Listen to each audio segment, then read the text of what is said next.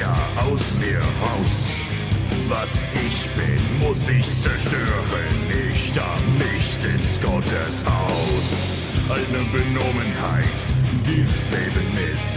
Und jetzt frag ich mich, was hab ich vermisst? Sie sagen, Gottes Licht scheint auf mein Gesicht. Aber was sie sagen, interessiert mich nicht. Bin ein Paria und ich will mein eigenes Schicksal. Ich steh ein, ich steh da, wo ich immer musste sein. Dieses Schicksal, es ist mein.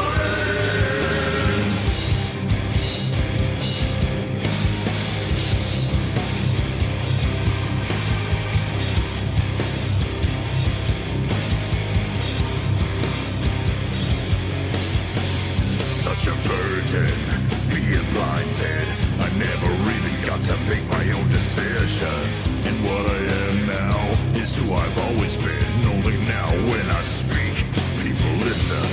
No longer am I dazed, I'm wide awake and now I've got to ask myself, where do I go and how? I may be all alone, but that's perfect for my needs. I'd rather be alone than not be able to breathe.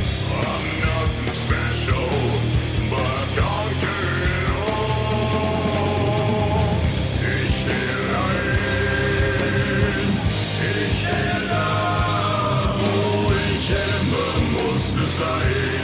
Dieses Schicksal, es ist mein.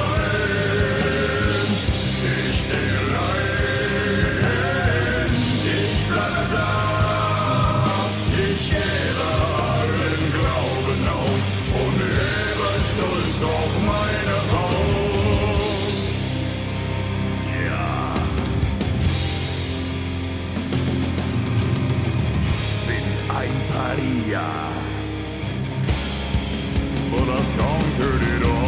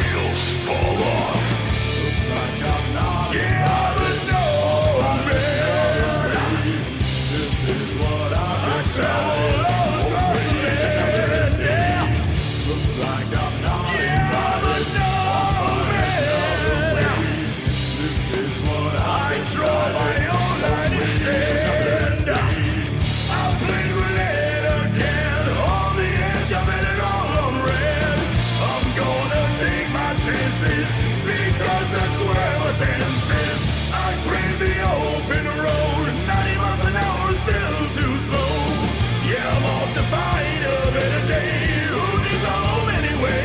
Yeah. 'Cause after all, you know, home is where the heart is. Looks like I'm not in This is what I traveled all across the land. Looks like I'm not invited. This is what I told my own line in the sand.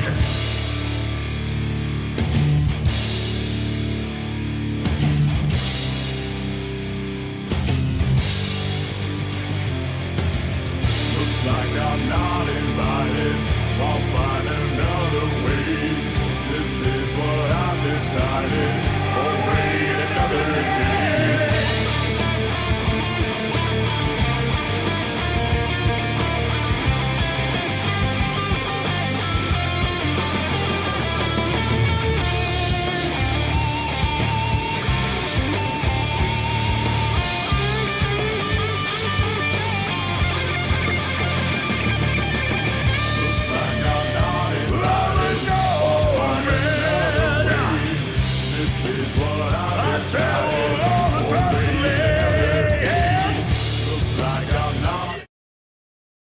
Alright, how's it going, everybody? What's going on? Hey, we got the stream working. I don't think it's gonna crash. Well, we'll see. I don't know. It's too early to tell. But Cammy and I figured this shit out, and I think we got it working. How's everybody doing? Fuck yeah. Am I coming in loud and clear? How's the audio on the game? That seems pretty loud. Let's turn that down a bit. Yeah, that's probably good there. Let me know if the game's too quiet compared to my voice. I'll turn that shit back up. All right. Did you just say that out loud? What? Out loud? Out loud? What do you mean, babe? That you and I figured this shit out? Well, we did. Hey, that was extra shit that I had to do that wasn't in the video. Chef, what's up, bro? How you doing? Good to see you. Hellflame God, what's up? Jinmain here. Thoughts on Kunimitsu? I like her mask. She has a cool mask. Reminds me of her mom, of her MILF. How's it going, man? Alonzo, what's up, brother? Good to see you. As always, thanks for shouting out the tunes, brother. Dior, what's up, bro? Good to see you. Declonius, how goes it, brother? Astral, yeah, thanks for the lurk, man. Good to see you. What's going on, Amel? How you doing, brother? Finally, fucking stream's working. Nice one. Yeah, I know, right? I know. It's mostly Cammy. She figured it out. I'm just the guy trying to take credit for it. Let's see. It sounds good? Cool. Everybody's cool with the volume levels? We're good? We're good. Alright. Shivlako, what's up, brother? How you doing? I sent 2 videos on the Tekken channel in the server yesterday. Cool, I'll check those out, man. Kunimitsu is gonna be fucking cancer. Yeah, I saw her move list the other day. She seems like she's got a lot of stuff from Tekken 7 still, but then a couple of different quality of life adjustments that I wasn't too upset about. I think 2-2 is still gonna be a busted piece of shit midstream. I think game is versus you is perfect. You can tell Buddy is talking, but he isn't conflicting with you. And then bet it on the string punish on the second hit. With the third hit threat, damn, buy this guy a life? Me? He kicked his leg so many times. Ooh, and this time today a Tekken stream. I'm just streaming. I'm restreaming Combo Breaker because it's that big tournament. And we're gonna get some. I think we're gonna get some Kunimitsu gameplay footage on Sunday, and on top of that, we're getting the new character unveiled on Sunday. Right, the 4th character in the roster this year is going to be unveiled this Sunday, so that's about as Tekken stream as I want to be. The back turn is going to be cancer. Well, yeah, it seems pretty tricky. Looks like she's got Raven's back turn 1-4 string, so that's going to be if it's 10 frames to impact, that's going to be tough to deal with. He's trying to check him here. Oh, what a block! He was ready for it.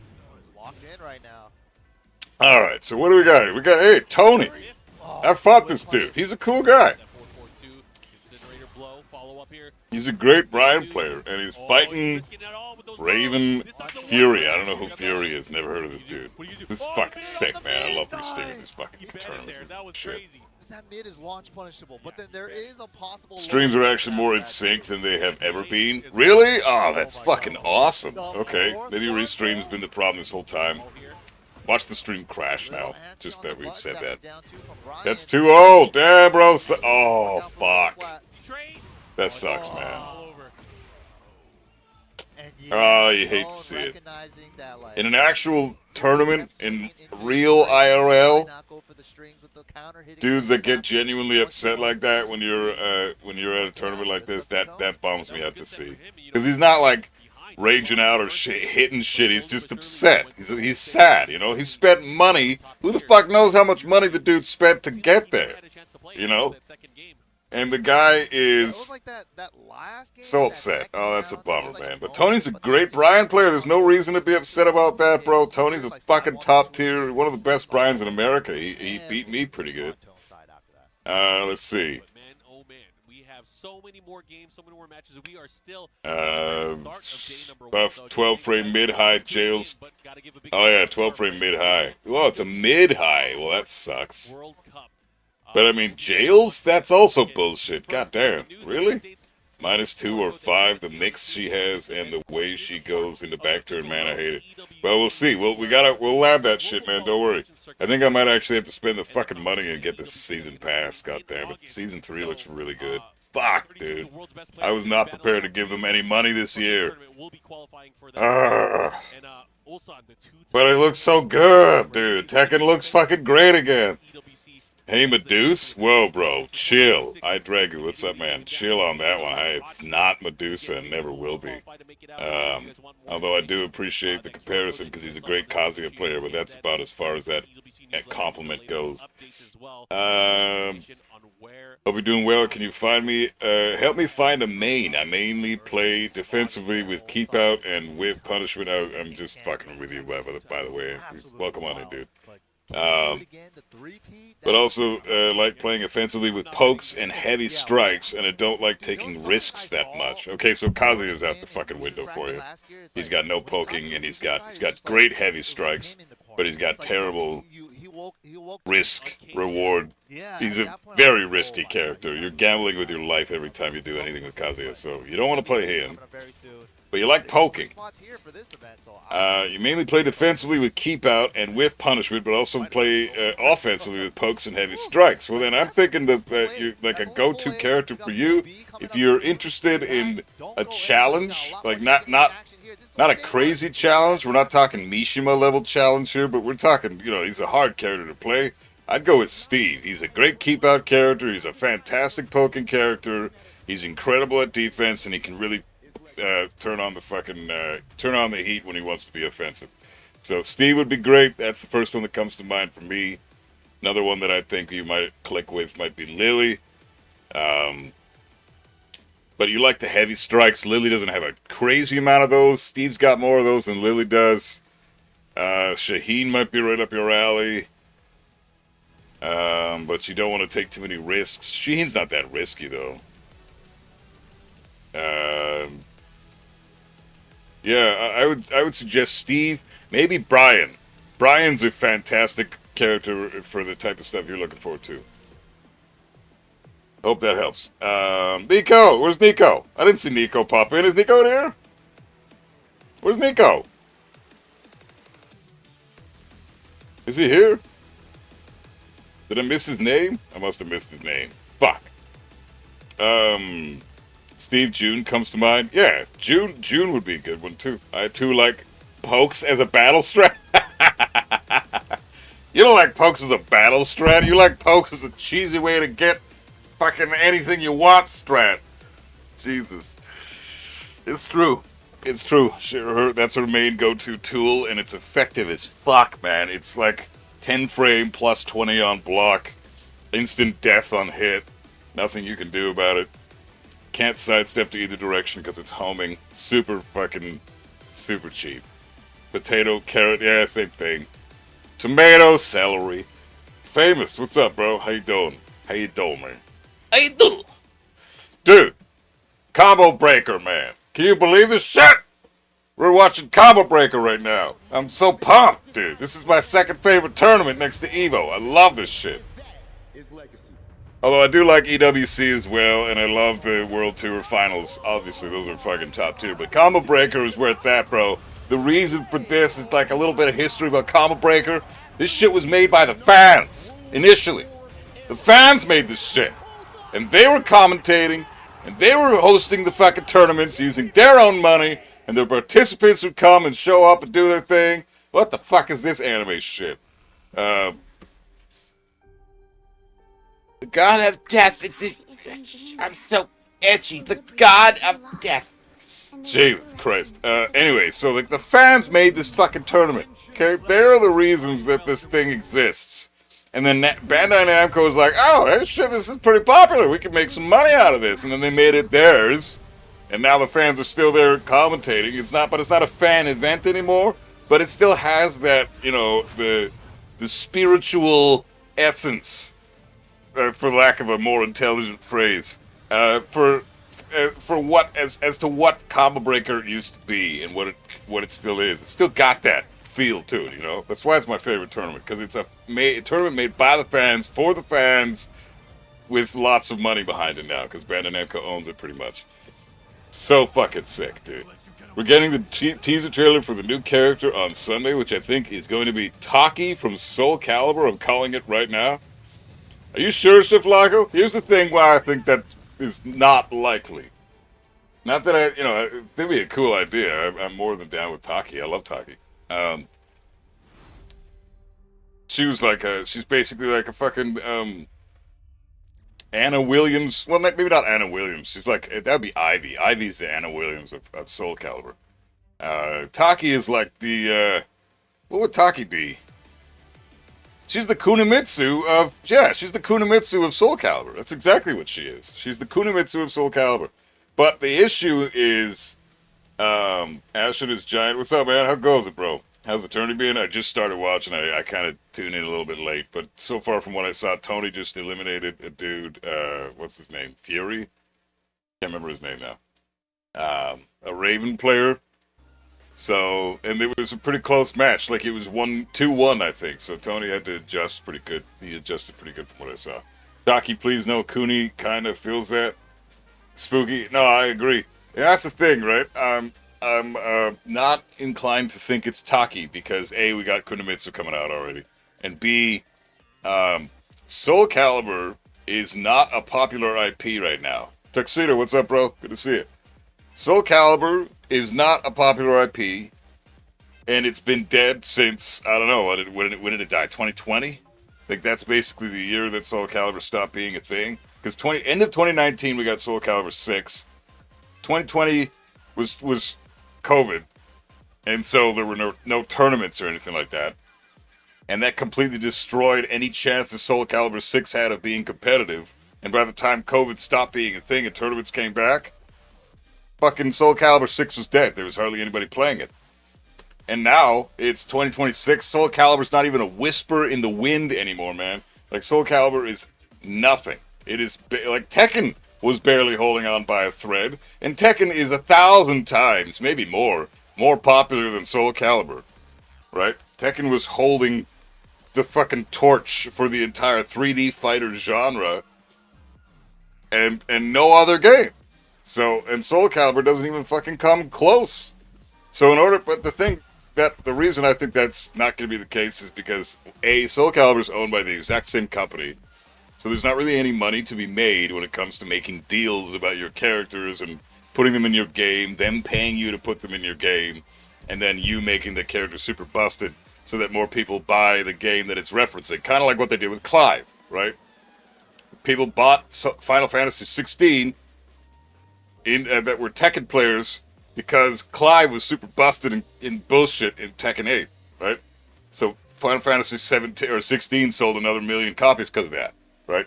So it was like that's the kind of business deal that doesn't exist with Soul Calibur, because again, they own the fucking game already, so they're just making a deal with themselves. So kind of not a very smart business move.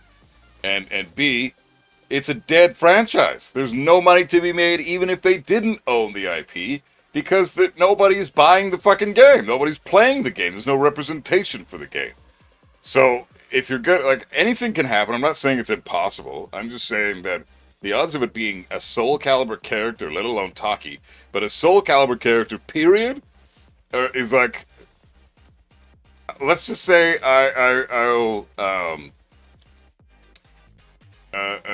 let's see.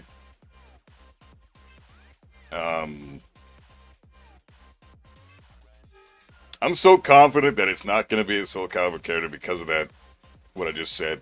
I will go out and buy a Carolina Reaper pepper and eat it on stream if it's a Soul Calibur character as the fucking new character reveal. That's how confident I am that it's not going to happen. No!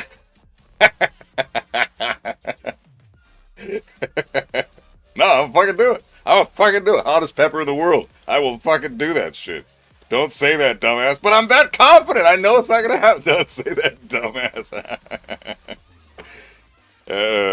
Yes, he's probably right. Oh, Tasty Steve and Anakin, are you fucking kidding me, dude? Oh, I love this tournament. This is why I love this tournament. You get commentators that you don't fucking ever see. Oh, fuck yeah, dude. I love Anakin, man. Love Anakin. He's one of my favorite players ever, dude. That's so fucking cool. And if that's any indication of what we might be seeing here the next couple hours, I'm pretty excited. Fuck yeah, man. I'm glad to see he's still doing all right. Fuck. It's been so long since I've even seen this dude stream. The character reveal should absolutely be Ogre. I want it to be a legacy character. I don't want it to be a fucking bitch-ass guest character. Who cares about that shit? No, fuck that. I don't want to be a guest character. I was in the bloodbath. But I'd play a Soul Calibur character too. Or if we get a legacy character as the last character on Sunday, I'm saying it again, it might be Ley. I hope it's Ley. I hope it's Ley. I think, you know, honestly, at this point, we don't know what the fuck to expect. It could be a guest character, could be a brand new Tekken character, could be an old returning Tekken character. Those are the three options. I'm guessing it's gonna be fucking anybody at this point, because we don't have a single bit of consistency between the seasons anymore. Everything's kind of flipped on its head at this point, so anything can happen. Love Tasty Steve? I love Tasty Steve. He's so great. There's a reason this dude won best fighting game commentator. When was that? Like 2 years ago? He won the trophy for best fighting game commentator out of the entire community, not just Tekken, but every fucking fighting game. He fucking deserves it, man. Tasty Steve's the shit. Ogre would definitely have me playing some Tekken. Yeah, dude, Ogre would be sick, man. Thanks for the advice, Buff. Brian, out of the three, resonates with me the most. I mostly play Paul and Jin. Okay, yeah, fair enough, man. Well, if that's the case, Paul and Jin, huh? Jin's not a bad pick, man. Honestly, Jin is like a super easy character to play, but he also has everything you need. But he's also, you can also play him pretty risky. I don't know. He's more risky, I would say, than Brian. So if you don't want to take risks, I'd go with Brian. Jin is a cheesy ass bitch, but he's fucking. He's still got some risks. Like, anytime you hell sweep, you risk dying, right? Can't really say that about anything Brian's got. Paul as well.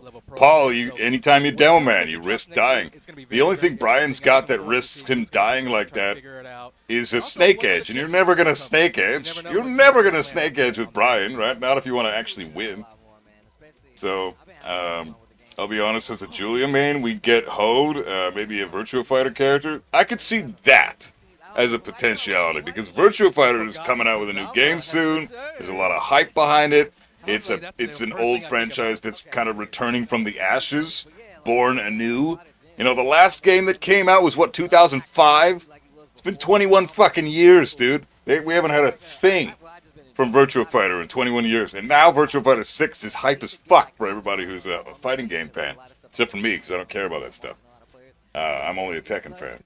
He is so wholesome. Yeah, Tasty Steve is the definition of wholesome. Oh, this looks like ass! Azucena versus Hwarang? Who the fuck wants to watch this trash? Alright, everybody, let's just talk shit. You hear that Virtua Fighter 6 got leaked? No, what happened? But did you see the clip I sent you on Discord? When the main man froze, when he just kind of stopped playing, it was pretty good, man. Really well done, bro. I do wonder why we complain about 50-50 stance mix-ups in this game when that has been a thing since Tekken 2, and Ley had that. He had stance mix-ups, but he never had forced 50-50 stance mix-ups. That's a totally different thing. They're very, in layman's terms, Ley mixed you up with the stances, but you never had to guess. There was always an option to beat out whatever the fuck he's doing. In this game, when someone goes into stance and they're plus fucking 8 in your face, what the fuck are you supposed to do, man? That's a 50-50 forced 50-50 stance mix-up. You have to guess. Ley didn't have that. Ley's never had that. That's never been a thing in Tekken. That's only been a thing since Tekken 8 came out. That was a little solid game of neutral they was playing out there. Hold on now. So, but, you know, like, stance mix-ups have been in the game since the beginning, since the dawn of fucking time. Like, Ley's been that character since forever. Man, this fight looks like ass. Finishes the string, doesn't even delay it. What the fuck is this? What? 4-4-3? Okay, I'm actually gonna pay attention. These guys look weird. What is this? What kind of what the fuck combo is that? Alright, they're having fun. Are you guys being serious? Alright, this is funny. This is pools, right? So anybody can be playing at this point, so who knows? You can be we just watched a couple of pros. These guys look like the very opposite of that. In a loving way. I'm not trying to knock their ass. Well, I kind of am, because Azucena and Huaron can eat a dick. But what the fuck, dude? You knew that wasn't going to hit. What are you doing? Holy shit. And he challenges at +4? Nice step on the fucking Flamingo 4-3, though. That's good. Jesus. These guys are weird, man. Alright, let's just keep watching. Maybe they're just warming up or some shit. It is tournaments, you know. People do have nerves in these tournaments. You have to factor that shit in too, man. Alright, thanks for the lurk, Declonius. Appreciate you, bro. Bunch of gameplay got leaked for Virtua Fighter 6, mostly Wolf. Oh, that's cool. I wouldn't mind checking that out. Option selects are less prevalent. Yeah, option selects are way less prevalent nowadays. Absolutely, Hiram. Yeah, absolutely. There are no option selects anymore. There's almost always multiple options to beat out whatever your opponent's trying to do. Or you just force them to block because they can't do anything. It's one of those two. I hate King. Harada, please nerf. Harada's not in the game anymore, man. Oh, wait, never mind. Yeah. Yeah, exactly. He's with SNK now, because he knew what this shit was. Although I wonder if he's regretting it now, because Season 3, man, it's still trash, but it looks good. Stance Slop character versus Stance Slop character. Yeah, exactly. The name of the game is now Virtua Fighter Crossroads. Oh, okay, that's cool. Virtua Fighter Crossroads. Interesting. I mean, why not? It's still VF6, but you might as well give it a fancy name so that it doesn't feel like, it makes sense because it's been 21 years since VF5, right? It'd be weird to call it VF6 when it's been 21 fucking years. People have been born and moved out, finished high school, moved out of the parents' house, are working a full-time job, probably in college, in the time it took for a fucking new Virtua Fighter to come out. Like, that's how old that shit is. It's crazy, man. We got fully fledged, old enough to drink in the United States of America, adults living on this planet right now that weren't alive when Virtua Fighter 5 came out. Like, it's weird to call it Virtua Fighter 6. So yeah, it makes sense. Crossroads. Yeah, I get it. He's trying to build it some confidence. He's on the verge of taking his first round here. Fine. Rage activated. Both players. I think Fredo got a little. Are they crossing roads with Tekken? That could be it. What I think that is a reference to, though, is Crossroads. It means like we're at a crossroads now. This is going to either make or break us. If we go left, our game is going to be really successful, and we're going to end up being almost as big as Tekken in the 3D fighting game community, and it's going to be awesome. If we go right, this will be the final outing of Virtua Fighter ever. See, this is the kind of camaraderie here. Oh, I thought they were going to hug. Never mind. They didn't hug. He's wearing a Katarina shirt? Hell no. Get that shit out of here. Take your shirt off. No, leave it on. Leave it on. Jesus, no. That's brutal. What is that blasphemy fucking perverse horse shit? Are these two really pros? No punish? No, they're not pros. No, of course not. No punish or a single combo that has done more than 50 damage. Yeah, no. No, they're not pros. Those guys are blue rank players at that best. But that's the thing about Combo Breaker. It's beautiful. Anybody can enter. You don't have to be a pro to enter this shit. Just sign up and away you go. You want to come get your ass kicked for free? 50 bucks. It's not free. You want to get your ass kicked? It's going to cost you. I still can't wait for that Dragon Ball Sparking Zero Super Limit Breaking Neo DLC that came out. Yeah, it's coming out pretty soon. Hey, they didn't give a price tag on that yet, though. Careful, imagine he takes the shirt off and there's a Katarina tattoo. Oh, God. Jesus. Or a Lucky Chloe tattoo. Oh, God. Or fuck, he's got a Lucky Chloe pink tank top underneath. It's just... Ugh. And it's just like ooh-woo on it or some shit. That's exactly what I expect from Katarina lovers. Anakin and Tasty Steve. I know, right? These guys are sick. What a disgusting notion. Oh, God, I know. Jesus Christ. Holy. No, I'd rather just see the hairy pits. Or the hairy tits, I mean. There's so many of those. I don't need to see that gross Lucky Chloe shirt. Oh. Or the Katarina shirt. Just give me the hairy man tits. I got hairy man tits. I'd rather look at mine than a picture of Lucky Chloe saying ooh woo from Tekken 7. Oh, God. You know that she was voted as the most hated character in Tekken history on Twitter? There was a poll on Twitter years ago, and I think she won by like a factor of 14,000 votes. Which character would you not like to see return in the game, or whatever the fuck the poll was? It was like a negative poll. Something like that. And, she won by a fuck ton. Like, it wasn't even close. Her and the second place character, I don't remember what it was. It was a cat. It might have even been Katarina. Both of them were terrible. Are you going to try out Virtua Fighter when it drops? Probably not. I'm not a fighting game fan. I'm a Tekken fan. Here you go. See, this is the shit I'm talking about. See, when I used to go to locals, we would have a little chat. We would, like, fist bump. You know, we'd ask each other questions. You know, we'd make friends. You know, there'd be a fucking group of people behind you watching the game as you're fucking doing your thing, and every time you did something cool or your opponent did something cool, they'd all freak out and shit. And everybody would be like patting you on the shoulder when you did some cool electrics or something, right? Like, that's the thing that you don't get when you play online. You play online, it's just a cesspool of bullshit, because there's no faces. Everybody's faceless. So everybody's being a dick to one another, right? Jack versus Anna. This is an interesting match. Why? Change the camera. There you go. Googie versus Tectomic.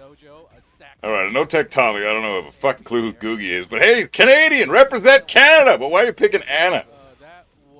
Damn, +6. Oh, auto low parry. Nice. Not a bad option. You gotta just regular jab that shit.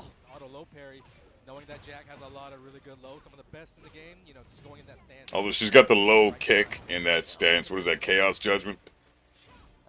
Down back 1 into immediate heat smash. Smart, because it's +1. Very cool. Good idea. Nice. Good interrupt. Wow, he challenged big time at -4. He challenged -4 in crouch, and he still challenged. That was cool. I heard that Tekken Revolution was supposed to be coming back. Oh fuck, I don't think so. No. Who fucking told you that? That's like that was the most. Tekken Revolution was one of the worst things Tekken ever did. Before Tekken 8, anyways. If I had some rep Denmark and he played Anna, I wouldn't want him to win. Yeah, same, bro. Kind of want the Jack to win, because I also know who Tectomic is. I don't really know who... oh, he's fucking destroying this dude, so there's no way Googie's got a chance, man. Doesn't seem to know the Jack matchup. Alright, let's see. What is he gonna do here? Okay. Sidesteps left into block. That was good. Very aggressive. He's still attacking even out of turn. No punish there. What the fuck? Do the shoulder, bro. 3+4 punish that shit. I hate that string. That realigning bullshit, man. Duck that! What are you doing? While standing 2-4, you didn't duck that? Yeah, this guy's nervous. It's that new animation. Everybody's got that move that just bomb on the floor. He's nervous. Okay. Trying to get it with the 1-1. Oh, good. Well, not even a punish. Well, no, that was a punish. It's minus 12 now. That's right. That's minus 12, not minus 10 anymore. It was a good punish. Damn, I gotta remember all these things. I haven't played Tekken in so long that my frame data's off. Too good. All right, that was really good. That was a nice little whip punish right there. Let's go Canada. Let's go Canada. Starting off with the low kick. Well, I'd like to see some more stance play from Anna. Still got that insane damage. That type of pressure. Nice call, no Chaos Judgment 1. Keeps him from interrupting, and obviously is Jack, so he can't step that no matter what. Yo, no. It's okay though. We got a big Okay, full crouch down forward 2 mix. Yo, the Desperado. I don't know who's gonna win this. Gonna blow up the floor? No one's blown up the floor yet. Yeah, it was just Blow up the fucking floor, bro. First game, first 2 rounds, and then it was Googie time. Now Googie time continues. Here we go. Okay, this is a qualification match. These guys Wow, okay, the Anna player's feeling himself. Holy shit, this dude wins! Wow! What a comeback! No, he knows the matchup. He just needed those couple of rounds to download. That was sick. I gotta stop judging so quickly, you know? Like, that's the thing, too, right? Every round you lose is also data. You're collecting data on your opponent. He figured his shit out real quick. That was good. Represent the Canadians. Good shit, man. I like it. That was sick. That was Man, it's so cool to see Anakin and Tasty Steve together, dude. That's so fucking sick. That's like some 2015 shit there right now. This is so cool. Nah, no punish on any of the minus 10, minus 11, minus 13.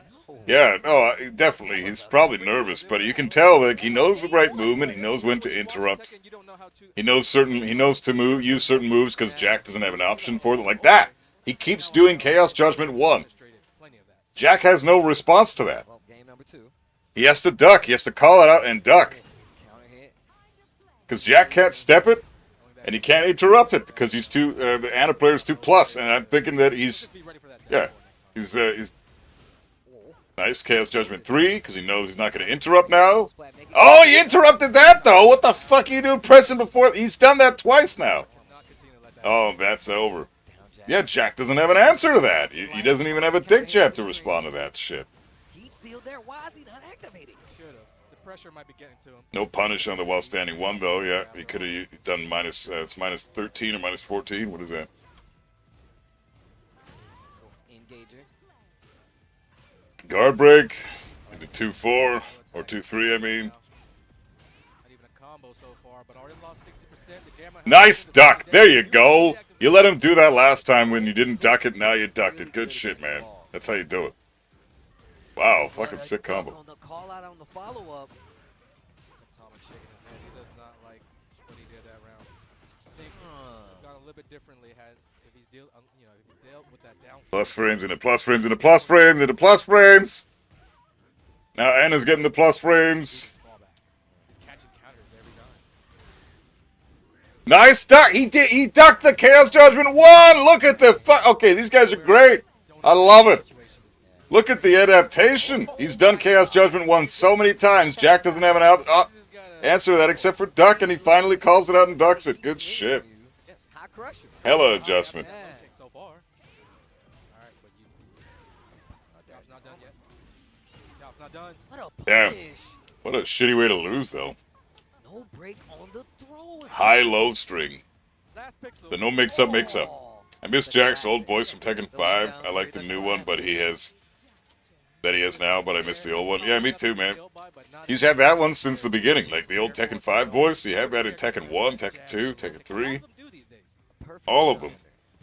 They changed his voice in Tekken 6. It was the first game that Jack had a different voice, and he's kind of had that one ever since. And in this situation, Googie was already up a game.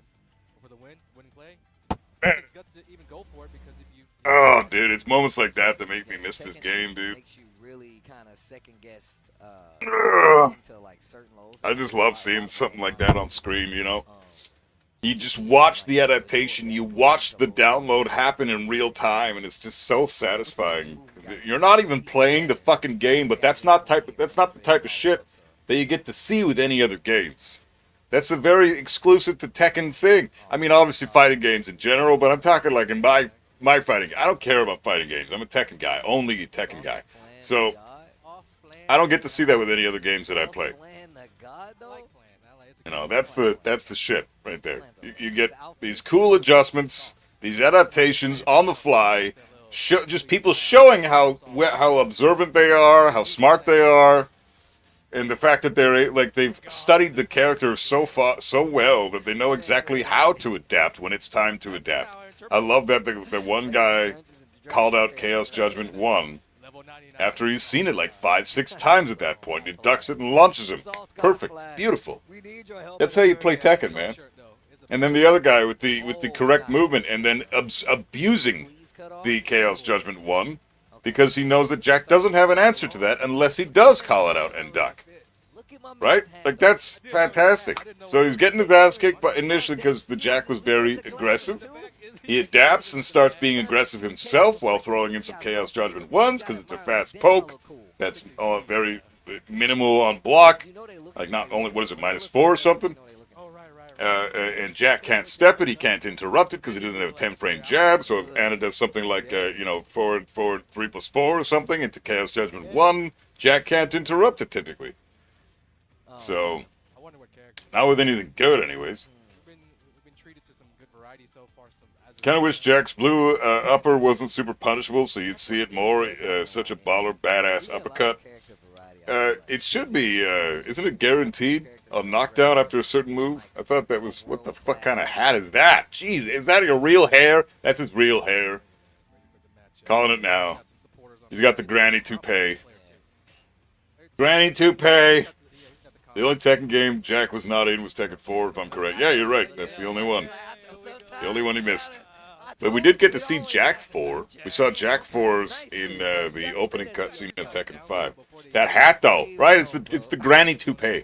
It's what the grannies wear when they're fresh out of the shower. Shower cap. Granny shower cap. Yeah, I appreciate it. He's got the gray thing going today. He's gray. But you can tell that he's feeling himself. He's not feeling gray. He's feeling, what's the opposite of that? Oh, Dragunov. Get fucked. The 2 longest range jabs in the game, head to head, man. Good shit. Good shit. Commands are really easy to do, and it's not like playing a Mishima where you got to be on your A game. You can be a little bit off and just. Can't believe my stream hasn't crashed yet. I'm stoked. Dragunov. Dulcico versus Saucyflan. I don't know either of these guys. Punishes the back forward, whatever the fuck. The knee. Oh, the mix-ups. He's already got the mental stack on his ass. Ducks 4-4-3. Finishes down forward 1-4, and it actually connects. God damn. Jesus.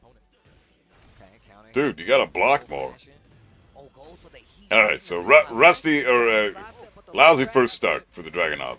I think I'm rooting for the Dragunov because as a character I don't like either of these dudes, but if I had to pick one I'd probably go Dragunov.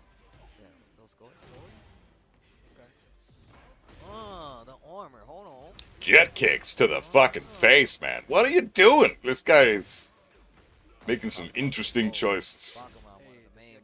3 lows and took 73 damage. That's what I've been saying about fucking Fakumram this whole time, man.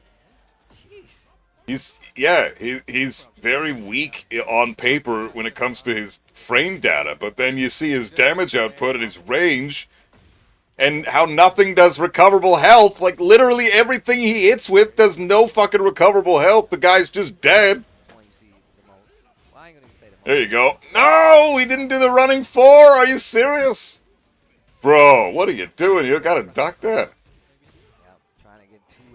Jesus, bro. No, this guy has no clue what he's doing against fucking Ram. Hey, Rowan, what's up, bro? How you doing, man? Is it just me or is pigeon roll such a dumbass name for a move? When do pigeons ever roll, for fuck's sakes? That's a good point.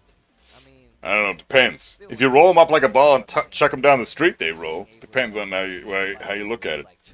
Where's my Heihachi buddy? My Heihachi buddy, what do you mean? What do you mean? Talking about coolдowns? I don't know if he's even here. Yeah, 4 low pokes into 1 combo and you're dead. Yeah, yeah, that's the thing. Fucking Ron puts out so much crazy damage. What is that combo? These guys are nervous as shit. Where's my Heihachi? I mean, I'm watching the tournament right now. He's chilling in the game, and I don't have.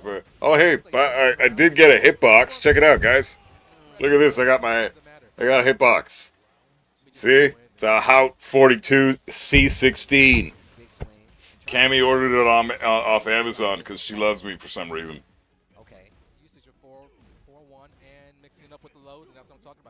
Hey, Miss Inputs, what's up, man? How goes it? So I'm gonna be hopefully better at the game now. I'll start to de-rustify. C16 for the win. So you're a cheater now? Yep, I am. I'm a fucking shitty little cheater. You know what's bullshit? You know what's absolutely busted about these things, dude? First of all, look how many buttons there are. Okay? I don't need all those buttons. There's no need for all those fucking buttons. That is so unnecessary. However, you can map them to whatever the fuck you want, dude.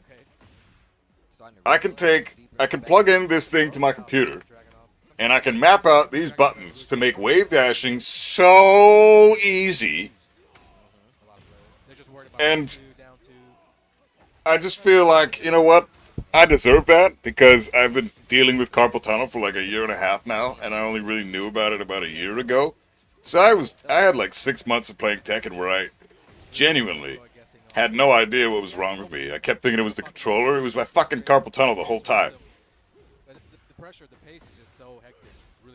You'll get it down in a few weeks. Oh, dude, I've already got incredibly fast. I did 2 hours of practice yesterday, and I have an insane wave dash already.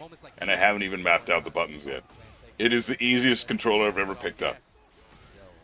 Damn, that Dragunov was not equipped for that fight. I'll tell you that much. Holy shit. I don't think PS5 will allow custom inputs, but I'm not sure. Well, no, it saves to the controller. So, it's pretty crazy like that. Heard that Michael Murray doesn't like Bruce Irvin at all, which I don't know why. He's one of the OGs of Tekken. Yeah, I don't know. I think he just likes Fucking Ram so much. And Fucking Ram is too similar. Your Big Tricks has 4 custom pad back buttons I can easily wave dash. Yeah, exactly. It's crazy. And Korean backdash. Yeah. It's insane that you can customize buttons on your controller. What a crazy. It's nuts. Top right extra button I have is forward, and bottom right extra button I have is back. P1 side. Yeah. I think I'm gonna do that too. Because if I practice this, like having the bottom right button be back. Excited to see how those players are going to do, because those guys these days, we're not traveling internationally as much. So whenever there are big tournaments here in the U.S., it's a big opportunity for some of our newer generation players, the online guys. Yeah, that's definitely the way to go. And Combo Breaker is one of the tournaments that they choose to go to in order to do that because it's so massive. I say this every year, and I know people can always vouch for this. I tell people to come to Combo Breaker because it's definitely the largest part where you see like these pockets of American talent, because it's one of these centralized tournaments that everybody can just come to. And I know I'm coming from the West Coast. And I'm forward is going to be right is going to be this button. Right there. That'll be my right button, and then my back or my left button will be that one. And then I still have my other left and right buttons right here. And dude, it's crazy. That's gonna make wave dashing so fucking easy, man. Holy shit. I got my leverless Lamau. Let's freaking go. Yeah, dude, I'm so excited, dude. It's the coolest controller I've ever seen, and it's so comfortable. And my wrist hurts a little bit playing it on a certain way, but fuck it, I'll get used to that. It's not a big deal. You can easily get a while standing 3 for your Devil Gym. Nice.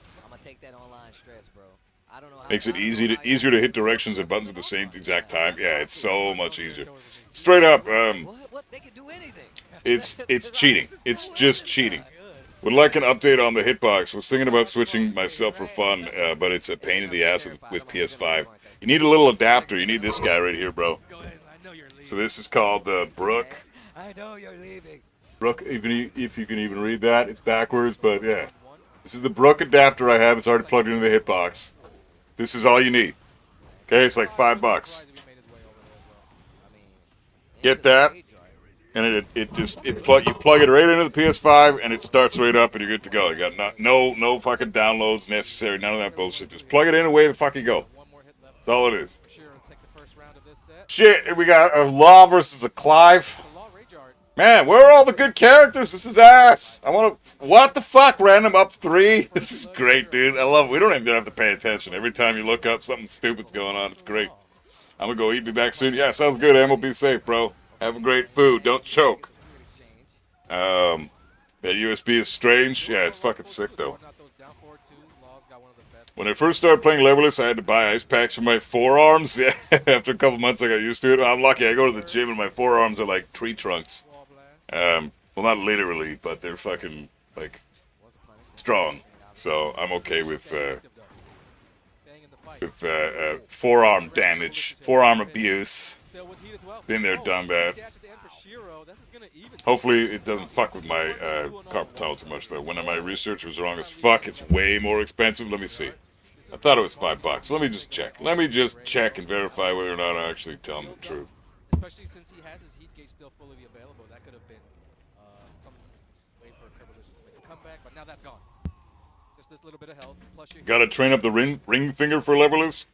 No, I don't even have to be honest. The way I have it set up is my custom buttons. I only need to use my forefinger and middle finger. Ring finger very seldom for specific, like down forward notations, but when I'm actually going in, like trying to do wave dashes or electrics or some shit, I don't ever have to fucking use my ring finger. Let's see. Rook. Oh, okay. Wait a minute. Okay. Moment of hesitation from both players. Kerbalicious does not want to blow it again. Okay. All Splat finishes the string. What? Bottom not blocking. They could have blocked that for sure. Where is it? Let's see. What is it called again? A Brook. Fucking. Oh my God, they were fighting for it. I'm sensing a counter hit happening at any moment. Yep. Gotta watch out. Flame Bash was the call.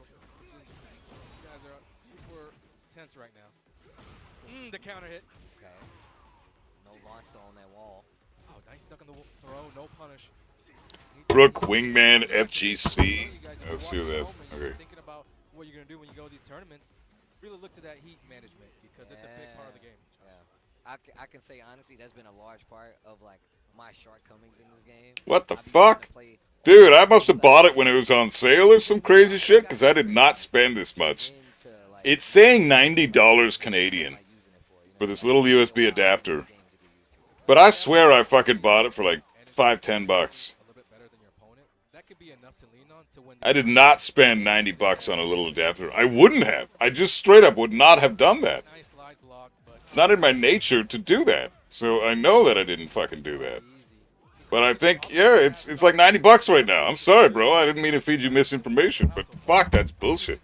I mean, at the same time, though, if you want to switch to leverless, and you can't do it without that adapter, I mean, fuck, it's worth it, man. Like, it's not that, depends on what you're gonna get out of it, right?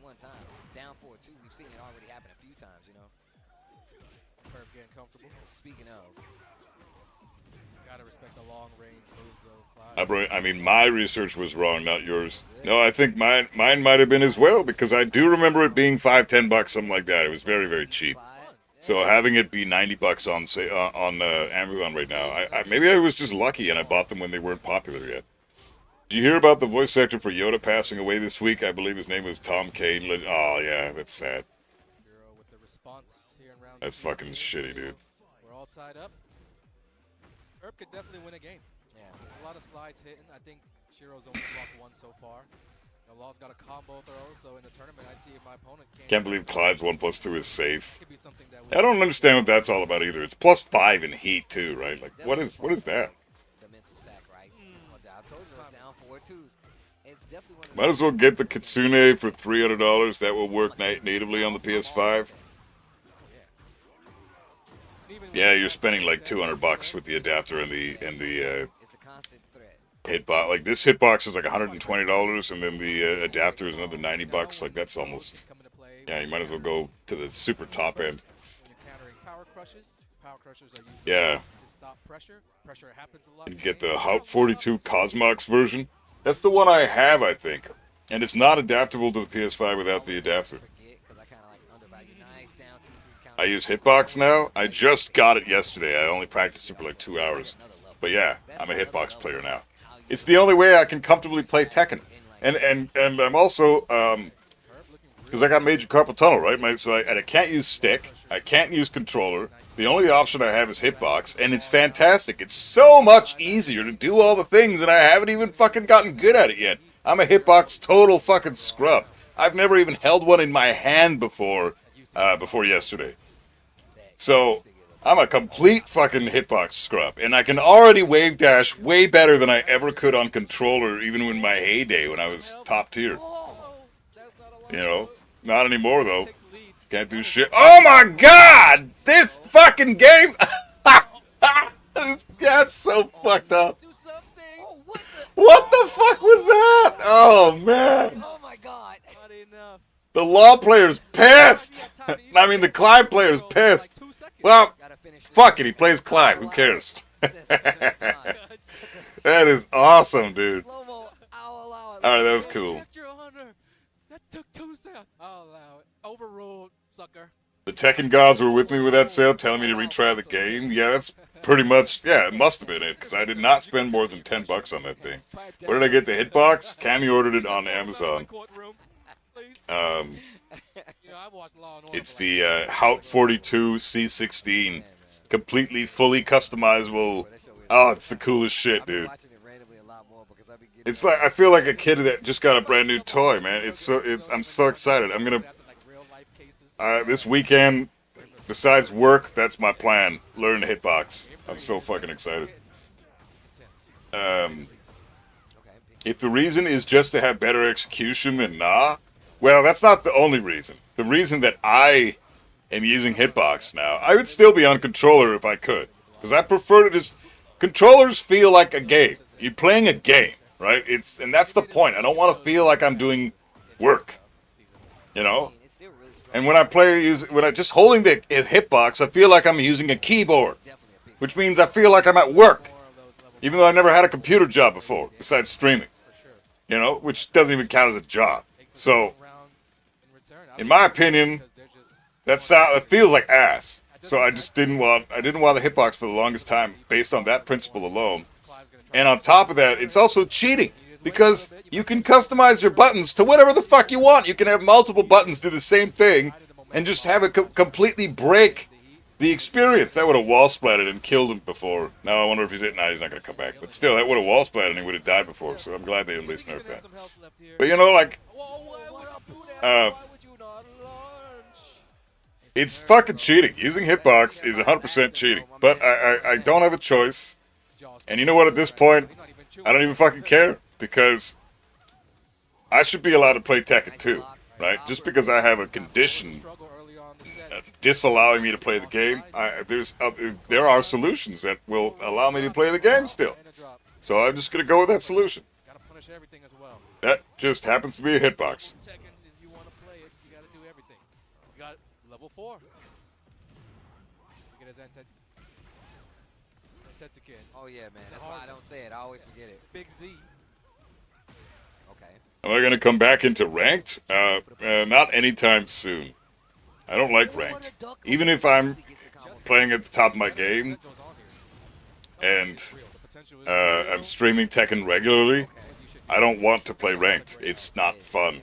I don't care about the PNG in the top or the corner of the screen. I don't give two fucks. Do you see a Tekken God or God of Destruction on the top of the fucking screen here with either of these guys? No, because they're playing in tournaments. It's irrelevant. It's a bullshit little fucking PNG. I don't give two shits about that. So no, it's to me, you know, it's great when you see a new rank on the screen. You're like, oh, that's cool. I got this new fucking badge. Neat. But that's as far as it goes for me. I don't give two shits about the rank. We're getting launches now while saying twos.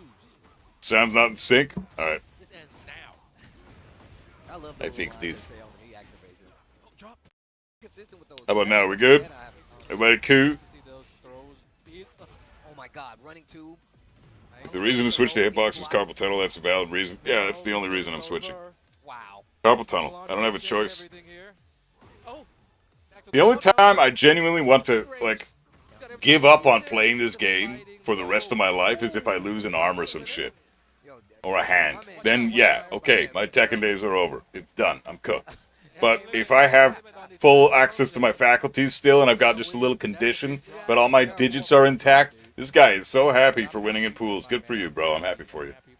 You used a cheap character to win. You cheating little bum. But he's so happy and you can't help but give the guy a hug. Oh, it's sweet. It's whole. Look how happy he is. He's so pumped. There's, you know what? I'm not gonna even say. I don't want to say anything about his fucking law. Can eat a dick. But you know what? He is happy. So fuck it. So fuck it. Let him pop off. The only way that could have been topped is if he did some kind of shit like fucking pepper beef too spicy when he beat Lil Majin. I want to see one of those pop offs again. That was like, chef's kiss, legendary. Holy fuck, that pop off was top tier, dude. He had no idea what to do for a pop off. He just did all the things. Here's a rendition of the pop-off I saw from in the year 1973, and here's a rendition of the pop-off I saw in the year fucking 2007, and now I'm going to combine the two, and then I'm going to do some weird shit with my arms. I don't know, man. It was pretty amazing. Everybody, you're going to be fighting through day one here at Combo Breaker 2026, and we're going to continue on with pools tomorrow. Some guys actually don't even play today. That's how a lot of people think your rank represents your skill level. I mean, it does if you're a consistent ranked player, right? Do you play ranked at least once a week? Yes. Okay, well then yeah, your rank represents your skill. Do you play ranked very seldom, like once every month? Then I wouldn't say it represents your skill. Do you never play ranked? Well then it certainly does not represent your skill. It's a variable. It depends on who you are and how often you play. What the fuck? He's got a Ness hat? Is that Ness? And then you're trying to see where you stack up. What kind of hat is that? No idea. No idea. So he's listening to Spotify. He's using Hitbox. He's got a helicopter hat. And he's sharing his candy as a fucking mental distraction ploy with his opponent. And his opponent is eating it up. This guy is a fucking tactical genius. He's going to kick the shit out of his opponent.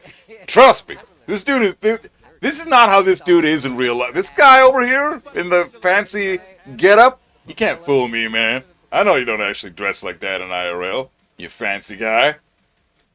He's fucking doing psychological warfare right now. That's what his plan is. I guarantee it. I love fighting on the stage. Breaking that first wall. You know he's scummy. No. Yoshi. And he's the fucking Yoshi player. Oh my, this guy is a terrorist. All right, let's see. Holy fuck, man. Or is he a Lars player? I don't fucking know. Either way, he's a fucking terrorist. What the hell, dude? I'm thinking he's the Yoshi. Shit writes itself. Yeah, dude. It's so fucked up, man. I'm going to show up my helicopter hat with my rainbow shirt. I'm going to bring some Pop Rocks to share with my opponents so that they can get, well, like, oh, these are too sour in the middle of the match instead of ducking my fucking free 2-string. Look at this man. He's a fucking Yoshi player. He brought Pop Rocks. He's listening to Spotify right now when he's in a match. They're just trolls. Like, Yoshimitsu players are the fucking... God damn, they are the definition of who I don't care about winning. Just watch this cool shit that I do. I'll never be able to do it again because I don't know what the fuck I did. That's a Yoshi player in a nutshell, man. What is he listening to, you think? Oh, dude, you know it's some fucking Taylor Swift shit. And I bet you he doesn't even like it. That's the thing. He's listening to Taylor Swift because... He knows that if his opponent is like, hey, man, what are you listening to? He would just give them his earbud. They would put it in their ear, and then they would fucking just be like, "Oh, Jesus, gross," and put it back, and then that's all they'd be thinking about for the rest of the entire fucking match, and he would just get a free win. This dude is using tactical warfare to the fucking highest level that I've ever seen in a competitive environment. And I fucking love it. Look, he's already up two rounds. He's about to take the third one. He's just, dude, this Yoshi player's a genius. He's a genius. Oh, that was sick. He's actually pretty good at Tekken too. Like, that's scary, man. What the fuck, dude? He's smiling his fucking ass off. He's flipping the helicopter. You piece of shit, dude. You piece of shit. He knows exactly what he's doing. Fucking psychological warfare using ass bitch. That dude's thinking I shouldn't have had those fucking pop rocks, man. What was in those pop rocks? Those pop rocks are fucking, they're poison. That shit was fucking rat poison he gave me. God damn it. Whoa. Ours using a lot of that up 4-4, so that's why we're seeing all these. Holy shit! That was one thing we haven't really Freaking love you. Freaking love you too! Thank you so much for the dono, bro. I appreciate the fuck out of it. Why the fuck can't I see what the hell that was just now? Freaking love you too, bro. What the fuck happened? Activity feed. No break on the wall, just missed it. Yeah! I can't see what happened with activity feeds. Oh, man. Activity. Oh, shit. I just fucked that up. Okay, no, we're good, we're good. I got that shit back. Activity. Here we go. Okay, sick. We got it, we got it. Bruce, I appreciate the fuck out of you, man. I love you too, bro. Thanks for the generosity, bro. And now I have activity. Hell yeah. Also, Relo, I didn't see the follow. Thanks for the follow, man. Hey, cool. This activity thing's pretty neat. Man, this new streaming software is cool. I can see things I've never seen before. Dude, he's getting fucking... He's destroying this guy. Oh my god, his name. Sergei Strokanov. This dude is the definition of psychological warfare, man. You cheating ass, this guy. What the fuck, dude? Oh, man. He's not doing it, see?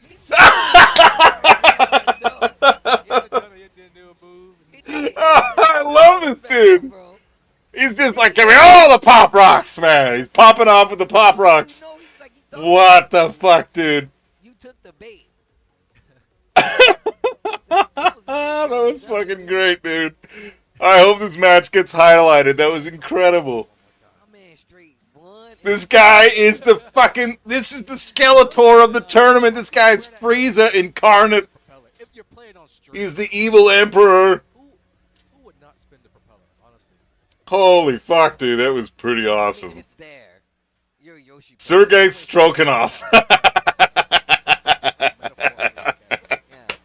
He comes in with pop rocks, a helicopter hat, a fucking rainbow shirt, a hitbox. He mains Yoshi. He offers his pop rocks to his opponent. Be like, here, bro. You want to get nerfed right before the match? Have a fucking pop rock, bitch. It's got cyanide in that shit. Dude, this guy is incredible, man. That was just the smartest player I've ever seen in my fucking life. Holy fuck, dude. Absolute animal. Holy fuck, funnest combo breaker reaction ever. Dude, this fucking guy, man. Oh, man, what the fuck. That was amazing. I want his fucking autograph. I want to go there and get his autograph. I hope everybody gets that guy's autograph. And then P.O. Box me that shit. I need that to post it on my wall. This guy is an inspiration. I've never said that about a Yoshi player before, but he's a fucking inspiration.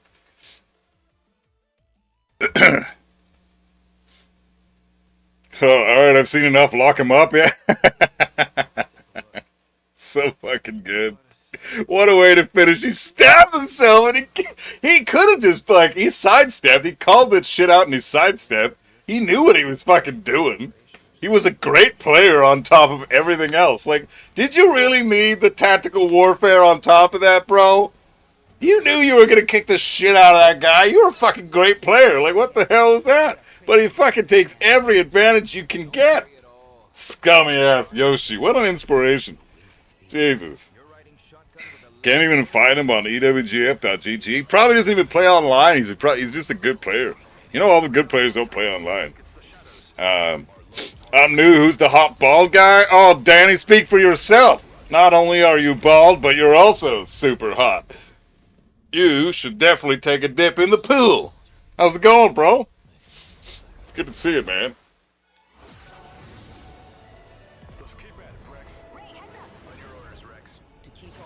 And if you're referring to me, I don't know who you're talking about because I'm not bald. I have hair now. See? It's severely lacking on the top, but at least it exists. I don't even need to comb over yet. I don't even need to comb over yet.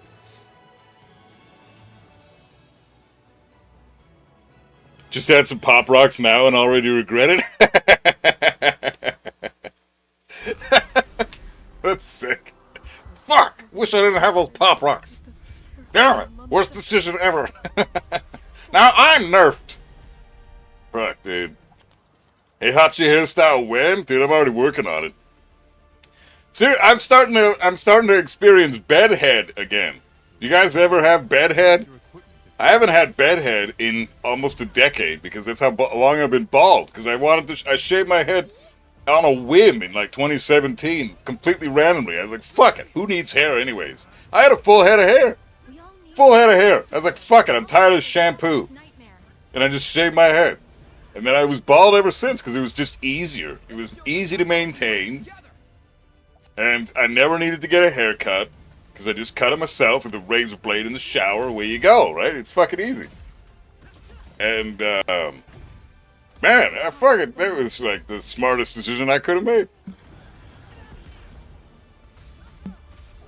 Pause is bullshit. I want to fucking listen to this. Jesus. Jesus.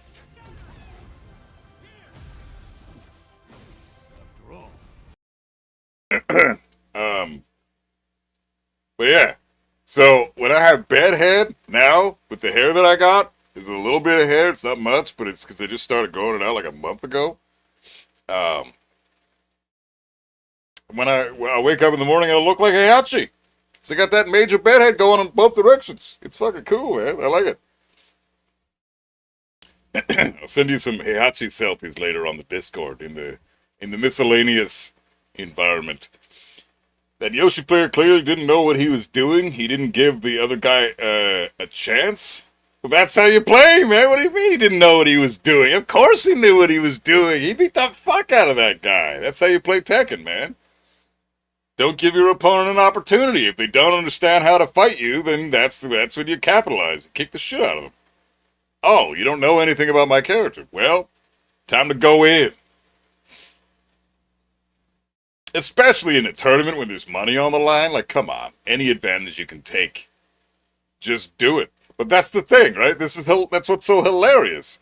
Is that dude knew the rhetoric. He's like, I know what I'm gonna go to this tournament, and I'm gonna take every advantage I can. I'm gonna look amazing. I'm gonna play amazing. And I'm going to walk away having changed every opponent's life for the worse the moment that our match is over. And it's exactly, I wasn't even his opponent, and I feel like my life is changed for the worse because that guy was on screen today. He fucking did the thing, man. I'm glad the stream looks fixed. Bro, me fucking too. Thanks, yeah. Cammy, I feel like she does everything. Cammy, looked up a new streaming software called Atom, and I'm trying that out now, and it seems like it's better than Restream for all things considered. It's pretty fucking cool.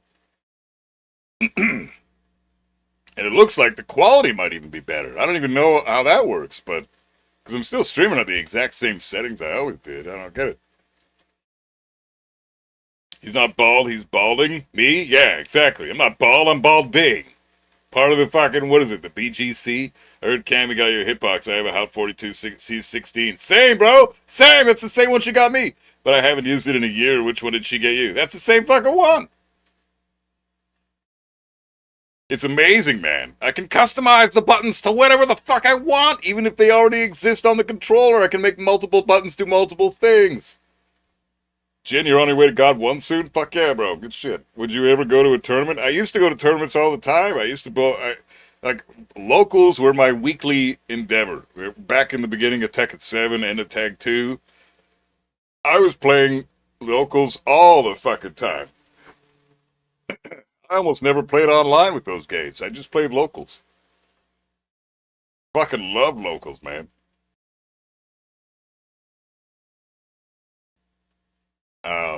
Wants to compete, wants to just hang out. Gabby, you must really love this guy. How sweet.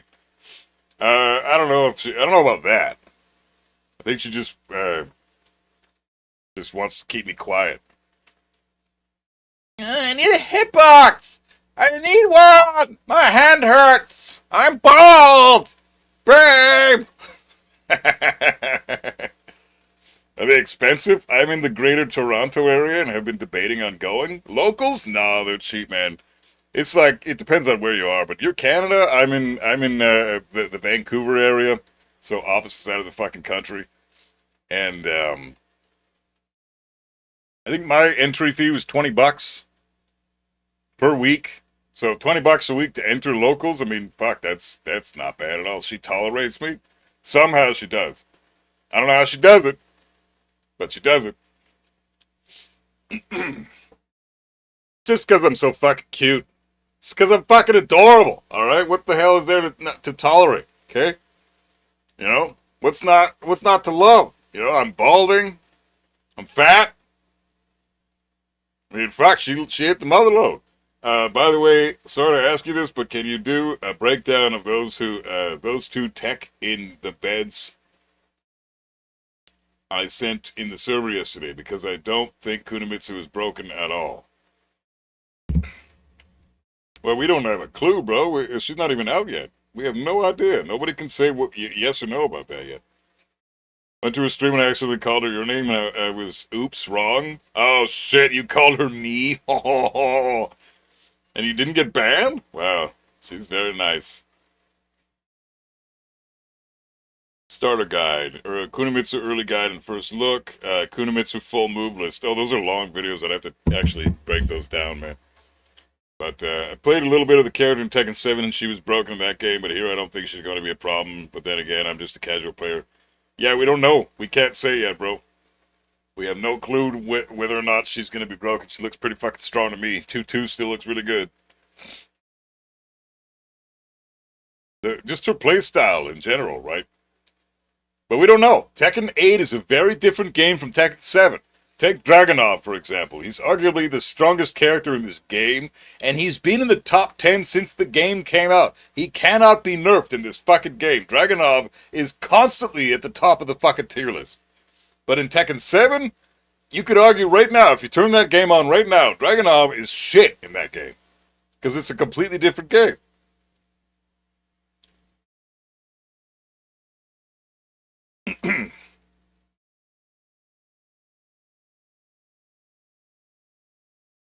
You're definitely not fat, dude. You're jacked as hell. Oh, I know, I'm kidding. I'm just, you know. But hey, when you get to be in your 30s and shit, and especially your later 30s, you know, you get a little bit of dough around the midsection. It's hard to get that shit off, especially if you like donuts and stuff, right? So, you know, I'm doing my best, but, you know, it's a good thing I like the gym. What is my prediction for the 4th character? I genuinely think I'm probably totally wrong by this. This is because I don't have a fucking clue, right? But my opinion, because anything can happen at this point, I think because of how smart they've been with the implementations of Season 3, aside from the initial season drop, which was a huge blunder, everything else they've done about it so far has been good. So I think because they're seem to be more intelligent these days than they have been for the last 2 years. They're gonna there's gonna be an old character. It's gonna be a returning legacy character. I think it's gonna be that. They probably are going to end up having to save the guest characters for season 4 when there's more games are out, and you have more opportunities to make money with other companies that have successful games that are out. Like Virtua Fighter 6 will be out by the time season 4's 4th character drops next year, right? So, and it's going to be out for quite a while at that point, and we'll have a lot of time to have accumulated funds and work out the deal with the Tekken devs. I think it's going to be a returning character. We'll know on Sunday. We will know on Sunday. There, babe, when you put the dancing Pikachus in the chat, I can actually see the Pikachus dancing. I couldn't do that in Restream. Man, this stream is, this is sick. I actually love this. I'd be labbing how to counter her ass day 1, but I'll be on holiday. My early access will be completely wasted. Oh, that sucks, Flash Legs. Damn. Sorry, bro. That's a bummer.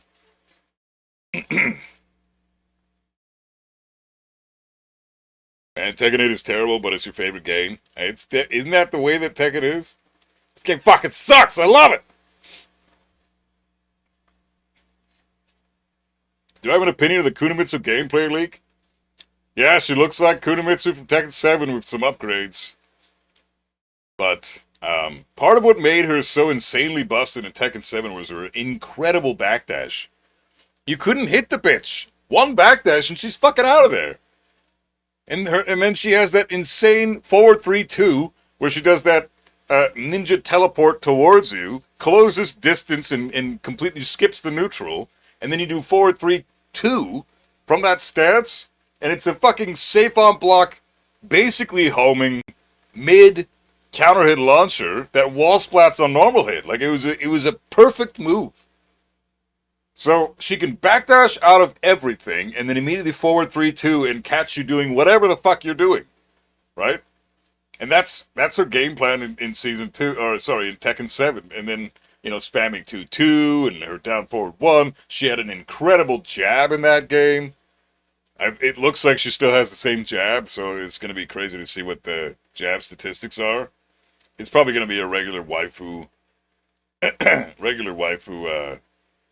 type jab where it's just like the perfect jab. Maybe the only problem might be a range issue, but typically waifus have the best jabs in the game because they're the best characters in the game on a regular basis.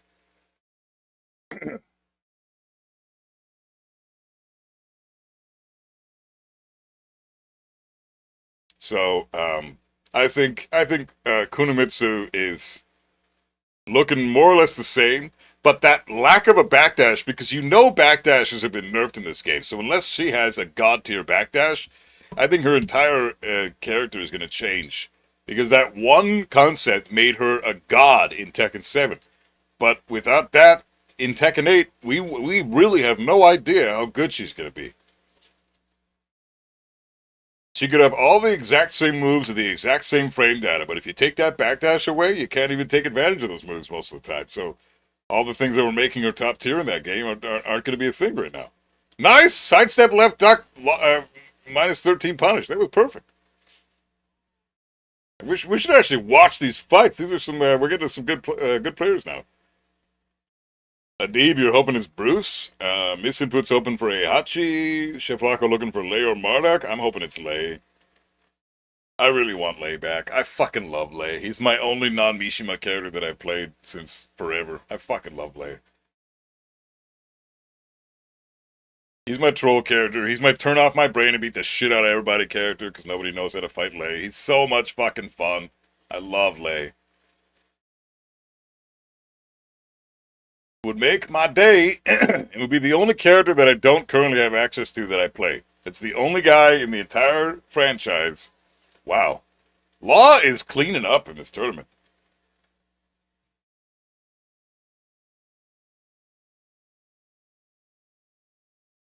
Holy shit, my brother? What's going on with my brother, Jin? Never played Tag 2, so my only memories of Jinpachi is Tekken 5, where he was the bane of your childhood. Yeah, he was just the final boss character in that game. You couldn't even play him in that game. He was just a boss character. Jinpachi would be cool though. It'd be nice to see him again. As long as he's not. The only issue is in Tag 2, he had that 14 frame down forward 2 launcher, right? And that shit did so much damage. It was minus 14 on block, or minus 12 on block. I can't remember. It was either minus 12 or minus 14. Either way, like, it should have been way, way more punishable on block.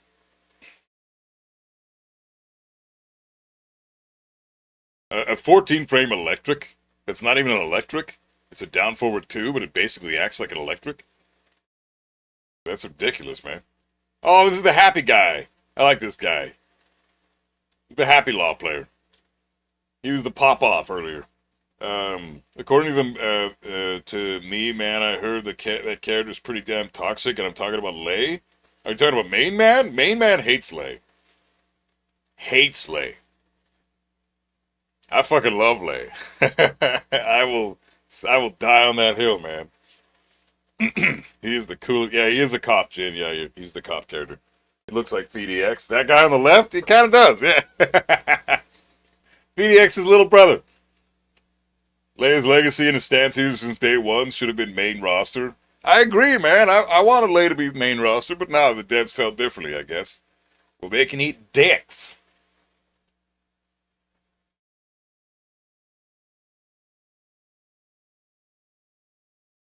Oh, that's Kira! Oh, shit, now I feel like a racist bitch! My bad. Well, fuck. Strike that last one from the records, alright? I don't need to hear that shit coming back to me anytime soon. That'd be, This Twitch chat stream has been permanently disabled. Fuck, dude. Oh, that's brutal. That's fucking brutal. God damn it, man. Oh, it's that guy that popped off earlier. No, it's not. You racist piece of shit. Fucking hell. Whatever, fuck it. Oh, y'all look like. Man, whatever, I don't care. Alright, Kira, he's gonna kick the shit out of this guy. It's fine. Moving on. Who's... Shut up. You guys are... God damn it.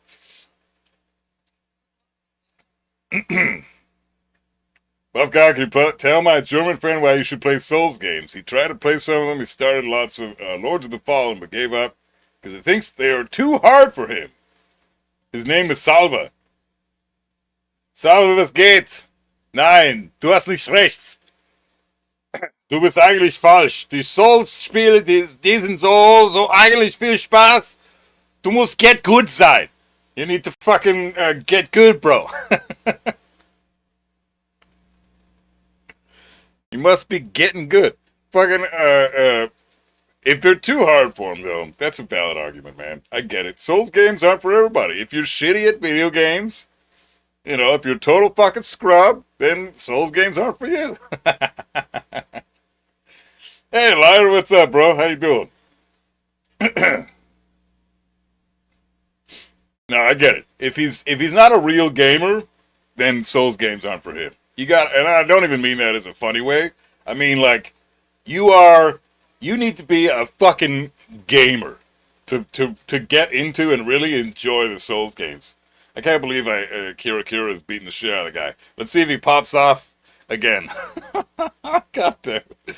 Fuck, you can always summon. In Elden Ring you can, in the other games not really. I mean, summons are here and there, few and far between, and you gotta be in human form for that too. Poor guy about to get 6-0'd. That's true. As like Diet Coke of Souls games, Lords of the Fallen was his first mistake. Yeah, that's not a Souls game, bro. Okay, straight up, there are 7 Souls games, and then there's a fuck ton of Souls-like games, and there's a major distinction there. Because Souls games have a very specific aesthetic, a very specific style to them.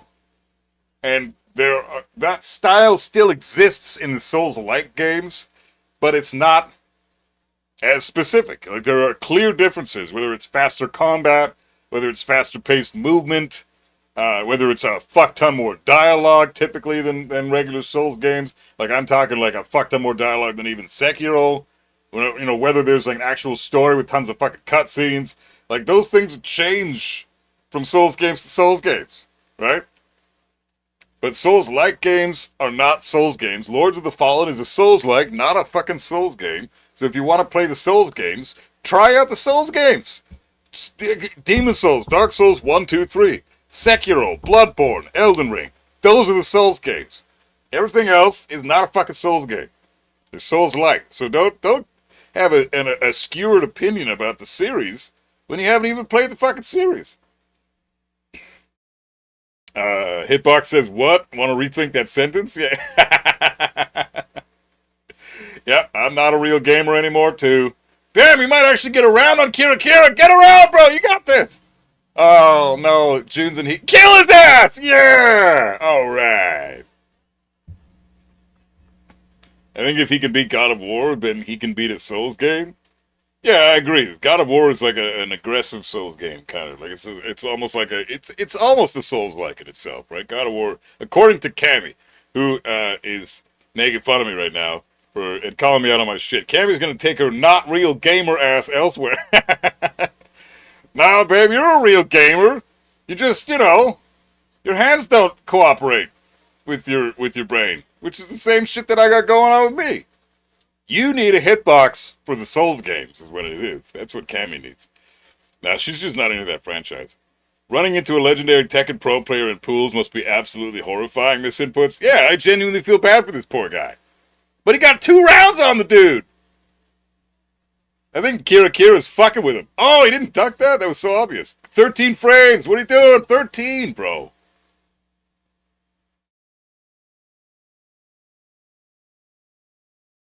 Oh, nice sidestep. No bound? Oh, and there's the bound. Now he's dead. Boom. Cheap bullshit. Alright, cool. That sucks. Poor guy. I really enjoyed Lives of P. Goated. Yeah, that's probably the most Souls-like game. Lives of P is like the pinnacle of Souls-like. That is the game that I recommend anybody play if they're a Souls player. No, I said that wrong. It's the game I've been recommended the most since becoming a Souls player, but I also think that it clearly represents Souls games the best out of all the Souls-like games that I've seen. Lies of P is clearly the closest thing to Souls games. Agree with what Legend of Sonic said? It's a very mediocre Souls-like. Imagine a Dark Soul character came to Tekken, that would be insane. Bro, if Nameless King or Radon popped into this shit, I would lose my fucking mind. But again, they own the Souls franchise. They distribute it, right? I mean, From Software creates them, but Bandai Namco funds the entire project. So, like, Elden Ring is a Bandai Namco property. So they wouldn't bring Radon into this, or Melania, or some cool shit. They wouldn't bring them into the game because they're not making any fucking money. They already own that shit. His announcement today or tomorrow, it's Sunday. Sunday am Sonntag.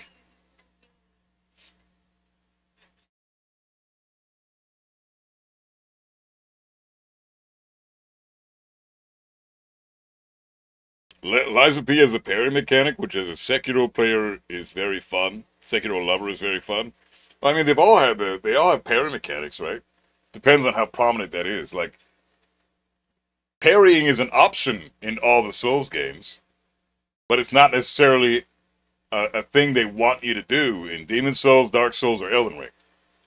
But in Sekiro, the entire combat system is designed around the parry system, and in Bloodborne, parry breaks the fucking game. If you're not abusing the shit out of your gun in Bloodborne, you're playing the fucking game wrong. That mechanic is the mechanic in that fucking game.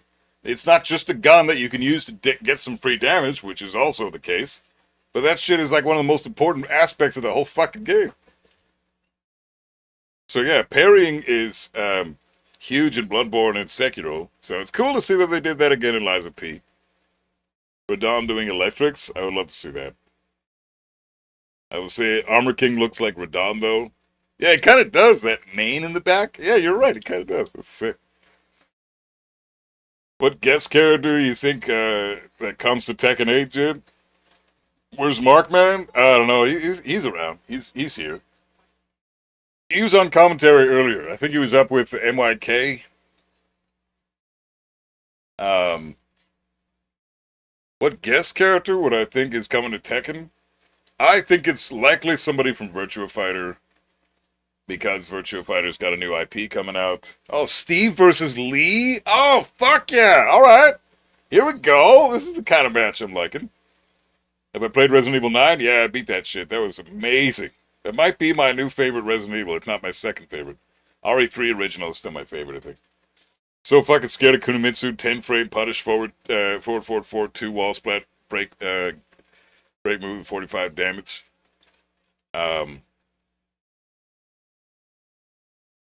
You can do it from crouch. Hey Azure, what's up, bro? I didn't see you. Yeah, we're gonna have to do some serious labbing on Kuni when she comes out, guys. Definitely. You think it's Goku or Scorpion? I don't think it'll be Goku. Scorpion might be a thing. I would love to see a Mortal Kombat character in Tekken. But again, what the fuck has Mortal Kombat done recently?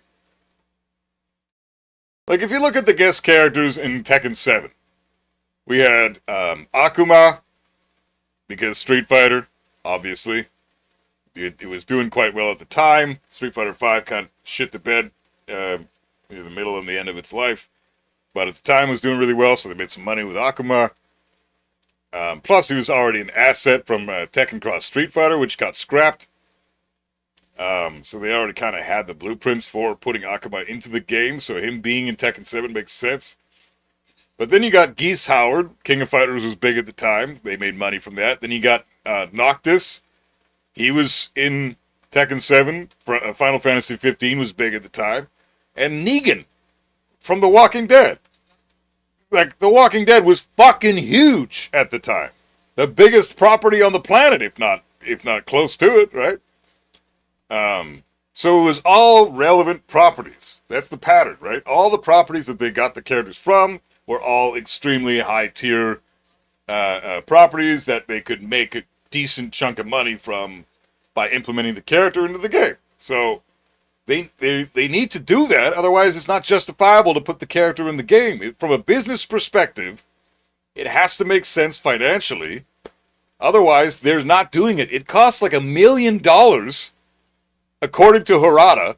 It's like $1 million to make one character.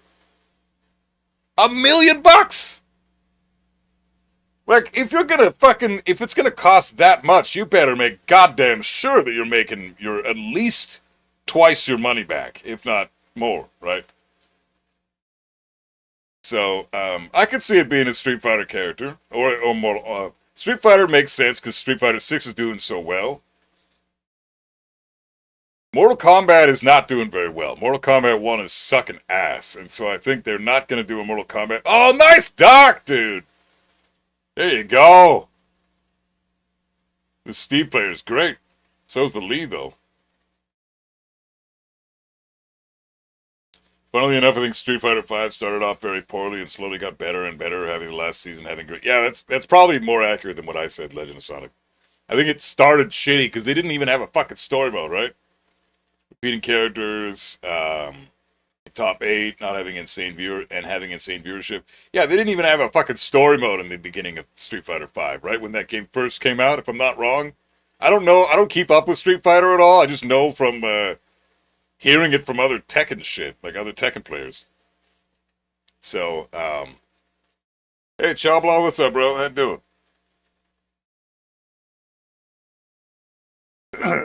I like the guy, but he was a dramatic tendency to exaggerate or embellish details. I don't believe that number from Harada. I mean, I kind of do.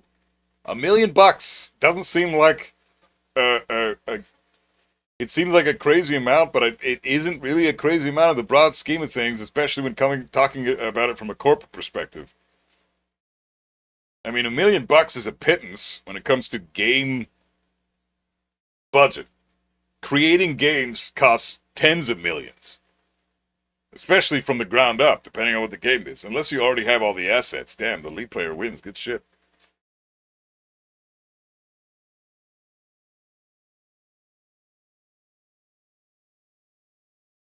It's not. Oh, he's got the same hitbox I do. Fuck! I feel like I'm a like. Look at that, same hitbox. Sick. Hey, fuck yeah, not K-Wiz. That's awesome, dude. Good shit. What's your opinion on the current state of Tekken 8? It's healing.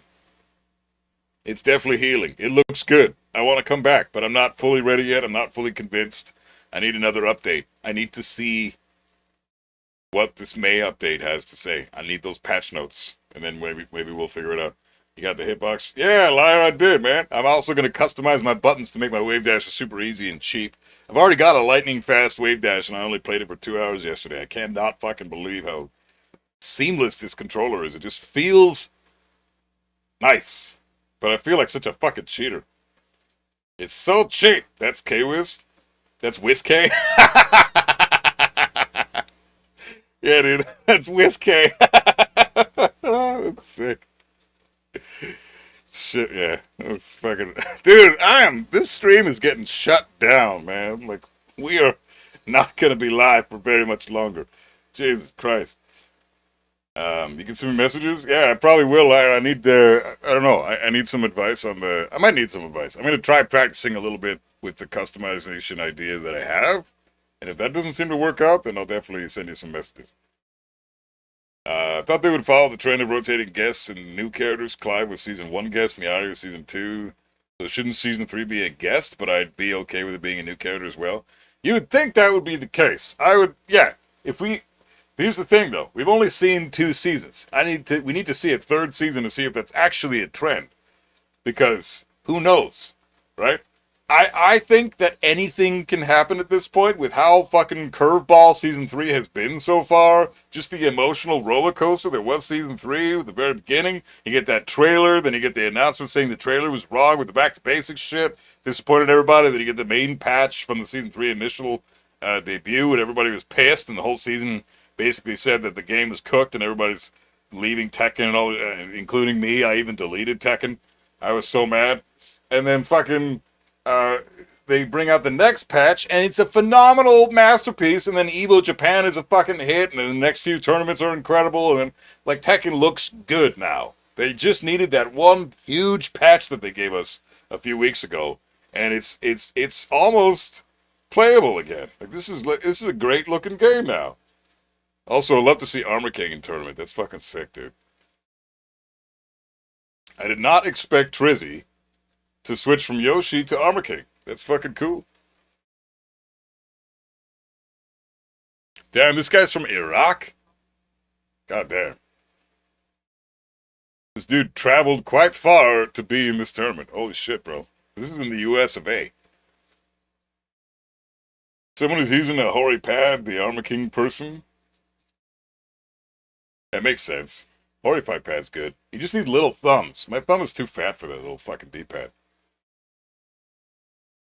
He's saving Yoshi for marriage? I think that, didn't they get married like fucking 50 years ago?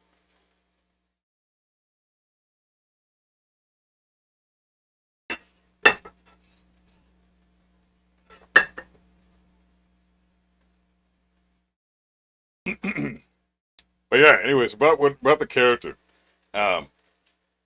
So if we're gonna see, if we're discussing like trends and like a pattern, we need to see, because there's 3 options, and this is season 3. The first season we got a guest character. The second season we got a brand new Tekken character. The third season could be one of 2 things. It could be, I think it's either a guest character or a returning character. I don't see it being a new character. But I could see anything happening right now. Because season 3 is so crazy with everything that's gone on so far.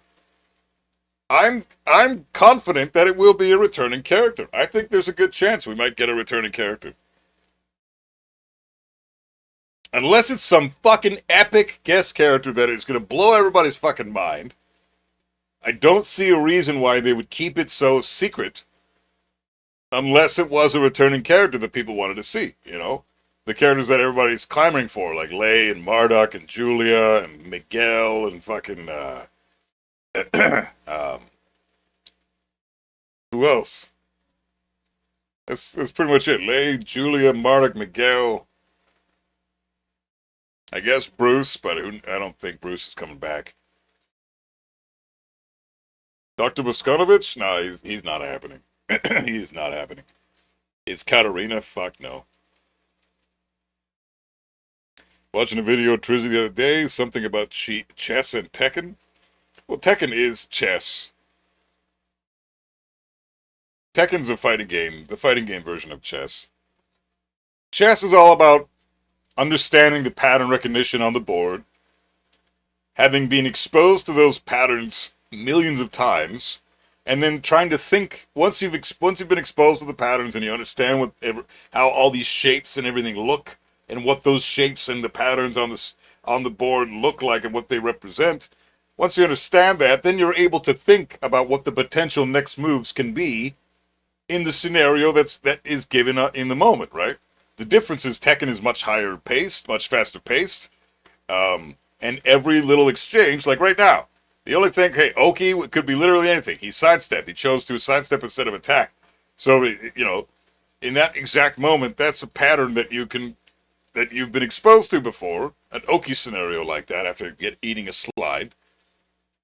And you need to figure out, well, there's multiple things my opponent can do now. What are the things that I need to think about here in the moment? Oh, that was another chess move right there. You need to just be a few steps ahead of your opponent. That's exactly what chess is. So, yeah, it's chess in a fighting game. Can't believe they chose Roger before Miguel. Yeah. If it's not Miguel, I'm going to Virtua Fighter. I think you're the only person I know who wants Ley back. Who the fuck doesn't want Ley back? Come on, man. Ley is the shit. I don't understand how anybody hates that guy. I feel like if you don't like Ley, you just suck ass at labbing. He's like, Ley, first of all, had horrible punishment. His punishment was bottom tier, some of the worst punishment in the fucking game. The dude got nothing until like -50. Then he can launch you. That's it. While standing 3 is great, I guess. It's a 10-frame, big, chunky, damaging kick. So Ley and Lee, they're like the only two dudes in the whole game that have 10-frame kicks from a while standing position. Oh, nice. Good shit, Trizzy. And that's GG's. That's the GG's right there. Oh, no, it's not. Fuck, Ali Hondo already won one. Jesus Christ. Ley's cool. Everybody wants Ley back. Rook to B4, Snake Edge to Genbu. Yeah. That's a good way to put it. If it's a returning character, it has to be someone insane like Jinpachi. I mean, maybe. I don't know. I could see it being anything. It's just we haven't seen enough seasons to see a pattern. If season 3, it's a guest character, we can say, yeah, there's a good chance that season 4 will be a brand new Tekken 8 character. Because that's the pattern then. But if season 3 could also be a returning legacy character. And then we could be going down that type of a pattern. Season 4 is a guest character. Season 5 is a brand new Tekken character. And then season 6 might be the end of the game. Who knows? Is a returning character yet again. We don't know.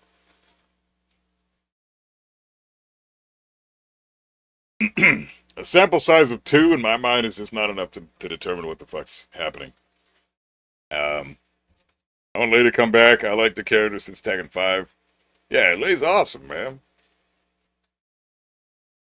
Ley, down and unseeable, low launch me, ching chong. Every time Ley is mentioned, I just remember that Main Man video, fuck Ley players. Hell yeah. I felt attacked. It was great. But that's the thing. I'm not really a Ley player. I'm a Ley troll. I love trolling with the character because that's the thing. Nobody knows the matchup. Nobody at all. Unless you play the character. You don't have a fucking clue what's happening on the screen. Ley's hilarious.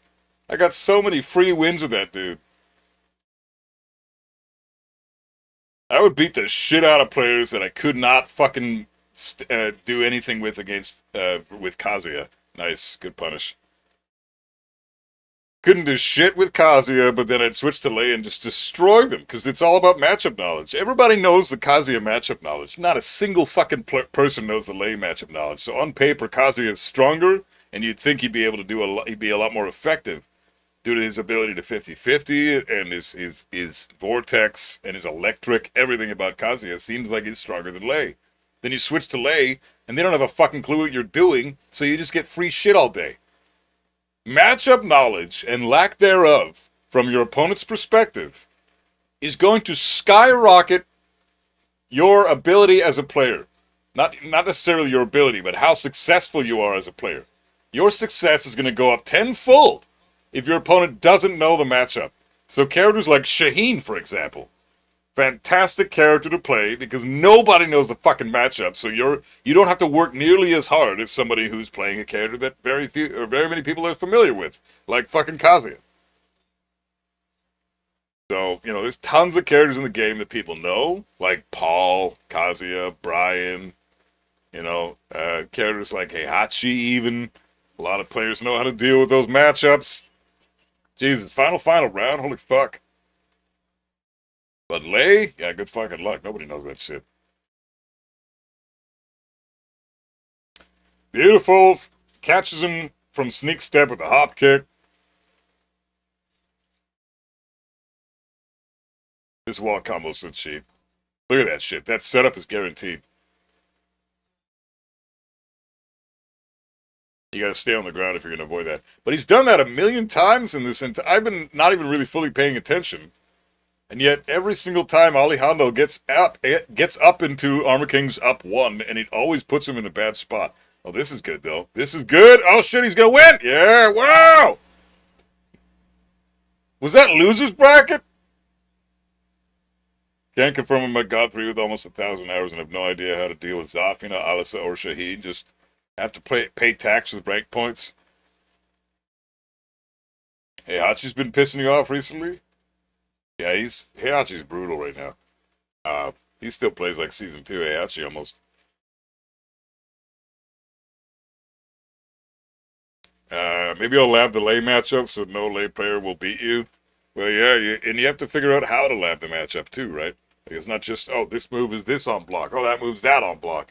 Oh, that's what I do if I block this move. Yeah, but what happens in the setups where you're at minus in their face and they're trying to set you up with one of those moves?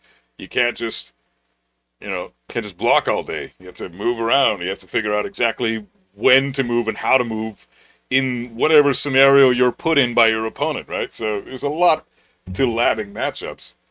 And it's not as simple as just figuring out what the frame data is on block. But yeah, it's tough. Labbing characters is an art form. It's a skill in itself. You have to figure that shit out. You have to get good at labbing characters in Tekken, man. It's a fucking skill. It's a skill I pride myself in. I got really good at labbing characters in Tekken 6, and I've kind of been that way ever since. And I love labbing characters. It's like a puzzle. You get to solve a puzzle every time a new character comes out that you could study. I love that shit.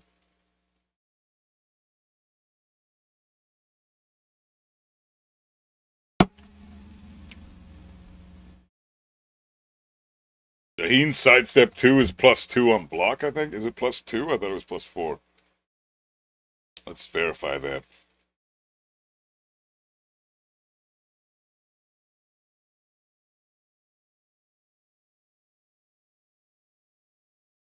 Let's verify that, because I'm curious. What is his sidestep 2?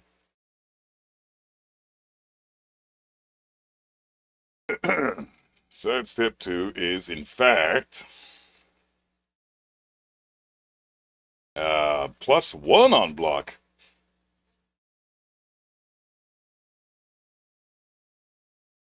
Oh, no, that's the...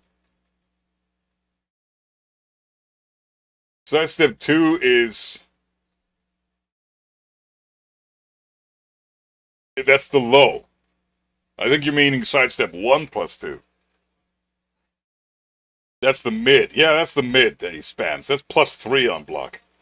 Sidestep 2 is +1 and forces crouch, but only on hit. Sidestep 2 is -12 on block if you block it. So yeah. +1 is unremarkable. Well, +1 is not necessarily designed to build up pressure. +1 is designed to implement setups. 10-frame setups, which Shaheen doesn't really have any 10-frame setups. Like if, for example, Law, he's got a +1 homing move. which, again, +1 is unremarkable, but not for Law, because Law's got his G-Clef, which is 10 frames. So as soon as he's +1, your jab will no longer beat out his jab. He's now going to beat out your jab with his jab, because he's got 1 frame of advantage. So that's when it's scary. But fucking Shaheen, with his 10 frame shit, there's nothing really he can set up there. But +1 and forces crouch is the caveat. So if Shaheen does sidestep 2, you eat it. You're now in crouch. He has now negated 90% of your move list for that next exchange. You have to either sidestep or crouch cancel or, you know, just mash while standing 4. Sidestep 1+2 is +3 on block. Yeah, exactly. That's the good one. Because that's down forward 1 territory. And Shaheen's down forward 1 is one of the best, if not the best, down forward 1 in the whole game. That fucking move is insane. It is incredible, incredible tracking at any frame advantage at all. If you jab with Shaheen and your opponent blocks your jab, Shaheen's only +1 like every other character in the game, but then his down forward 1 is no longer steppable with any character. Nobody can step it.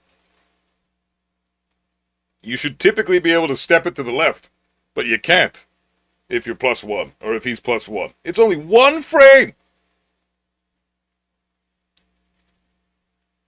That's why I don't like labbing sequences where you start with a jab and then you do the thing that you're trying to lab right after. Because if you block the opponent's jab, you're obscuring the frame data right off the bat because the opponent is +1. A lot of the time when you're trying to figure out how to lab certain sequences, you need to figure out what the issue is in the neutral when both of you are at 0. Because if one of you has any frame advantage at all, that can completely skewer the fucking data. You have no idea if you're actually accurate at that point anymore. So, like, you know, if you did jab into down forward 1 with Shaheen to try to test if you could sidestep the down forward 1, you'd be wrong in saying that, oh, you just can't step his down forward 1. It's impossible to step it. No, you can step it to the left, but you have to be neutral for that. If he's +1, you can no longer step it. That's why it's not a good idea to go jab, test the move, jab, test the move. That's a classic thing that every player does in the fucking lab, but it's wrong. It obscures the frame data. It's not a good idea.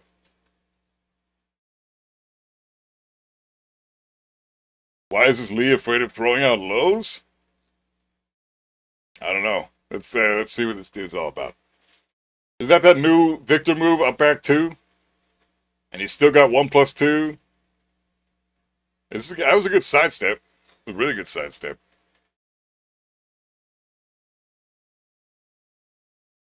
AK plays Shaheen, and I swear he's solo bringing that character to popularity. Yeah, absolutely he is. He's a great Shaheen representative. It's fun watching his Shaheen. He spams sidestep 1+2 a bit too much, though. For a good reason. It's a great move. Wow. Good combo.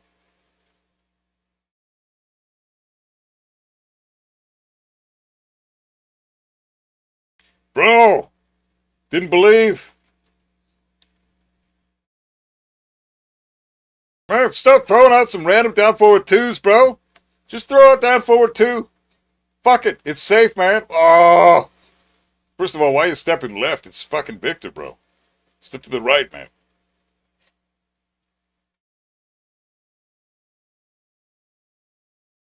What are you doing? Acid rain? What the fuck? Power crush when you're minus? When he's minus? I don't get that either. Yeah, this Lee is very nervous. Oh, okay, random back 4, counter it, whatever. Fuck it, he's dead. Gets around on the board. Don't fuck it up. I almost fucked it up, man. This guy's nervous. Very, very nervous. Can't stand the way Victor plays. Goddamn teleporting handsome bitch. Yeah, he is a handsome bitch. I will give him that. Shaheen's fun to play. Yeah, he seems cool. No duck on that one. That was obvious, too. Oh, come on, bro! What the fuck round was that? Alright, GG's. I remember Edge winning ICQ with Shaheen versus Keisuke. Yeah, Shaheen's a good counter pick to Kazuya.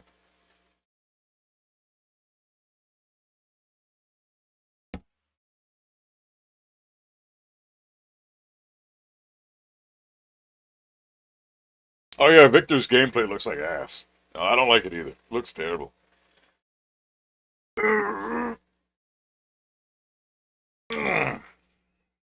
Bro got hit 4 times, match back 4 every time. I respect the dedication. Yeah, he's just fishing for the counter hits, but at the wrong moments. He's like, oh, it's okay, I'm minus because I'm Lee. Yeah, but it's not. You want to be minus on block, and you only want to be like -4, -5, not minus like 9 or 10 like he was. Crazy shit. I should do a sleep stream?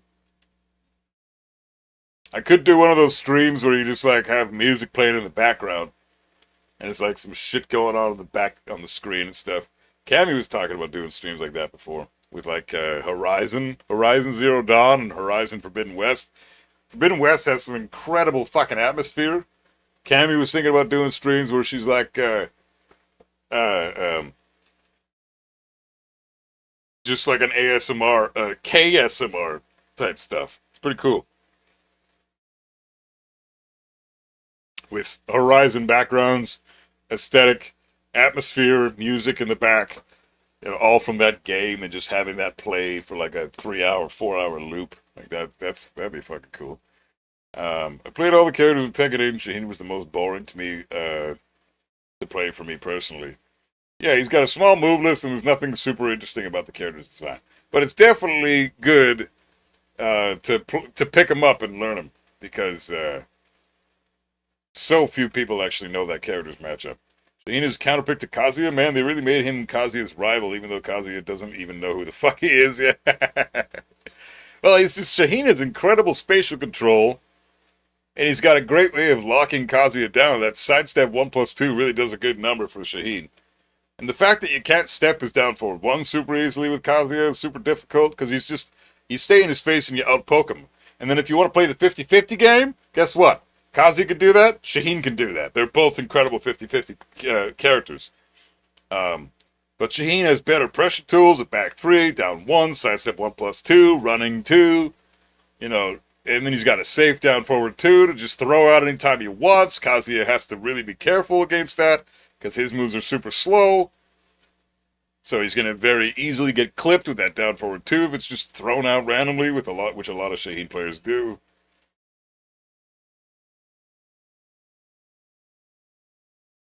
Nice duck! Good shit! Ducking the down back 1-3. Hey, Ammo, welcome back, bro.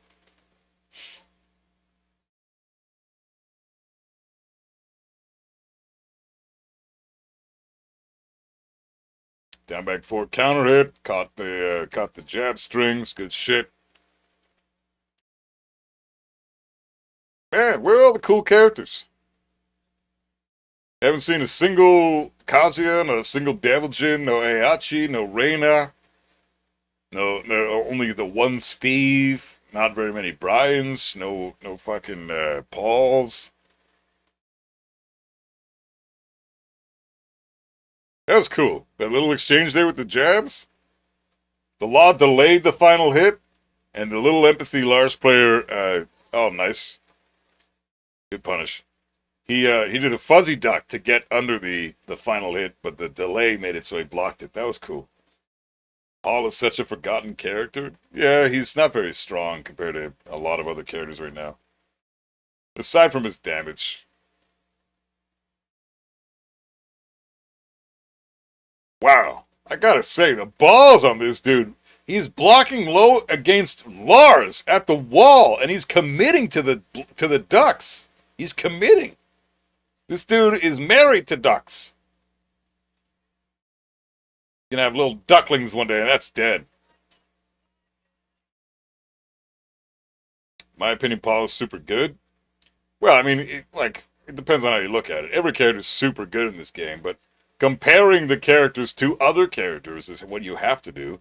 And I don't think Paul, like, compared to Devil Jin's Paul is really good. Compared to Kazuya, I think Paul's pretty fucking good. Well, who knows? Kazuya might be really strong now. I think Kazuya's very strong now. He might be top 20. Who knows? But Paul is super fucking strong. But against a lot of, like, against Lydia, Law, Dragunov, King, Nina, you know, those characters. Oh, Victor. I mean, fuck, dude. Those 6 characters would eat Paul for fucking breakfast. Paul is really good, but he's not particularly easy. Yeah, he doesn't demand any type of mechanical skill, but he's oh, no fucking launch punish on that? You're using fucking Lars, bro! Up forward 3, bro! Or fucking Arc Blast!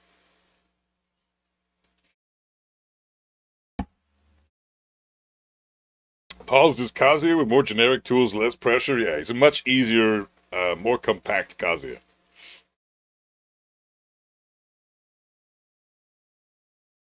With the opposite weakness. I love watching Paul and Kazuya play in matches together. It's a great, great time.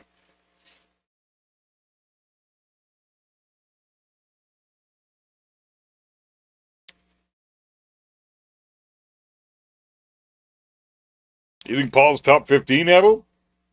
Yeah, who knows, man? It very well could be that. My information is going mostly off of Season 2 stuff with a little bit of Season 3 knowledge, but I haven't played ranked in Season 3 at all, and I haven't really been labbing as consistently as I used to because I just haven't played this game consistently for a while. So my knowledge might be skewed.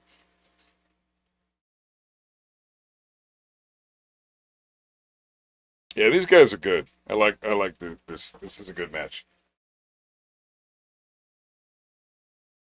Not having a 13 frame mid is brutal in this game for Paul.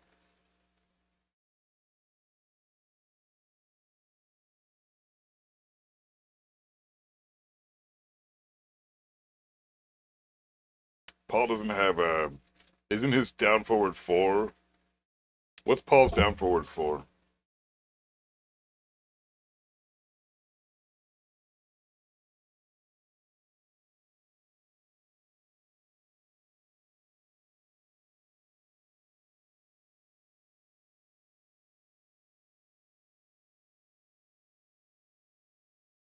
I-17 frames, I-17. Okay.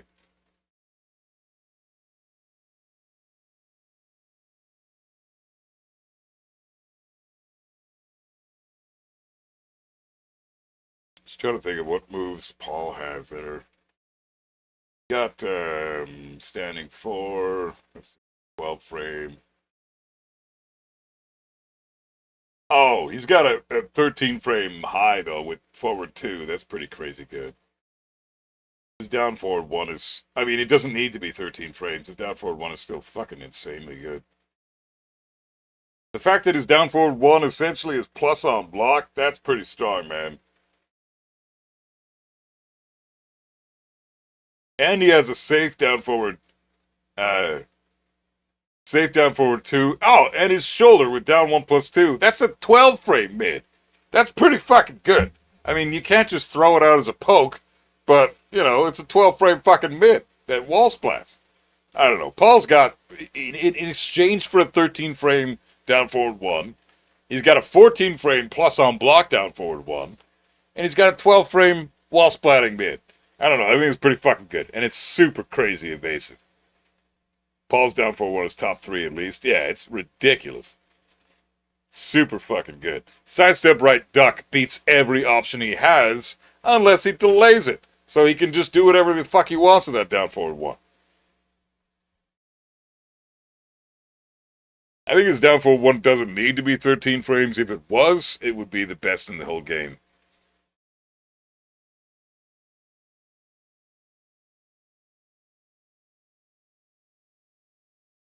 "100% I can name at least 14 characters who is better, but after that I can't."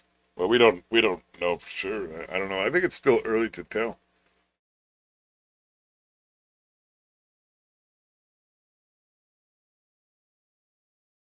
His power crush is also 65 damage, by the way.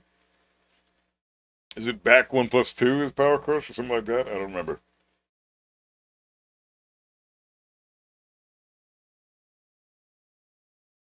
Yeah, the shoulder's really good.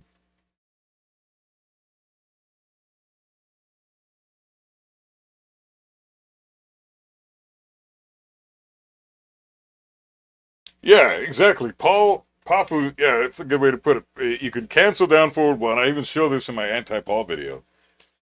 Cancel is down forward one. You can do a whole bunch of shit after that. Cancel down forward one, sway, cancel that, forward four.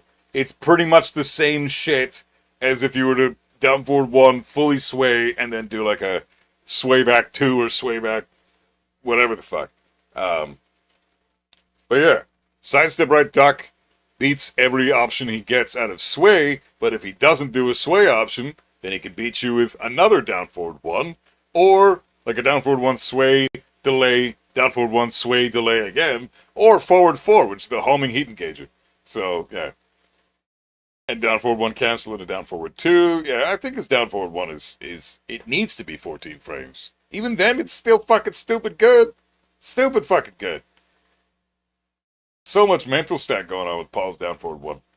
I mean, Nee picked him once, so he has to be reliable, right? Paul, yeah, he's very reliable. He's super easy to play. He's got super big single hit attacks. The only issue is this game kind of favors characters with strings. Hey, look, it's Kira Kira. Fucking, oh, that guy's great. Sergei stroking off, man. It's fucking sick. He's my new favorite player. Love that guy. He's so happy.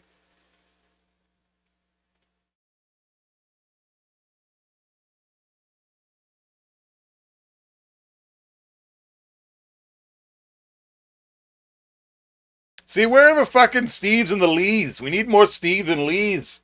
I don't want to see this fucking bullshit. You know, like, where are all the trash?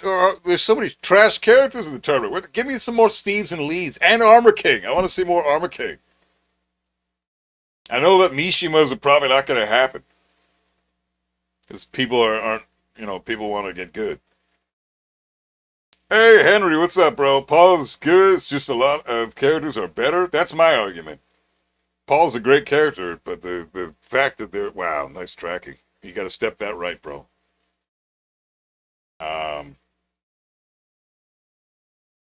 Nobi just won combo starter yesterday over Arslan. Oh, fuck yeah. Was he playing Dragonov? Want to see me play, Jane? Oh, I will. Once I get good at my hitbox that I just got yesterday, I'll get back to playing Tekken. We'll do some viewer matches. I'll probably do some quick matches down the road if Tekken, if the next patch is really good. But I'm not promising anything for ranked, because I just genuinely hate that fucking mode. I'm not saying I'll never play it again. I might play it again, but I don't have any desire to right now, because I don't care about the rank.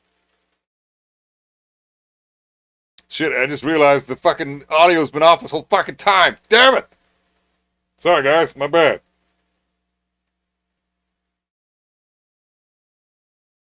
Nobody played Steve? Oh, you beat Arslan with Steve against Nina? Was it Nina? That's fucking cool, bro. Steve and Lee players are pretty rare making it to the top. Yeah, it's true, but this is just pools. We should be able to see everybody. But nobody fucking plays Mishimas, man. Nobody. Zafina. Wow. And Anna. Really? But weren't they nerfed to shit? I thought, well, not Zafina, but Anna got nerfed to shit. Ranked is so easy right now. Tekken God Supreme is literally free. Well, I mean, it's easy if you're good. There's still a fuck ton of players that are in Blue and Tekken King ranks. I mean, look at the stats. What are we at right now? Let's check the stats. Let's check out the stats. So we got EWGF.GG.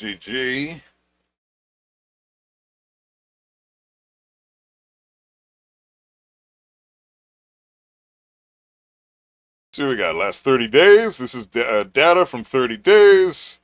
Right now, Tekken King is the most popular rank by a landslide, and the second most popular rank is Tekken Emperor, followed by Bushin, followed by Tekken God. Holy fuck, man. What is this? This has changed so much. There's a lot of players in purple ranks, though. Blue ranks are still heavily fucking occupied. But gold ranks are the most occupied ranks in the community right now. Tekken King, Tekken Emperor, Tekken God Supreme. Those are the most occupied ranks as a group of 4 in the whole community. We got Tekken King, 9.2% of the player base, top 40% of players. Tekken Emperor, 7.2% of the player base, top 30% of players. Tekken God, 6.2% of the player base, top 23% of players. Tekken God Supreme, 5.6% of the player base, top 17% of players.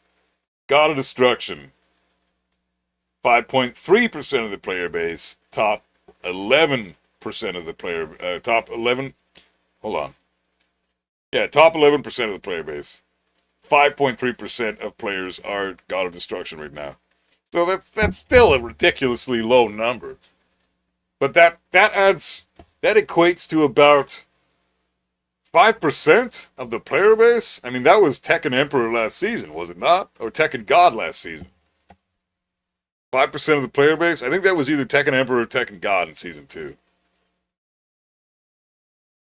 So, God of Destruction now is the equivalent to like a rank between Tekken Emperor and Tekken God in Season 2.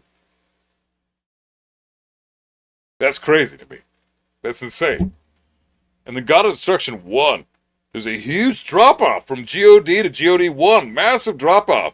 God 1 is still top-tier rank. God 2, you're insane. If you're God 3 and up, you should be competing in tournaments because you're 1% of the player base. No, top 2% of the player base. 1% of players are God of Destruction 3. That's crazy. So fuck, if I was playing ranked, I'd be like God 1 or 2 right now. That's cool.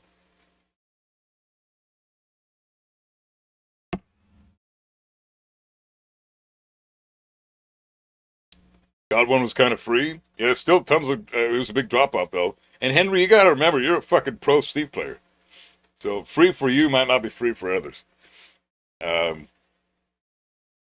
Anna's still strong.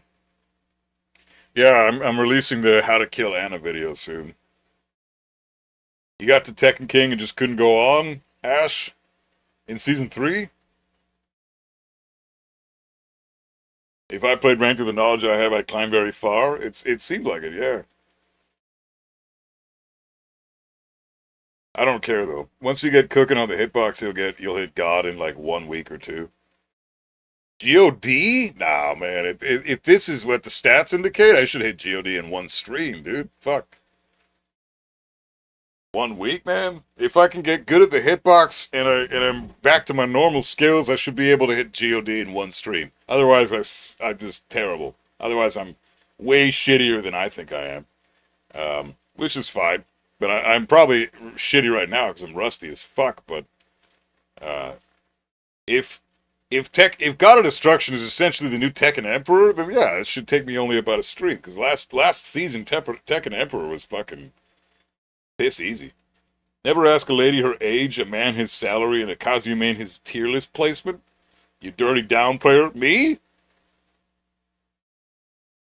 When did I downplay Kazuya? I have never once downplayed Kazuya in the history of me playing this fucking game. Not one time, bro. I would say it depends on the character you play. If you play Kazuya, Tekken God Supreme, ain't that free. But say Ling, Raven, Zafian, and so on, God 2, 3 is pretty free. Yeah, again, matchup knowledge. Nobody knows those characters. I heard Season 1 Fujin is comparable to Supreme God of Destruction. What? Maybe. That's too far away to tell. I have no idea. Again, though, like, going by the numbers, the data specifically, God of Destruction now is the same numbers as it was in Season 2 to get to Tekken Emperor and Tekken God, thereabouts. Same numbers, 5% of the player base. And if that's the case, then that's the rank that's comparable right now. So players that were Tekken Emperor in Season 2 are God of Destructions now. Hey, Heaster, what's up, bro?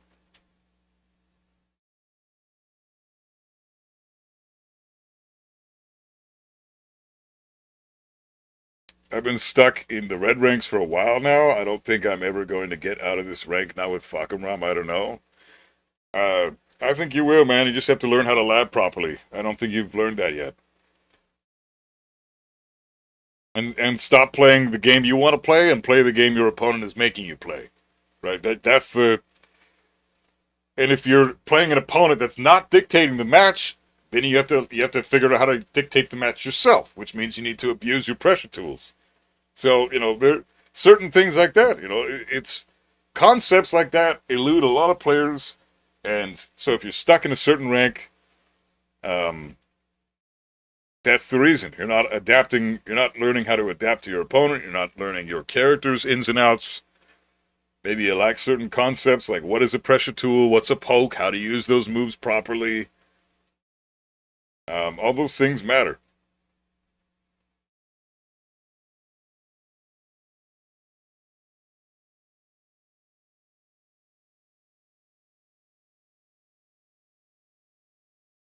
God's not ducking mid or high strings at all. Yeah, that's the other thing, right? If you're not ducking mid-high strings and launching, then you're in trouble.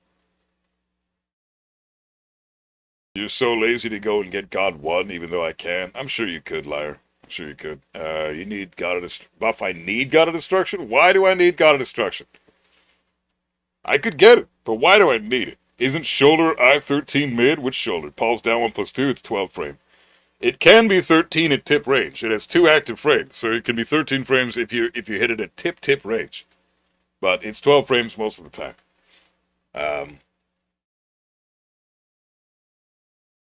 I just don't enjoy the ranked experience, can't stand one-and-doners and pluggers, yeah, and cheaters, and lag switchers, and Wi-Fi players, and no, fuck all that. Like, that's a terrible environment.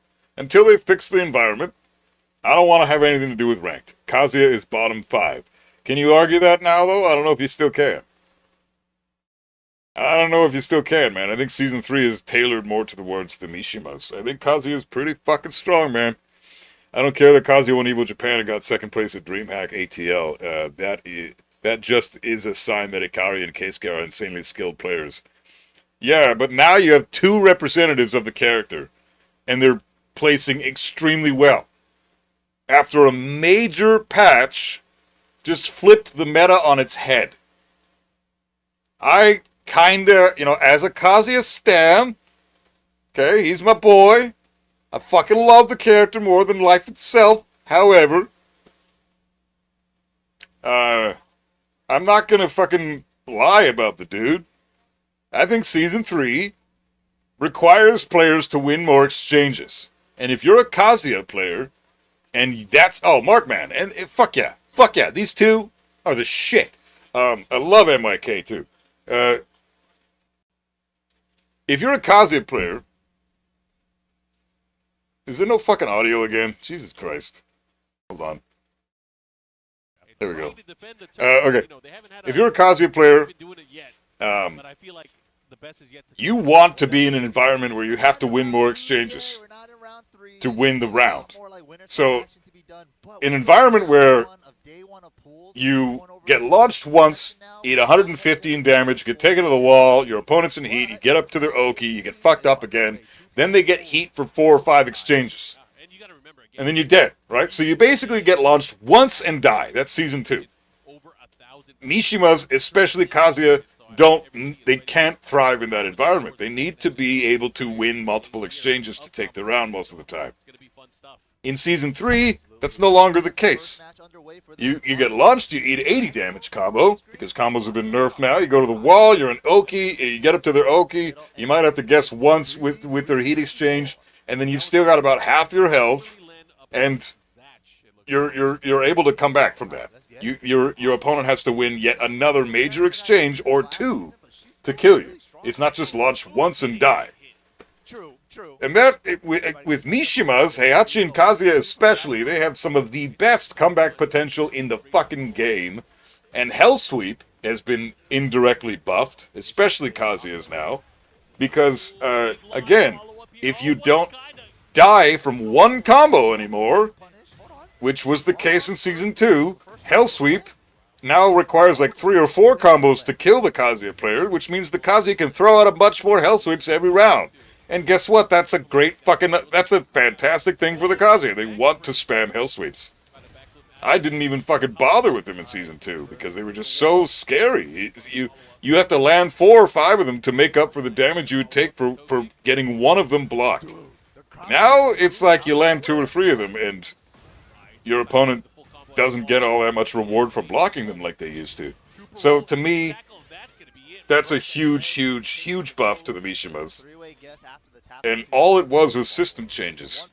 So I think Kazuya is, there's no fucking way he's bottom 5 anymore. I genuinely don't believe it. In my opinion, Kazuya's Vortex is way more counterplay than people say. Well, I mean, yeah. The Kazuya players will tell you exactly what the counterplay is. Stay on the ground, toe kick, fucking quick recovery, or immediate tech roll into sidewalk left, and that'll beat out most of his options. Like, yeah, his Vortex has a fuck ton of counterplay. Stay on the ground is like the best counterplay. Okay. Let's see what we got here. Quick advice for Zach here. Really quick one. Not only that, and beat knee, I don't think that's a fluke. Well, in that regard, I agree. I don't think it's a fluke, Heister, because, I mean, Ikari and Knee train together, so they know each other's characters like the back of their dicks. But Kazuya is also the worst matchup for Brian. So it was already a losing battle for Knee. Like, he was in trouble the moment Kazuya appeared on the screen if he's playing Brian. Especially in this environment. In Season 3, I think Kazuya is a genuine threat to Brian. Bet Buff loves Keisuke. I love Keisuke and Ikari and Duelist and Main Man. Any top tier Kazuya player is great in my books. Stronger than Reina or about the same? Kazuya? I don't know. It's a tough one.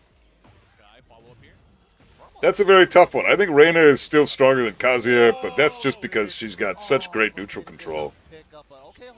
She can dictate the match better than Kazuya can, and I don't think that's going to change until Kazuya gets some pokes, which he never will, because he's not a poking character, and that would ruin the character's identity. Oh, what the fuck kind of combo is that? Damn, dude. Just to let them know where they stand. Let them know. Just let me stare at you for a minute. Imagine being Keisuke, sweating your ass off and always going on, and then Ikari is the first Kazuya to win. I know, dude! Keisuke must have been so pissed. Kazuya wins Evo Japan, and all of a sudden people are saying Kazuya is a secret top tier. Like, no, Ikari and Keisuke are just that good. No, Henry, I agree. Ikari and Keisuke are top tier Tekken players in general. Like, they're two of the best players in the world, no question about it. No punish on that. What the fuck? Minus 13, bro. Come on, man. What is this shit? So, yeah, I think I'm not trying to take away from Ikari and Keisuke, but there's no denying that this format is completely different from Season 2. It's been flipped on its fucking head. We have no idea what the meta is going to look like in the future, in the immediate future. And you can just tell with all the, look at this, even Heat. That used to be a launcher. While standing 1+2 on hit was a launcher in Heat. Now it no longer launches. A lot of shit. And Heat now takes more heat attacks. Now take more heat to consume more heat when they're used. So, in environments like that, where the crazy, super, stupid, strong bullshit is far less prominent now, that's what Kazuya wants. Because he didn't have any of that super crazy bullshit strong garbage. He's just playing the same game everybody else is now. Which means he's probably somewhere in the middle. I think I think Kazuya isn't, I don't think he's top tier. But I certainly do not think he's bottom tier anymore. You could argue he was the worst character in the game along with Devil Jin in Seasons 1 and 2. Complete fucking trash. Especially in Season 1 when he didn't even have a down forward 1 that worked properly.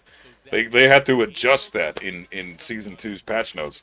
But, like, that's to me, a big fucking deal. That they've adjusted everything else so much, and it's come more closely to the gameplay that Kazuya likes to play, right?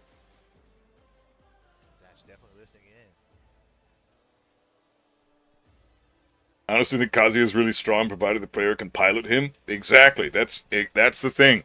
That's why I don't think Kazuya will ever be a top tier, because he's one of the few characters in the game that is held back by the player.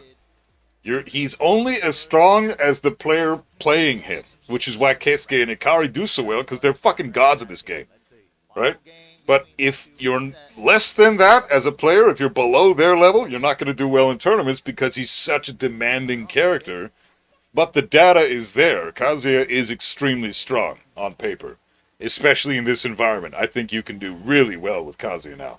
I just think it'd be stupid to play him in tournament right now, unless you're an absolute fucking god like those two we mentioned, because you've got better options. I think Heihachi and Jin are far better options to choose in tournaments than fucking Kazuya right now. Throw the crush. Second hit. Delete the gray. It's already been said too much of a coincidence that Kazuya won Evo and then placed second in the next tourney after the patch. Yeah. There's counterplay to the counterplay, but it is 100% not coin flip simulator.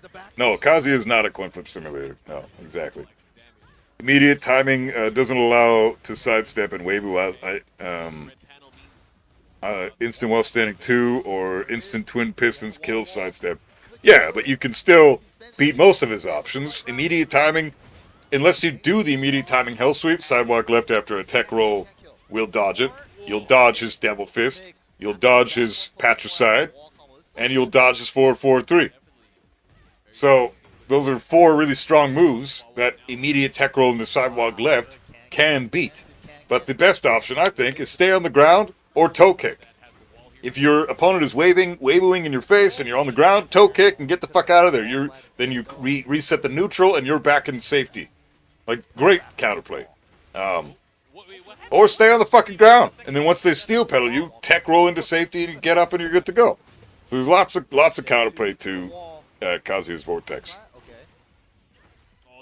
But it's still scary, man. It's still fucking scary. Good Oki. Are there top tier Ninas other than Arslan? Yeah, what's his name? Is it Trungi or whatever the fuck? With that Kazuya argument, you could say Nina isn't top tier. Just Arslan is. Just say it.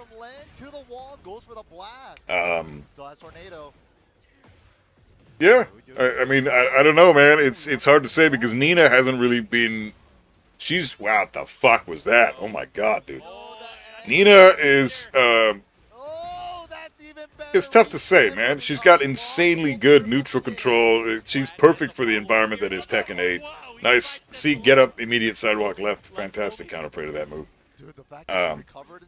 Nice throw break, real throw break. Which means, like, now, Zatch, if you're going to do that again, do the fucking standard 2-spin.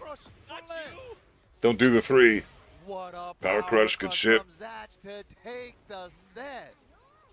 Wow. Yeah, I honestly don't know where Nina is right now. That's why I think it's still too early to talk about tiers. Able to take it, man. Good stuff. I love to see that adaptation. It was like a slow burn, but it was slow and Kazuya, in my opinion, rank he's bottom 1, but in pro level of tournaments he's like top 20, top 25. Yeah, that's reasonable. I agree with that.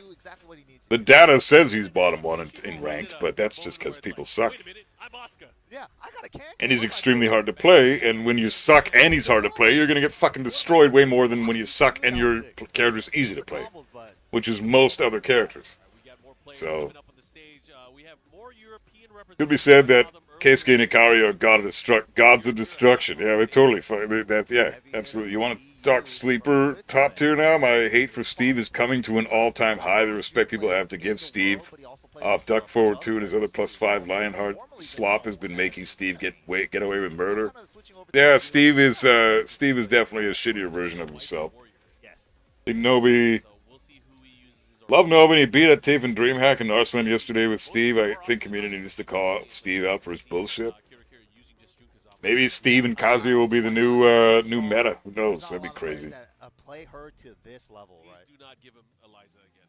Oh no. Yeah, in 7 he was a beast with that. Vortex doesn't really mean 50-50s back-to-back. It means a situation that when successful resets into the same situation. A good Kazuya will call out stuff with 4-4-4, bait toe kicks, etc.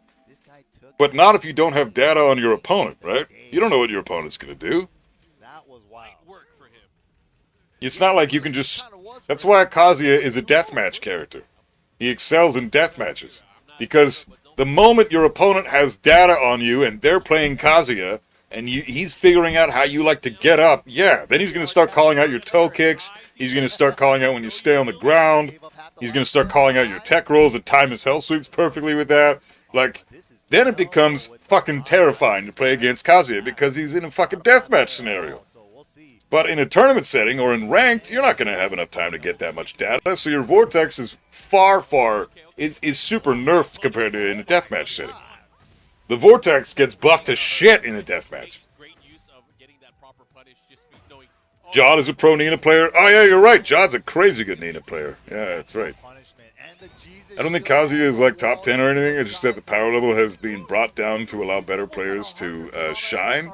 Yeah, I agree. Kazuya is not super stupid, ridiculously busted, but he's far better suited for this environment than he was in Season 1 and 2. Okay, little pokes from both sides.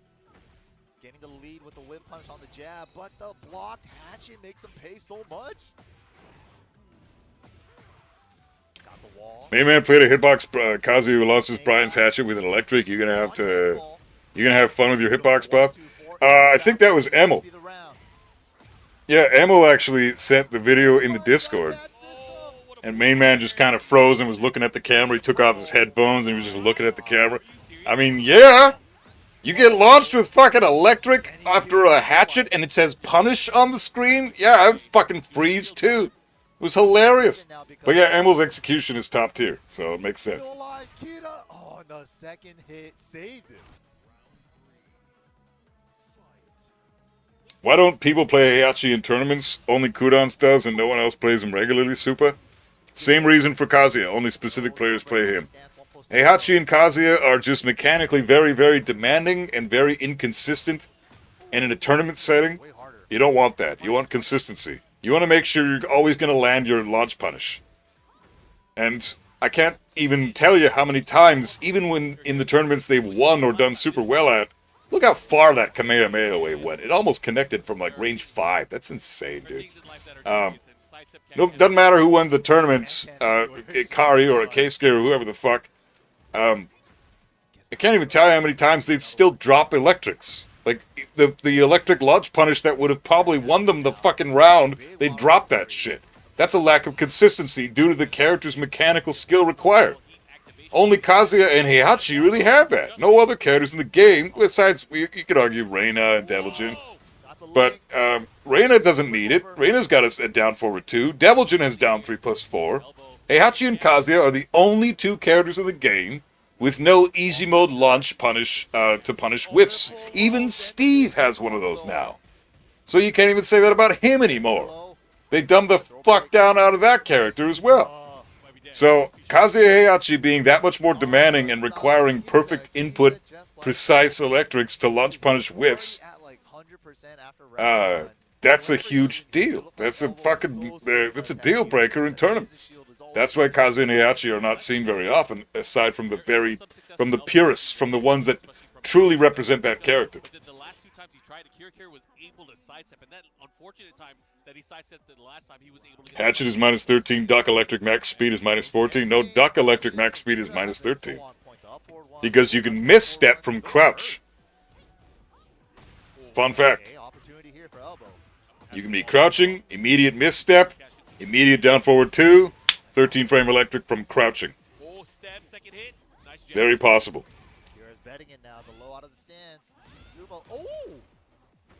If an AI played Kazuya, he'd be top 1 in the game.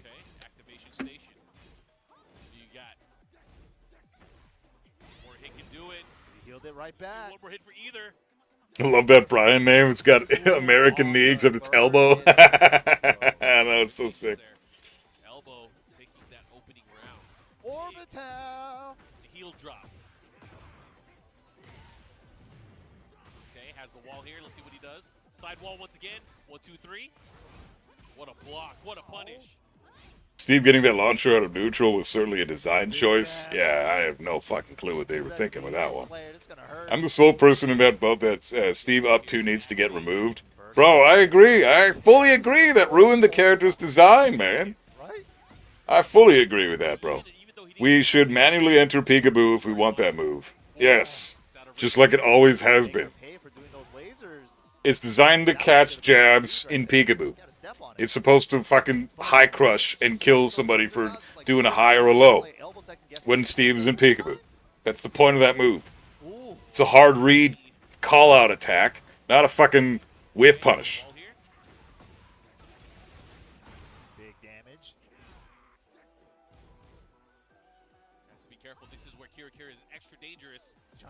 Definitely step off the wall. Nice. Thing with execution is when you react, well, reach my level, all you can do is maintain. You can't improve anymore, and if you stop practicing to maintain, you lose it quick. That's not true. You can always improve more, man. You're a human. You're not a robot. You can always improve. Doesn't matter how good you get. It's like saying, oh, fuck, when you reach my level at playing guitar, there's nowhere to go but down because I've reached such a fucking crazy skill. No, fuck that. I could still learn a shit ton. I don't know what the fuck I'm even doing on guitar. No, man, your execution is incredible, and it seems like inhumane a lot of the time, but you don't land every perfect electric. You don't punish every hatchet at minus 13. Like, there's always room to go up. There's always room to go up. What do you got, though? Oh, Ash is good. I like it. Here we go. Good option here. To be fair, Jin has also seemingly vanished from the competitive scene. Yeah, so far he kind of has. What a check. 10 seconds. And he played Heihachi at Evo to Japan when his Brian stopped working versus Sakari's Kazuya. Yeah, yeah, exactly, Azure, because Heihachi's a great counter pick to Kazuya. And Kazuya's the counter pick to Brian. You want to beat Brian? Pick Kazuya. You want to beat Kazuya? Heihachi's a great idea. Dude, elbow! Oh, bro, what the fuck was that? Well, full crouch down forward 2-1 in the neutral? What the fuck was that? I don't even know what he was trying to call out there. Oh, counter and he finished the bullshit string. Damn, dude. Nice. Nice. Wow, how did Kirikira not see that hatchet? I fucking saw that hatchet a mile away. How did you not block that shit? We got ourselves a set. It is 1-1 here. Got a little scrambly at the end for both. I figure they gave Steve the up 2 as a launch punish for blocking rage arts. Yeah, they did. But first of all, they implemented it in the game when rage arts were still only minus 15, and it was a 17 frame move. It is 17 frames. Now they're minus 18, and so they punish rage arts now, but they didn't initially when Steve got that move, so it just made no fucking sense. I don't get why they fucking gave him that random move. It just makes no sense to me. Like everyone did. Yeah. Oh man, launch. Yeah, I was gonna say especially launch. Launch 7, Lydia with the forward 3. Oh man, political. The first part being saved, that was so much fun. Let's get political. Right, here we go. Final game between these two. The characters are locked in. Brian versus June. Ortiz Farm. What a jab interrupt there. Okay. Yeah, that was a great Brian play there. New stuff. That 4-4-1 plus 2 into stance. Like that, he's throwing out the orbital now. Also very true. I launched hatchet like 7 out of 10 times. Yeah, so there you go. You can still improve it and try to get it to 10 out of 10, right? There's always room for improvement. Oh, he messed up the quarter circle back 4. Wait a minute.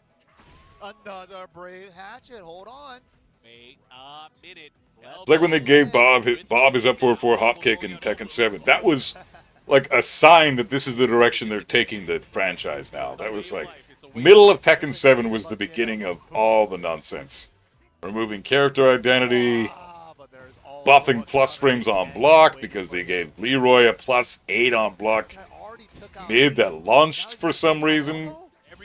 With his staff, he could only do it once per match, but it was still a thing. Second hit of 4-4-2.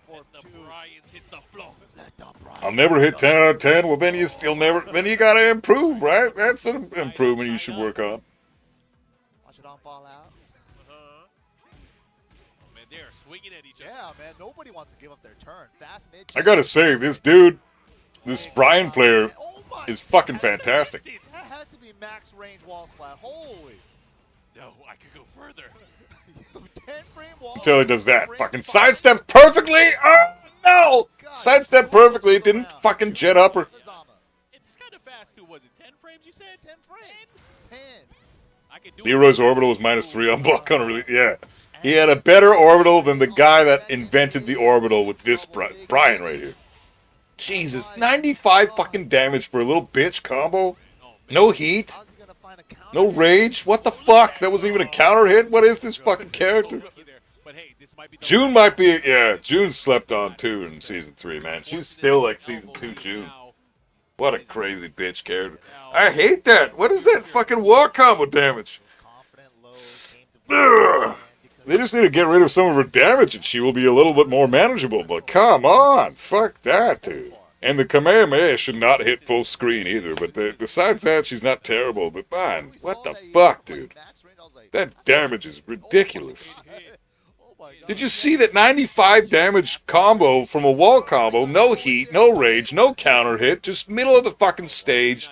Smokes him with a fucking launcher into wall combo into 95 damage. In Season 3, when combos and damage like that have been nerfed. And then on the opposite end, it's like, damn, do I not do lows anymore? She didn't even enter fucking heat for that. Like, oh, dude, it's just disgusting. Against anything. Like, that's the type of shit that should get removed. Is no one should be doing that kind of damage for easy mode bullshit. Nothing to it. It's 105 from a 10 frame. She's stupid. Yeah, June is a 10 frame. She even has a -10 full crouch punish. It's ridiculous, man. Buff June. Yeah. I hate Wasp. What's up, man? How's it going? That's what they say about every character. That's true. Funny watching Blackheart play June. He just kicks the shit out of people whilst ranting how dumb she is. Yeah, he's great. I love Blackheart. He's as real as it gets. Damage on her considering she's a defensive character is insane. Yeah, classically she's defensive, but not in this game. You got that fucking plus on block parry now. That stupid lightning holy damage parry, whatever the fuck. Looks like some Nicholas shit with Radon on the screen. She's firing Nicholas blades, or whatever the fuck they're called. Her infinite reach mid that tracks both sides does 45 damage on counter, it's 100 damage. Yeah, what the fuck, man? June doing perfect electric damage for free. Yeah, for fucking free. I thought combos got nerfed. They did. That 95 damage would have been 115 in Season 2, but still, it's 95 fucking damage. Unless you're a Mishima, you shouldn't be doing that much fucking damage. Because she's not even working for it. She's just getting a random launch and gets that kind of ridiculous damage for no effort at all. I'm sorry, but if you don't have to work for your damage, you shouldn't be getting that much. Leroy versus Steve looks pretty good. I want to see this. Wow! Let's her fucking rip down back 4-2. Alright. Launch punishable mid. Talk about damage. Holy shit! That was a counter hit, but still. And he entered heat for that, but still. But you noticed that, right? Wow, good call out, bro. Fuck yeah, Steve players are so sick. Alright, nobody's playing Mishimas in this tournament, so I'm gonna root for every fucking Steve player. But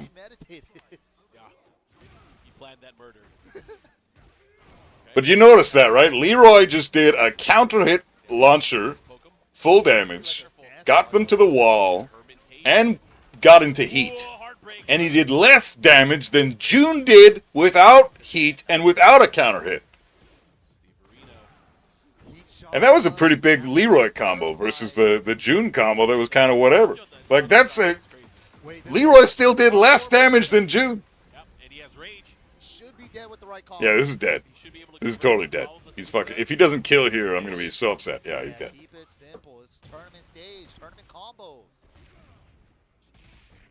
I think Heihachi damage needs to get nerfed as well. It's way too high.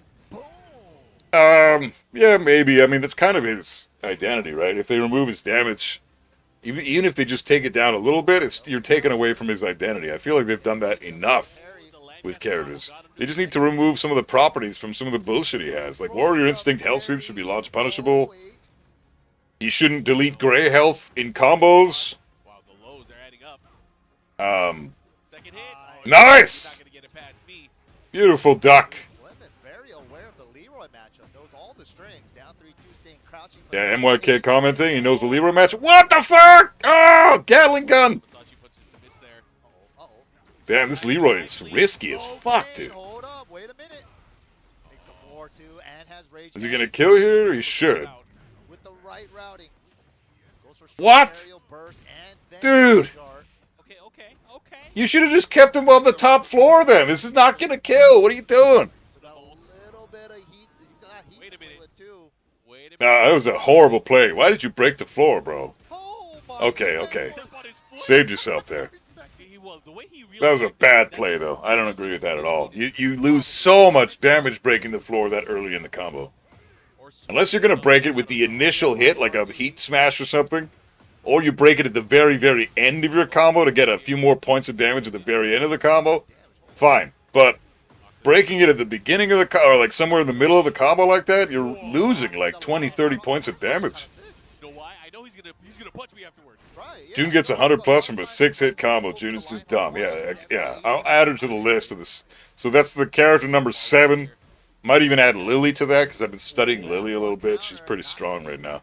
But I don't know. Lily's kind of, at least she's staying off the list. I got 7 characters right now in my mind that need some looking at. Marching on him, hold up. But then you got fucking 33 that seem to be pretty good, man. I gotta say, like, season 3, man. 33 characters look pretty decent.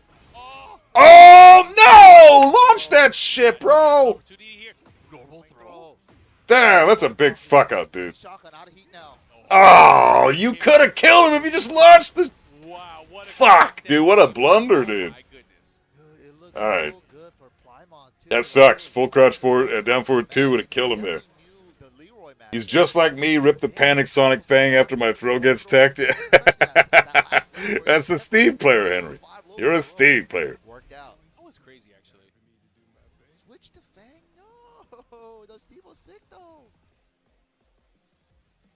Okay, and we're getting on the button check, too. And we got the character swap. Steve Fox. Down forward 1 is bullshit, etc., etc. Leroy is cooking. Yeah, some fuck ups are allowed when cooking. But hey, Fangway's here. Let's see what he does. No, he fucked up pretty hard, though. Actually, Yeah, special intros, too. Although, you know, oh, he switched to Fang? What is the, Twista, really? Snap. Twisting Tiger. What's the... I wonder what the idea is here. Stage 2 with that intro, that'd be fire. How does Fang hard counter Leroy? Let's figure this out. Maybe he's just more comfortable in the... Maybe he just wants an easier character These guys have played each other before. for the consistency. Normally. Okay, goes I would understand that. That makes sense. at the wall. Side step 2 pressure. Fang definitely has more damage than Steve. He has that off of a back four. That's crazy. Yeah, this looks like a consistency thing. That was a raw shoulder at the wall, too. No Should have won from the Gatling gun at the wall. Yeah, I don't know why that dropped. That was weird. Steve had nowhere near the amount of hits where that should have dropped. Hurt. Push him towards the wall. Look at the life lead. Oh my. Fang's shoulder can't be parried. want to block, and he's paying for it. Better lows. Leroy Both Paul. very correct points. Yeah, Leroy's you're not wrong, man. He wants to spend the heat dash, does a lot of damage. But yeah, so he's got better tools in that regard. Yeah, okay. Shoulder against parry wins. Steve is complete punches, so he's very susceptible to parry. Like, you know what? Sometimes you just want a 15 frame on. Fang's damage is also better. Look at this shit. Holy fuck, man. You are a Steve player for sure. Oh! He did have a down forward too. Oh, shit! Oh, man, the shoulder putting in some fucking work. Yeah, I started in DR, so I missed out. Oh, damn it. Yeah, that's actually really good. Down back 3. Down back 3 gets Leroy +5 into Hermit stance, where he can parry now. Dang, and one more for good measure? Bro, It is the hop kick. He Shoulder gets rid of the parry. I don't even blame him, dude. Okay. Flush out, to the wall. Back four. Damn. Hey, little unskilled. Yeah, this is Shoulder. a smart pick, man. Fang, it seems like a hard counter to Leroy. Pressure. It's got either that or the fucking Leroy player is very unfamiliar with the Fang matchup. Maybe he's just really good at the Steve matchup. Interesting. Okay. They're about even on life here, but look at the resources here. Canceled. Good press. Oh, Wow. Nah. down 4-2, 1+2 follow up just for Hey, good kid, measure. watch it. Damn, return the favor on the Rager, and he gets a little bit of a breather. Fang pick, I think, is purely because Leroy's a bad matchup for Steve. Yeah, that's most likely the case. Play the whole damn music video. This is probably his secondary. All right, one around a piece here. Oh, Steve's a bad, Leroy's strong against Steve, and Fang seems far better equipped to deal with Leroy for sure than Steve is. Regular throw, yeah. Yeah, very cool. I learned something today. Because I'm not a Leroy specialist, I'm not a Fang specialist, so I don't have a fucking clue what get him out of his those shell. two characters together. Good jack check, yo. That's Oh, no step? Damn, he didn't step that. You've seen that move against the wall like 5 times this match. a chunk of damage, little bit of heat too. I think he would have stepped that. Right into the wall standing 3. This is huge. Looking to tie things up here. Short on the wall combo. Wow. Got Wow. with the down forward 1 check. All right, the Fang picks seem to be paying off. I like this match. This is good. I'm learning things in this match. Game. Oh, the Shiba Inu on the backpack is too cute, man. Who needs a coach? That's kind of cheating. I just started playing Fang a couple days ago after playing Steve for so long. Such a dope character. Fang is pretty cool. Fang pick, I think, was purely because Leroy's Batman. Yeah, okay, yeah. Fang damage is low, but compared to Steve's, it's pretty good. Steve's combo damage isn't anything special. I just wanted to show the chat my dog. Dude, the dog is so cute. I'm not even saying anything about the game right now. But Right. Please, cameraman, take a look at the dog. Admire the dog. Cute. I mean, no one's gonna cheer. Buff guy look like I'm gonna sleep at watching mix after mix after. No, it's not that bad now. Like Tekken is actually fun to watch now, dude. It's good times. But hey, Bandai, what's up, bro? We'll see, though. The Hawk Need to learn a new pocket counter. Fang Wave. To be honest, Fang has Chamberlain has been exposing the fuck out of me in the last 2 tournaments. Oh shit, dude. Pocket counter to Fang. King. Oh man, all the lows though. It's a good girl. Oh, I know, right? Oh, here we go. Give him a treat too. Little tail wag. It's over. I do know that King is a hard counter to Fang. Bang! What up with that thing? All the chip. Oh, put the brakes on. Has to be careful. Pressure. Sweepings. Oh, sidestep? No. Wow, what an interrupt. What a challenge. What a very unique challenger from Crouch String for the 1, wall standing 2, string. That was 4. Yeah, it's so good. great. Okay. Wow, big. He has no choice. Autumn. Mid checks from Chamberlain. Stuffing Clements. Offensive attempts. And that was a great punish too, because he went for the evasive punch as well. Got him with the whip punish. That was good stuff. Look at this. Chamberlain looking to close things out. Look at the life he ate. Oh, South so close. Counter hit throw after burst situation. He can't break throws. Gotta tell Yeah. you. Maybe he doesn't- King has really good tools to beat up Fang's shit. His Kenpo, his parries, his shifting clouds, his safe power crush, his backswing blows like that shit. All of that.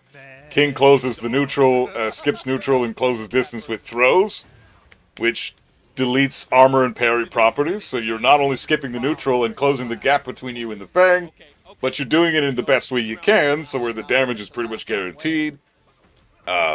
Fang has a 14 frame down forward 1. King has a 13 frame down forward 2. That's counter hit launch. Oh, counter hit. Goes to the low. Those two challenging the other. Fang is going to lose that every time and eat a fuck ton of damage. Dash jabs in the combo. Not a huge chunk of damage, but okay. Fang can't really get out of dodge with up forward 2 because when King's in heat, he's got the homing throws. Again, King is just a very solid counter pick to Fang. Okay, punish, yes. Nice punish. Nice. He could have launched that, but nice punish anyways. Just block it and not do anything. What were we down there for? What are you blocking? What's for? up with Rip and Spag as commentators? Are they gone for good? So that's a fun story. Long story short, they were on commentary at the beginning of Season 2 or the end of Season 1 for a while. They had some choice words about the game. Not a negative, not super negative, just kind of constructive criticism. But basically the shit that everybody else was saying, but dumbed down to a very light and palatable choice of words for Bandai Namco to maybe, instead of getting mad about, they could have taken into consideration and fixed the game a lot fucking sooner. But, you know, they could have done what they did Season 3 a year ago, but by listening to dudes like Spag and Rip who are critiquing the game while on commentary. So yeah, fine, I get they got into trouble for that, but they essentially lost their fucking jobs. Bandai Namco's like, we don't want to hear your negative opinions about our fucking game. Get out of here, you're no longer welcome on the roster. And they just didn't include them on the list when the list came out of commentators the next year. It was fucking ridiculous. I made a video about that months and months and months ago. Have we had any Mishimos yet? Nah, no Mishimos. Not even Reina, not even Jin, not even Heihachi. Not even fucking Heihachi. As broken as he is right now. But again, it goes back to the consistency thing, man. Yeah, King is a good idea. I just hate playing characters without good movement. Sidestep into weave has done so much for me. Well, King's got a wave dash now, man. It might actually be fun for you. I thought maybe Alisa because of her sidestep and chainsaw pressure. Different characters being utilized. Some A not. different time period. Against Fang? Akuma, Maybe. Yeah, I Akuma missed Panda that. phase. Yeah, I was part The of thing that. is, like, no, we don't see him at all anymore. That's all I'm Endangered. Yeah, they're very Bears. endangered right now, man. Ever since Fang doesn't really have too many good homing moves. I guess back 4 is still strong. Yeah, a little toned down. But, after that season 2 yeah, Alice's sidestep might do a number on Fang. His homing moves are not that bad. Or not that good, I mean. He doesn't have a crazy amount of tracking in the neutral in general. Now we're seeing a lot more of the cast, which is great. Yeah, and you know, this character that we're about to see on stage as well. No, I don't know. Alisa could be a good pick. Probably the character that Were they critiquing the game on commentary? I thought it was Heat Speak that made Bamco all pissy. For Spag it was. For Rip, as far as I remember, the last thing he ever commentated on, we should go back and watch that sometime. Last thing he commentated on, he had some choice words about the game. And I like things like, oh, that's in the game for some reason. Like little things like that, right? Oh yeah, because that's in the game for some reason. And then, oh, well, it's cool shit. Went right back to normal commentary after the little tiny slight. You know, so, and this is like, I'm paraphrasing, and I'm not being fully accurate with how it actually went down. So take my words with a grain of salt. But essentially, he lost his job because of some shit he said about the game that was completely justified, but he did it on the payroll, and that's the problem. So they fucking fired him because they don't like constructive feedback. Meanwhile, they did exactly what the fucking suggestion was a year and a half later in Season 3 because they fucking know finally they messed their game up so hard. But they fired dudes that were telling them that shit a year ago. Give him Hitman too, give him all the stats. Oh, give him a Hitman, bro. Ridiculous, man. So Ban and Namco indirectly created the environment that is hostile and angry from so many players. We hate the state of the game. We hate the state of ranked because there's so many idiots that are able to abuse the broken system.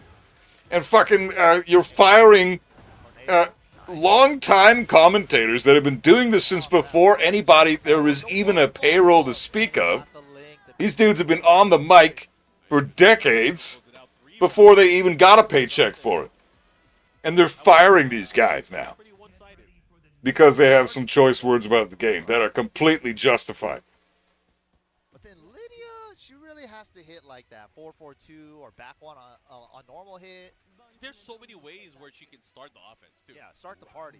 See, even this shit, what MYK and Markman is saying right now, well, Lydia, does she really have to hit that hard? Like, yeah, even little things like that. Like, Bandit Namco's probably listening to this going like, oh, they better watch it. They better watch it. Don't you dare critique Lydia. You know? Fuck, dude. I'd be terrified of saying that shit. I can't believe they did this. Rip was pretty vocal on his streams about DSS changes as well. That probably didn't help. Well, and rightfully fucking so, though. Like, no law player worth their salt ever asked for free DSS. Do you realize how long law players had to work their fucking asses off to get that shit to be as precise and as oh, no punish. Oh, come on, minus 14, bro. Or minus 12. Minus 12. Yeah, Sonic Fang's minus 12. Regardless.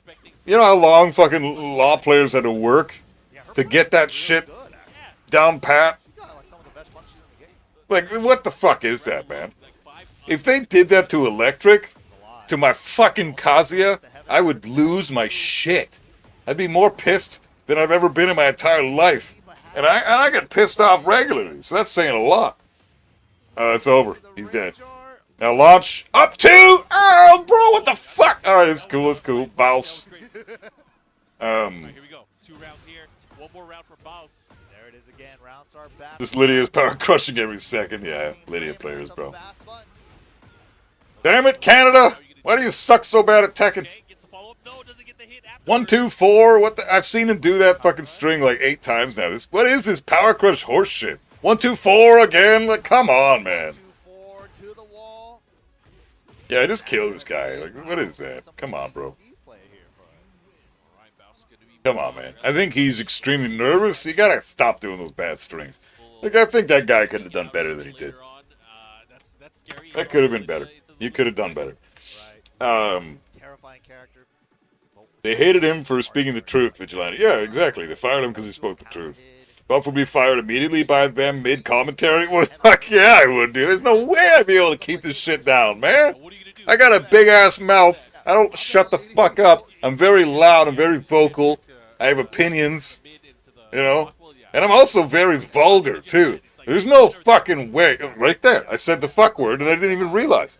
There's no fucking way that I would be able to be allowed on commentary for multiple reasons. They would never hire my ass. And the only way I'd ever get hired on a commentary is if A, I was allowed to be 100% myself and authentic, which there's no way they would hire me. But A, I would need to be allowed to be authentic, and B, I would need to get like the community to sign a bunch of petitions and I'd be like, get Buff Guy on the mic. Like, and then I'd hand that in. That's the only way I could ever see them fucking hiring my ass for this type of shit. Because, hell no, man. I would let them have it. Every little piece of thing that happened on the screen that looked like ass, I would call that shit out every fucking time. So they would need to allow me to be myself. And that's it. A lot of leverless players now. I remember the first time I played against a leverless player. To mitigate the time spent for players to use Electric when Godfist, we decided to change the input to QCF2. Oh my fucking god, dude. We'd lose our shit. We would lose our fucking shit. Dude, it's not a single player game, you're not playing Lydia right. Yeah, exactly, right? Why the hell was he letting his opponent have a turn? Come on, man. That's not how you play Lydia. Feel like the Lydia is a beginner player, to be honest? Well, yeah, he's using 1-2-4, man. No, he's a blue rank. Very, very new player. And that's okay. That's what Combo Breaker's all about, man. It's not about watching non-stop pros play against each other. You want to see that? Watch Evo Top 8. That's where that environment exists. Combo Breaker's about people coming here, getting a hot dog, watching some Tekken, having some fun, maybe having a couple of drinks, watching some other games, and then coming back and watching some Tekken. You know? That's what Combo Breaker's about. And if you want to compete, there's the sign-up board. Go write your name down. $20. Boom. You're in the tournament. Have fun. Enjoy getting your ass kicked. Combo Breaker's beautiful. So who gives a fuck if people are playing like ass and getting their asses kicked? Super fucking, you know, playing like shit and nervous. You're drowsy and sleep, you're gonna head out. Alright, he should be safe, bro. And no, swearing's not allowed on commentary. Not allowed. But yeah, you know, it's, oh, there's a Jin hat. Ryaf! Oh, shit, I didn't even notice it was Ryaf. Damn, Gabe FGC's gonna get fucked up. One of the best Jins in the world. Him and Daniel Motto and CBM. Like, top 3 Jins on the planet right now. Nice! Perfect punish. Jin can launch every single one of Fakramam's lows except for Full Crouch 2, I think it is. Or is it Full Crouch down forward 2? I don't know. As soon as I was leaving as well, too. What happened? Oh, the Jin? Yeah, I know, right? There's a fucking Jin. I love if they made the electric into a perfect electric so you can only get an electric if you input a P. I don't know about that. That'd be fucking crazy. This is Pools. We're all here to watch people drown or get drowned by Sergei Stroganov. Yeah, dude. Ever since the cheating scandal, fuck Rayaf, man. What cheating scandal? Ryan is in his head right now. It helps to know the character you're going to fight against, right? Yeah, he knew which Cheating scandal? What'd I miss? It's like, that's the 3-4-4. I'm a judge. Pros are like a moth to a flame when it comes to Fakramram? Oh, yeah, it makes sense. Fakramram's a ridiculously good character, man. I've said it before, I'll say it again, man. If you're in Tekken 8, if you're a character in Tekken 8, and you can say, in this volatile-ass game, that you are the best at something, you are a fan-fucking-tastic character. Whoa! Nice step left launch! That was sick! What are you doing 3+4-4-4 or 3+4-3-3 against fucking Ryat, bro? Come on, man. Even I would have stepped that shit. Still, though, it was good. You convert it to Season 2, the dudes that wasn't confirmed that they cheated. Oh, I covered it. Oh, did I? Oh, yeah, I covered it in Season 2, the dudes that wasn't confirmed that they cheated. Oh, yeah. Didn't Riot participate in an empty tournament with bots in Saudi Arabia to earn points, or was that never confirmed? I think that was officially confirmed, yeah. I was in the zone of we don't get to say things without full evidence. but I think it was confirmed that they were actually using We gotta get there bots. first. Let's see. And not bots, but they were like Round, creating called out artificial signatures in the tournament That was crazy. to bolster their earnings. Like you competed in a tournament with this many participants, so you make this many points. Had you participated in a tournament with half the number of participants, you would have made significantly fewer points. So they bolstered their score to be able to compete in later in the World Tour Finals, which you know that's brutal. Why do you need to do that, man? Like Ryaf especially, you're just watch this guy. One more time, punish. Oh, he could have had a Terrible punish. What is that? Back one, bro. Could have had a back one. Yeah, like something. Back one into the forward 1+2. Here we go. Aruda stayed. Follow up here. All right, has combos. That was not a combo, but okay. Yeah, this poor guy is not equipped for this type of. What, bro? Come on. Oh, just a down 4. Yeah, this poor guy is not. He's not he's not on the level.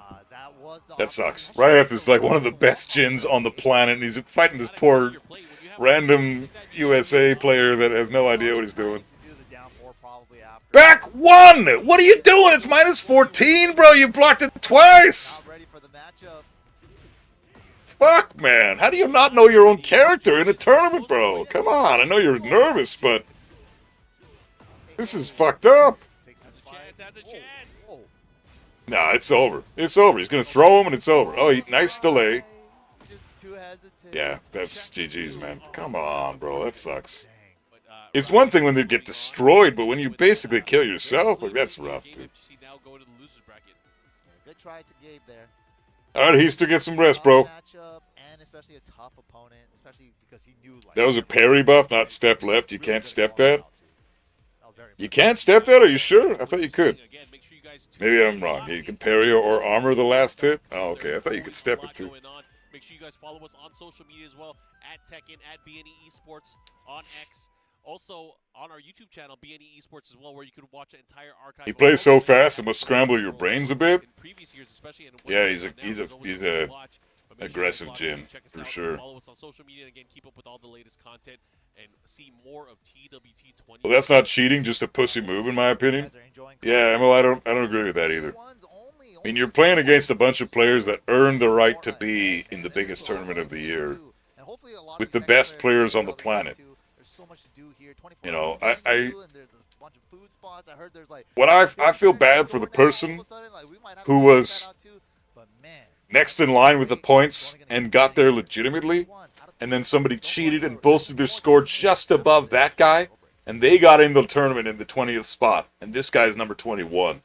And he's there through pure skill and devotion, and this dude's here through that, accompanied with some fucking shady bullshit, you know? Like, that's rough. That's rough. I feel for that dude.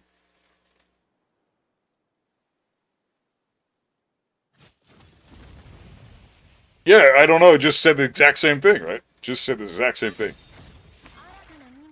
As a huge Newman fan, I was pissed at Ryaf because he shafted Newman. Yeah, that's fucked up. Newman is way better than Ryaf. I think Ryaf's great, but Newman is stronger than Ryaf as a player. You should go to Combo Breaker next year. Yeah, maybe. I don't know. We'll see. If I get really good at hitbox and we get some money in the bank for travels, I would love to. But I think Evo's higher on my list. If I'm going to go to a big tournament next year, I would like to go to Evo Vegas. Because, I've been thinking about going to Evo Vegas for like a decade now, and I've wanted to for many, many years, before that even. And it would just be nice to meet some people, say hi, shake some hands.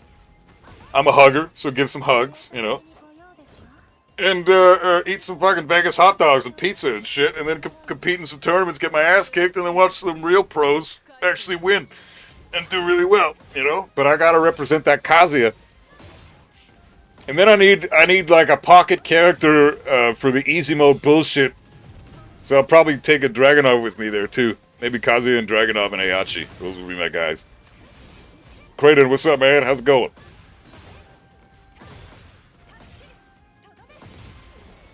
I always wanted to go to Copperbreaker, but I will never go back to Chicago. I wasn't in Chicago for over an hour before the airport had a drive-by shooting. Jesus, fuck, dude.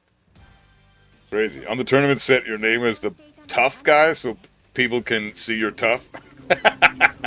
My hair tough. Because that's all I got right now. Just got a hair tough. Don't actually have hair, just a tough. I had the biggest welcome to Chicago motherfucker moment ever. It's brutal, dude. Holy fuck.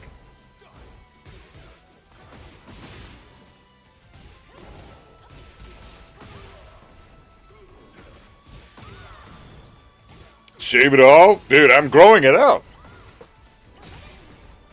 I've shaved my head a decade ago for fun. Just to see what would happen. I've been bald for 10 years almost.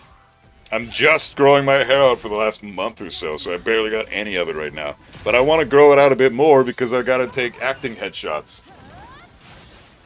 Because I'm a voice actor. So having that on in my portfolio is what my agents need from me right now. But yeah, I've been bald for years, bro. I mean, haven't you ever been on the streams before? I've been bald for fucking years. Hey, George, what's up, man? Reach got 5. That's cool, man. Good for you. I was all geared up to go to boot camp for the Navy. I almost got shot in the line of duty before even going to boot camp. Holy fuck, dude. Yeah, that's rough. I'm glad you're cool. I'm glad you're okay, man. Jesus. Bob and Jose. Jose Senior. May 24th, bitch. Hell yeah. May 24th. We're going to figure out who this new character be at. Okay, you guys talk amongst yourselves for a few minutes. I'll be right back. Just in time for the tournament to restart. I'll see you guys in like 5. Have fun watching the Pac-Man shit. See ya, Pac-Man. Be safe. Don't get lost. Oh, memories. Well, time for the next level. Snack break. Let's roll. Oh, amazing. Huh. Ooh, power pellet.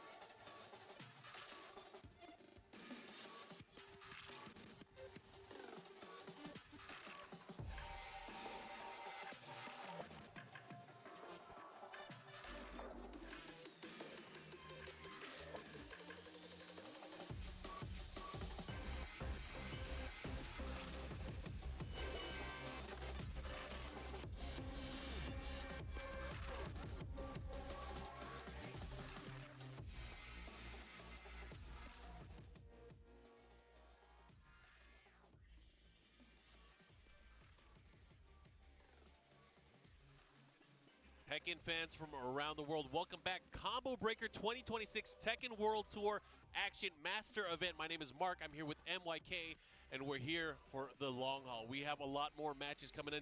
First day of action, and a lot of people trying to figure out who we're going to be getting out of pools, who's going to qualify into our bigger part of the tournament. But that's all day today, and then some of tomorrow as well. Yeah, some people don't even play today, so they're chilling, right? So it's like some of them are just like at home or like in their rooms just checking it out, or they're getting their last-minute grind sessions in. I saw some streamers too, just like last-minute grind session before the tournament tomorrow. So everybody's definitely here fiending for some good-ass Tekken. And the magic of Combo Breaker too, like not only do you see people playing casuals here, when the tournament stations are being used, if you go in the hallways, Yes. if you go in the hotel lobby, there are people grinding it out, and they've been doing Everywhere. that since people started getting here.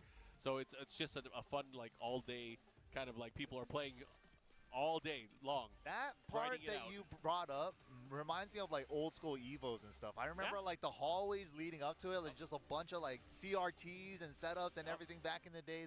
This is like the golden era right here. And this is like we still captured that lightning in a bottle here at Combo Breaker.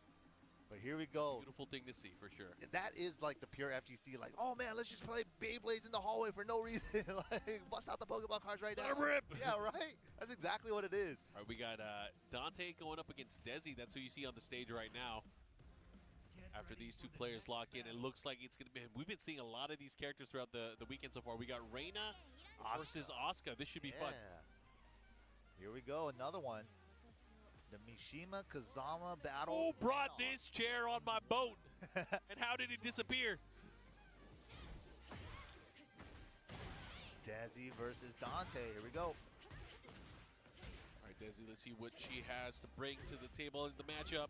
Yeah, I wasn't familiar with which Dante this was too, because there was a Dante that played Law before too. Different Dante. There's also a Dante, son of Sparta. Yeah, I don't think it's that one. that one too. Oh, low to beat the Power Crush. Good chunk of damage. Oh, almost a counter hit. Just a clean high crush though. Inner strength. Inner peace? Yeah, I was like, wait a minute. There's no peace with Asuka. Oh, Rage Art. It's the devil trigger. Okay, this should be donezo. This is such a badass Rage Art. You can see the demon in the background too. Dude, I love Devil how wings. the wings kind of look like the Heihachi hair for the longest Yes, time. that's the right? cool part, right? Yeah, I was like, dude, that's such a cool tip. Well, what do you think of, like, when you see the Devil Reina design? Kind of has the Heihachi hair. It does, as well, yeah. right? Like that part, I'm like, Little design nods. Those are so cool. yeah. Even in her song, Did you too. play the story? Like, did you completely go through the story? I And did. So she is not Heihachi's real daughter. Adopted daughter. yeah. Adopted daughter, but she's from the Hachijo side. So Yes. she's from the Kazama side, right? Yeah, Kazumi side, Yeah, Kazumi Kazumi side. Yeah, Kazumi's. Which is where the Devil Gene originated from. That's where it is, and that's So why it's Heihachi kinda don't have crazy. it. Yeah. And then the whole story, the main story, is like her trying to activate her own Devil Gene. It was kind of cool. Spoilers. if you guys But haven't a lot of played- that Oh, is wait a minute. after you beat the main story, there's those extra chapters as well. You Exactly. guys got to play that. Make sure you guys do that. Yeah, dive into more Reina's backstory. I love whenever she splits her personality in the story too. It's You guys probably. I was gonna say, you guys probably think we're a bunch of jocks and all we do is play versus mode and practice mode. No, we play story mode here. gotta play story mode, man.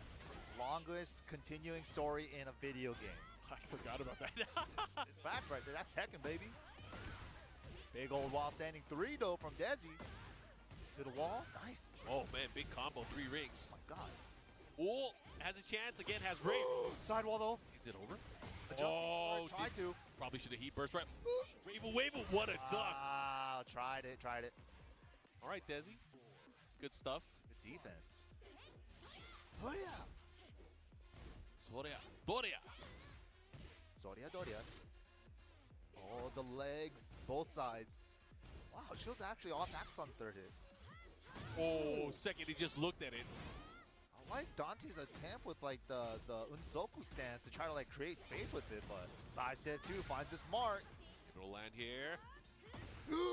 3 once again. Desi looking to close it out. Can she do it? Oh my goodness, the unblockable into the slide. A baseball slide, safe. Okay. Nicely Okay. done. Definitely she feeling herself. All right. Asuka's still strong, man. Asuka's still be gaming out here. I'm not a big Asuka fan. I remember you saying that I'm last still year. not an Asuka fan. Especially last year when she was so strong. I remember every time Asuka was on screen, you're like, She is definitely still strong. She Yeah, is she definitely is. still strong. She's just not as what was Gorilla. that? Gorilla? Yeah. In So that was the season term. They even use that term in like overseas in Japan. They definitely called her a gorilla character. gorilla. She really was. Yeah. Full Unga Bunga character. Now she got like demoted to chimpanzee, but still an ape, Still a gorilla. I don't know what you're talking about. right? She still has all the heavy hitting tools. It just not as oppressive, I should say. Yeah, like full crouch down forward 3, leaving it a little farther away, less chip. Gorilla with a heart. Oh, thank goodness. Does have a heart. Oh, missed the follow up there. Gotta get a little deeper on that one. The War God kick, which is such a sick name. No, I love the acronym for it that they've still made it. WGF? Yeah, exactly. What is EWGK? Because it's a kick. I was like, oh, dude, Namco, I know what you're doing. That was really clever. Still EWGF, Electric War God foot. Oh, okay. You could call it a kick if you want, but that's a foot to me. It is a Jesus. Almost fell on nothing. Okay, I'm back. I was back. Alright. What's going on? Who's talking shit? so good for like teaching you how to. Who's mentioning bad things about my hair? Tsunami kick, I gotta launch. Hellstorm, I gotta launch from the block. You know what's crazy too? Because the Mishimas are usually not characters that people recommend for beginners to learn. But they are great because they have, usually from the frame range, it teaches you everything. Yeah, no, honestly though. Teaches you block Paul does too. punishment, Paul does too as well. both ways, yeah. Block punishment on using them and against them. Okay. +2 throw. Okay, little punish. Hey, Lois, what's up, man?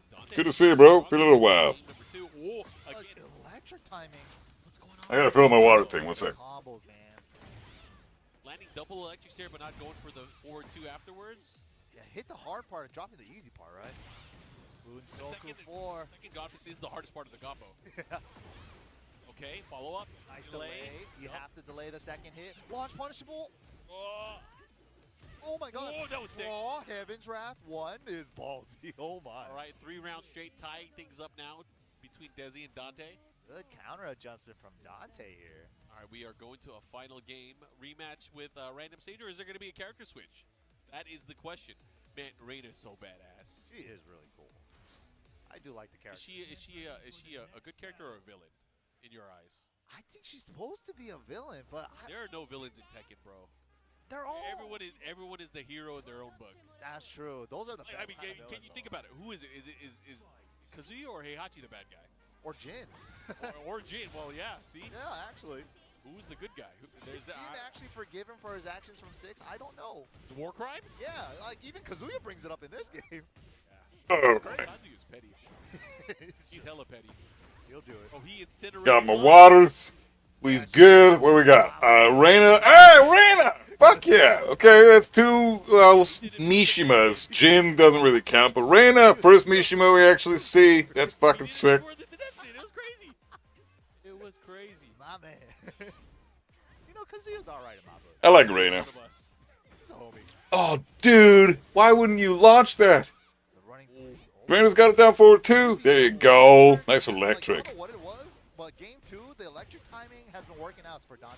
Yeah, I mean, we didn't see that. Bro, launch this stupid shit. He's done that twice now. Oh, beautiful movement, though.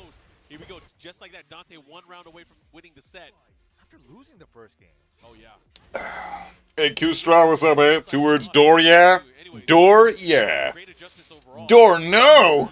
It's all about Window, yeah. God Fist 2. Buff random question, how would you feel about a Devil Reina DLC character where Reina adopts Kazumi's moveset as the reveal? Turn things around is to block I'm down.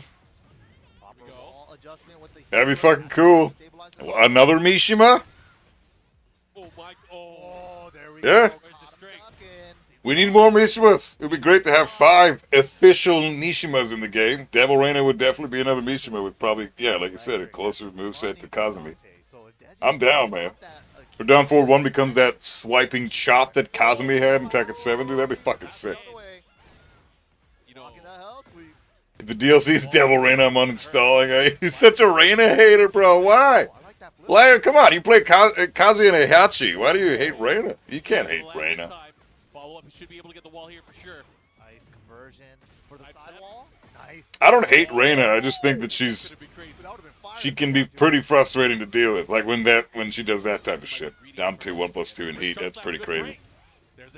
But she's got some significant counterplay. Like, she is not hard to counterplay.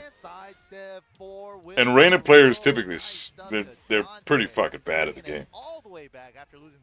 Hey, Lounging, what's up, bro? How you doing? Trying to find another way to get to Virgil. He hasn't met his brother yet. Yet, but still. She's fucking annoying and really toxic. What's annoying about her, though? Maybe a little bit later on the I'm not saying she's not. I'm just wondering what's annoying about her. You guys can check it out. Devil Rain is in the files, so it might be true. Really? She's in the files? That could just mean that she might be like a secret boss in arcade mode or whatever the fuck, though, right? So who knows? It's always like in contention for top 10 moves of Tekken. Always. Always. But man, it's been a blast. Combo breaker. Reina is cosplaying a Mishima, but actually a stance slopper. I mean, she's a stance slopper, but she is a Mishima. She's got the flash punch, she's got the proper electric, she has the hell sweep, she's got the wave dash. That's the 4 hallmarks of Mishima. She is definitively a fucking Mishima. She's just got a fuck ton of waifu tools on top of that. So I get why people don't like her. She's like the perfect package. And that's the weird part, too, in my opinion. How do Reina players suck so bad when they have everything? You've got insanely good pokes, great spatial control, great neutral control, fantastic fucking Mishima concepts, all the good shit with the Mishimas, and better movement than all the other Mishimas. She can step things that other ones can't. She can backdash properly out of the way when certain things happen. You know, Reina's a fucking fantastic character. How do people suck so bad with it? I think it's because she's so demanding. I genuinely think Reina is a very hard character to play. A little bit of Demon Scissors. But again, a lot of it was just... If you don't know the matchup, Reina can be overwhelming like Lydia.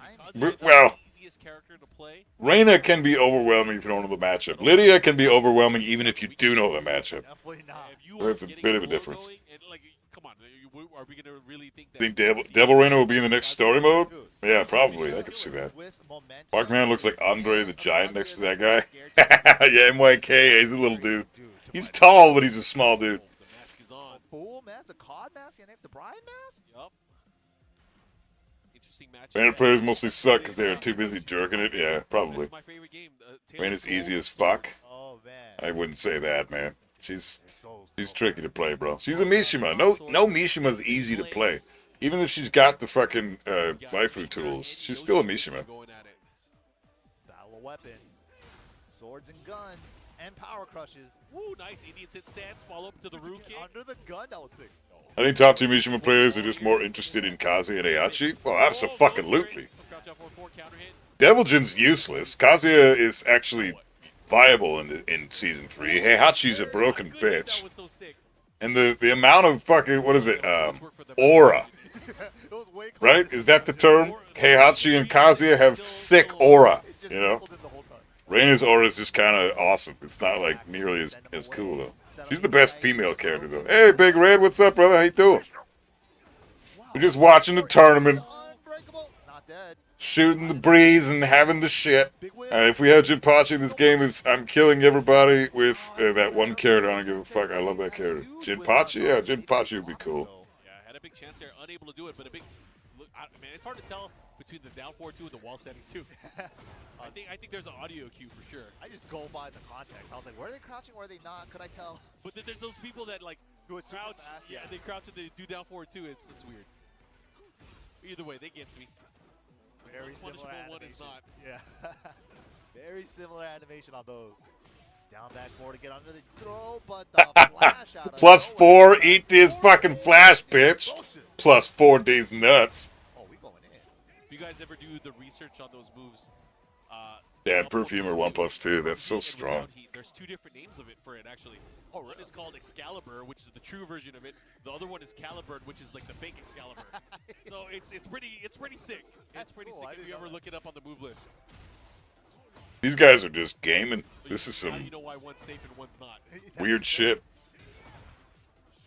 Oh man, the perfume. Sword sweep. Wall's right there. Maybe, yeah, he thought the wall was slightly Just further. gaming. No duck on the 2-2-2-2-2-2-2-2. These guys are gaming, man. Oh, Jesus. Yeah, it is. You know, I gotta say, sometimes it is fun to watch total beginners fight. You know, I'm not even kidding. Like these guys are obviously beginners. It's sometimes you get some entertainment out of that shit, man. No duck on the 2-2-2-2-2-2. Oh, that was brutal. On two of those rounds, it could have gone either way For sure. Let's see if Sensei Blaze Hanging with a friend doing some co-op where we could. So this stage has more Where can we bet on the matches? That's actually fuck, dude. Could the stream not be deleted by the internets if I actually put up like a gambling thing? Like, hey, fuck, dude, we should put a. Are there like polls we can do? You know what? When we get out of the pools, when it gets to like top 8 or some shit, that might actually be fun to try to put in like a poll to see who's gonna win what. That'd be sick. And then whoever wins that gets channel points or something. I don't know. I think Cammy would have to set that up. I don't know what the fuck I'm doing when it comes to that stuff. Sword swing.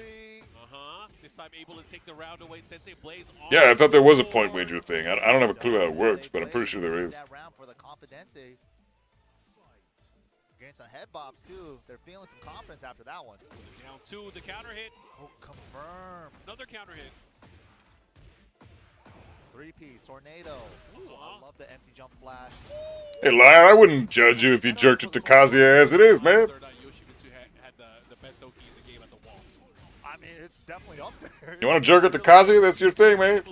Oh, he finished the launch punishable string, and the Yoshi was too impatient. He had to interrupt it. Man, this Yoshi player. Playing like a fucking Yoshi player. It's not even just about the sword sweep either, which is, you know, it's a huge part. There's so many layers to it, yeah. Oh, that could have been No punish on forward forward 2? Bro, no punish on... Oh, okay, there we go. Make it hurt. Looking to close things out here. One more mix can do it. No, it might be enough. It might be enough. All the wall hits. Nice, nice unblockable. There you go, there you go. This guy's getting shit done. Might be one of the richest viewers, 131,000 channel points. Holy fuck, Liar, Jesus Christ. Well, you're up there. I think Cammy's got like 500,000 at this point. I don't even want to know what she's got. It's really messed up. 131,000? That is insane, dude. Holy fuck.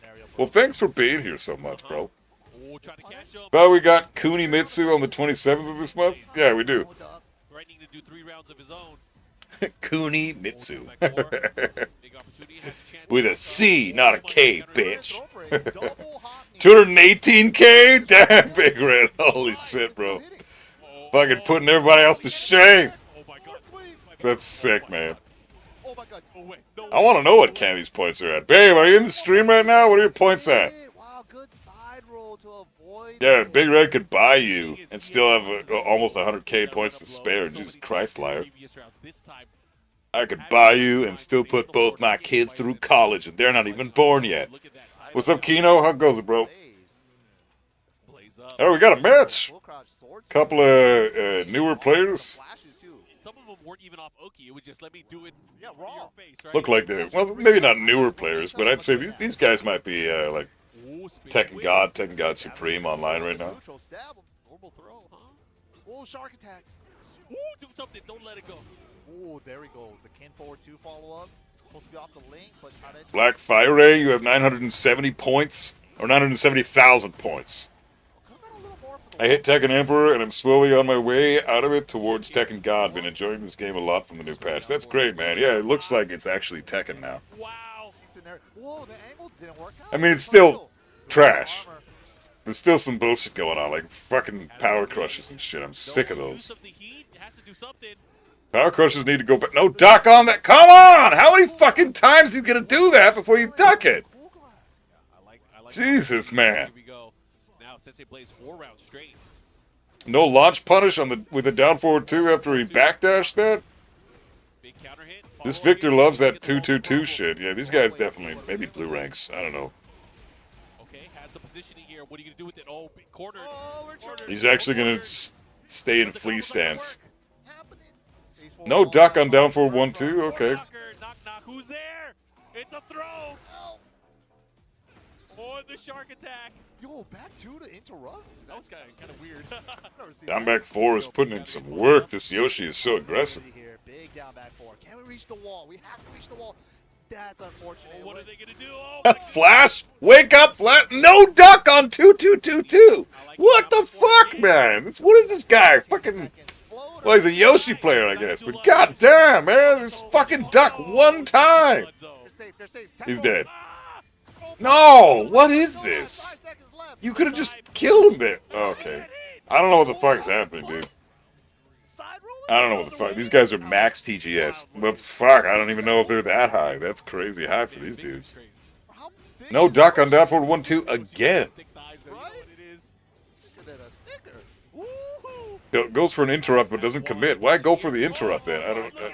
This guy's constantly tech rolling despite the fact that he's never ducked that. The Yoshi player is always using the unblockable, and yet the Victor player will not get a fucking clue and stop tech rolling. Oh my god, late on the punish. These guys are either incredibly fucking nervous or pretty new to the game. Yoshi hasn't ducked a single high string. This guy's finishing launch punishable strings. This is some crazy shit, man. I don't know whether to be impressed or heavily entertained. I'm both right now. I'm impressed and I'm heavily entertained. Final round. Goddamn, dude. Come on, Victor player. You're the Canadian guy. I'm rooting for you right now. Who's gonna get to use it? Get in shrine underground. Nice jab check. I like it here. Not a lot of damage, but look at this positioning. Oh my god, missed the combo. That's unfortunate. Gets a punish. Yeah, that tornado coming in. Man, he's loving that down back four. No throw break on the regular throw. This Yoshi should know as well. If Victor does running 1+2, running 2, or Perfumer 1+2, it doesn't fucking matter what Victor does unless he does Power Crush. Yoshi can beat every single thing Victor does in stance with Flash. And so, nice. Good shit. Good shit. Seriously though, Yoshi can beat every single option Victor has aside from Power Crush with just a simple Flash. Just Flash and it's done. But just option select that shit. Every single time Victor did a +4, +5, +6 attack on a block, Yoshi can kill him for it. There's nothing Victor has that's slower than 13 frames out of fucking EI stance. So what is the or faster than 13 frames out of EI stance? Which means if he's like +6 in Yoshi's face, Yoshi does a flash that's 6 frames. That's 12 frames. That beats out every option Victor has except for the Power Crush. I don't understand. Just fucking do the thing that's gonna beat the character every fucking time. You have an anti-Victor character, and you never did a single anti-Victor counterplay. I don't get it. Been playing Star Wars Battlefront 2 co-op missions. The Rise of the Tomb Raider has a co-op survival exploration mode that's really fun. Rise of the Tomb Raider, is that open world? Is that the game that Cammy's playing on stream right now? Why not? You know, at this point, definitely a character I love seeing in Tekken. Tekken players look so nerdy. Yeah, I know, same. That's why I'm hella nerd. Street Fighter players look like models. What? Are you for real? Look like models? Yeah, maybe Gamers Weekly magazine, I guess, potentially. Or like, I don't know, furry models. You want to be in a furry magazine? You'd be the perfect candidate. Sure. Maybe, it'd be an ironic cast. Be like putting like Smash players in like deodorant campaigns. That'd be hilarious. We need a bunch of people to sell this deodorant that's coming out on the market. Get a bunch of Smash players. That would change the dynamic of the FGC forever. I don't know if I want to live in a world where fucking Smash players start wearing deodorant and fucking Street Fighter players start modeling. Remember Nee saying he hates Seppi Black because you can't be good looking and be amazing at Tekken. It's not allowed. Yeah, he is a good looking man. That's true. He's a pretty guy. I'm not just saying that because he's German and I'm biased. Fuck. Not the same one, but the same trilogy, the Tomb Raider. Oh yeah, it's part of the three new New Age Tomb Raider games. That's sick. So it was like what, third one in the trilogy? Optimal for your character. Ooh, shotgun. Shotgun blast up close. Australia versus Pakistan. Isn't Khan a really good Leroy player? Oh, cool route. Okay. Is this the same Khan I'm thinking of? He's scaling after shotgun unless it's in need. Other man. Tekken players advertise discovering your Zen. Yeah, in a spiritual fucking what is that? Punish there. Yeah, he's What's testing that? some knowledge there. What? That wasn't even Damn it. counter hit. Spiritual, whatever the fuck, Reiki. Sidestep or something, right? Yeah, Reiki and what's it called? Chakra. Get your Reikis aligned with your chakras. That In the weird new shit. Yeah, that- Tekken mental therapy. Blue parry. Fucking therapeutic therapy session. Do it in this. The Maybe it's Oh. Khan. like a match made in heck. Wrath of So Khan. good. Buff Deadass, a major Smash controller modder, started making his own deodorant and selling it, and it deadass worked. Deadass. Deadass is like, I'm being serious right now, right? I'm trying to figure. I gotta get with the fucking lingo. God damn it. Deadass is like for real though, right? Isn't that's what that means, right? Go in on him. Yeah. Or is it deadass like deadass is fucking? It was dead in the water. No, it's that one, right? That's what deadass means. No, it was deadass like he tried it and it fucking sucked, right? Like that's what deadass means, right? Yes? Okay, I was right. So yeah, deadass is a bad thing. Buff Deadass a major.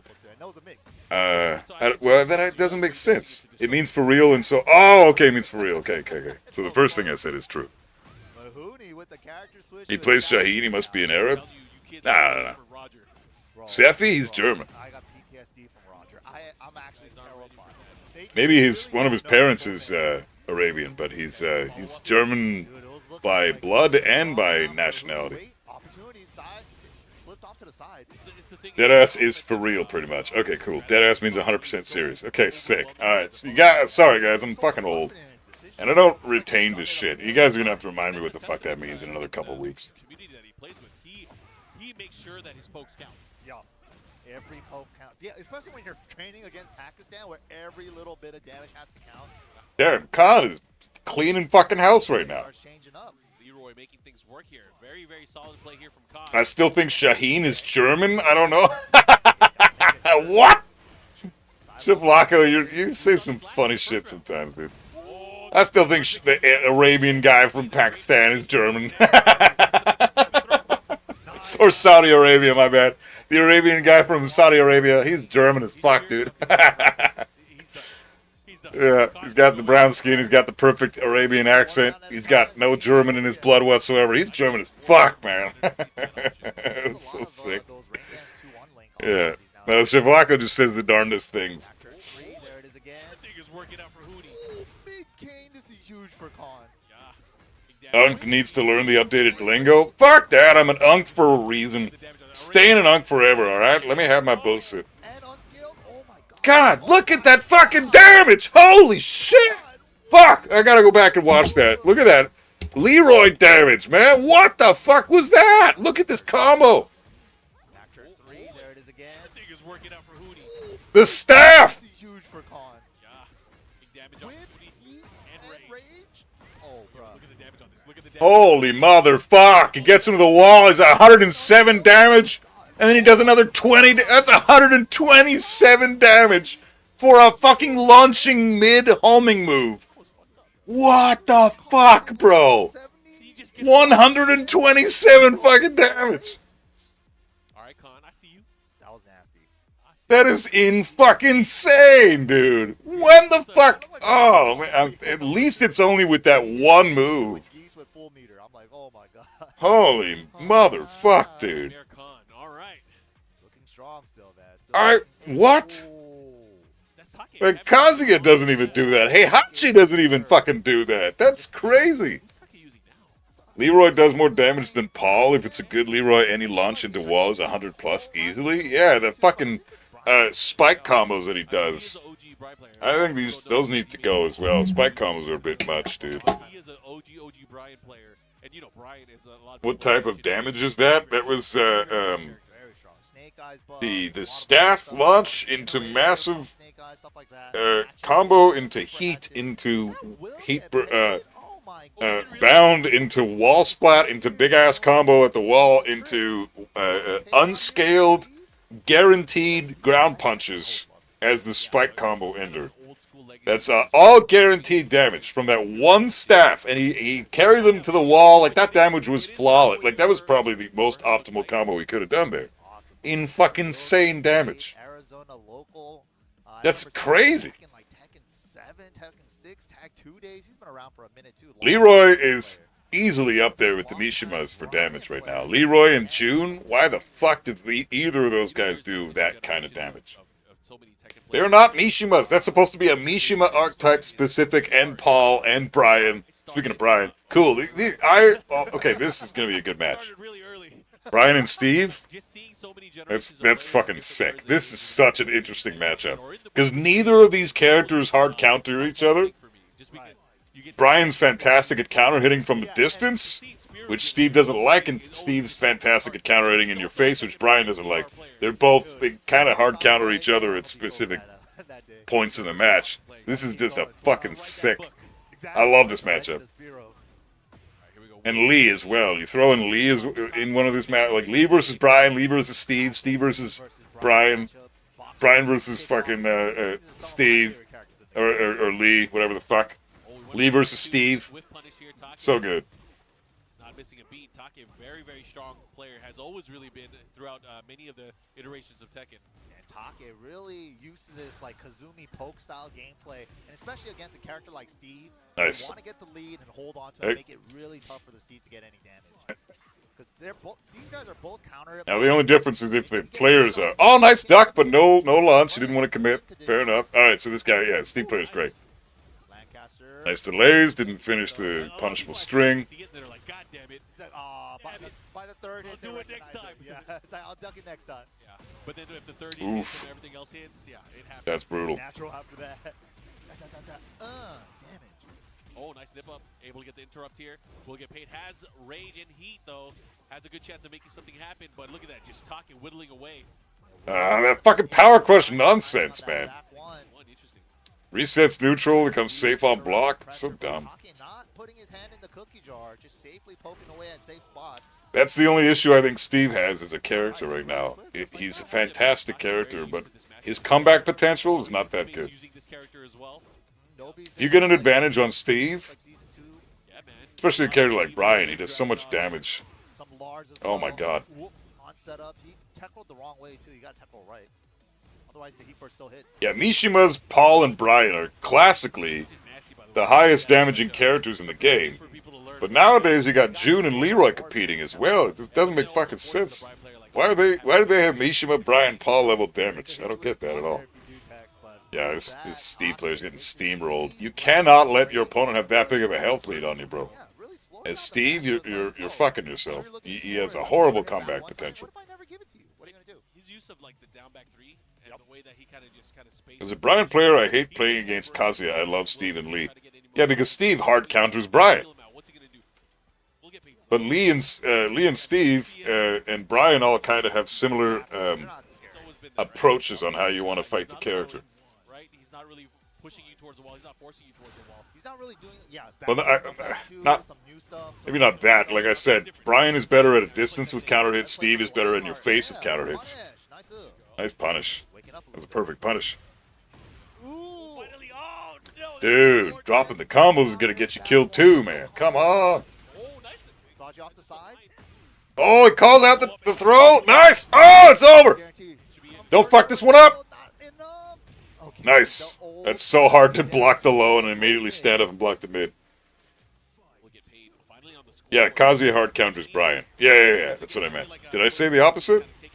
No, Kazuya hard counters Brian. He just destroys Brian. In Season 2, Brian was disgustingly broken, so Kazuya didn't really have a chance. But now in Season 3, Kazuya's back to being what he's always been. He's a hard counter to Brian. He's always been a hard counter to Brian. Will get paid, has to find something huge to make this comeback. Steve kind of has to find a counter it somewhere. Steve is a scrub character, Kratom? Dude, try playing Steve. Great move choice there. Try playing Steve at a high level and see what happens, bro. Get Steve to Tekken God Supreme or God of Destruction right now. Well, you know what? Fuck it. Get him to God of Destruction. If you can do that with Steve and still come out of that saying he's a scrub character, then I will take you seriously. But he's not a scrub character. Steve is one of the few characters in this game I genuinely respect. He's a fantastic character. He teaches fantastic Tekken. He has almost no bullshit aside from the quality of life stuff that need to go, like being forced into Lionheart certain times. His up 2 launcher being ridiculous. Foxfire at the wall. Besides that stuff, Steve is a respectable character. And considering that's all the bullshit he pretty much has, he's doing a lot better than a lot of other characters. Go back the other way, gotta be careful. Nicely done from Take there. Yeah, Take is one of the best Bryans in Japan, so that's kind of brutal. Very nice Steve player, though. I gotta say, that guy is solid. Considering that's one of the best Bryan players in Japan, that's really cool. The whole time, even like little sequences at the end there, like back 1 into the 1-2, +4 into jabs. You can't step. You ready to play me? I'm a GOD Jin man. You want to mix me up? I'm not playing Tekken anytime soon, bro. Until I might do some viewer matches down the road, but I gotta learn my hitbox, man. Not ready to fight properly right now. Let me do Hatchet, right? Hatchet only, you know, and get back 1.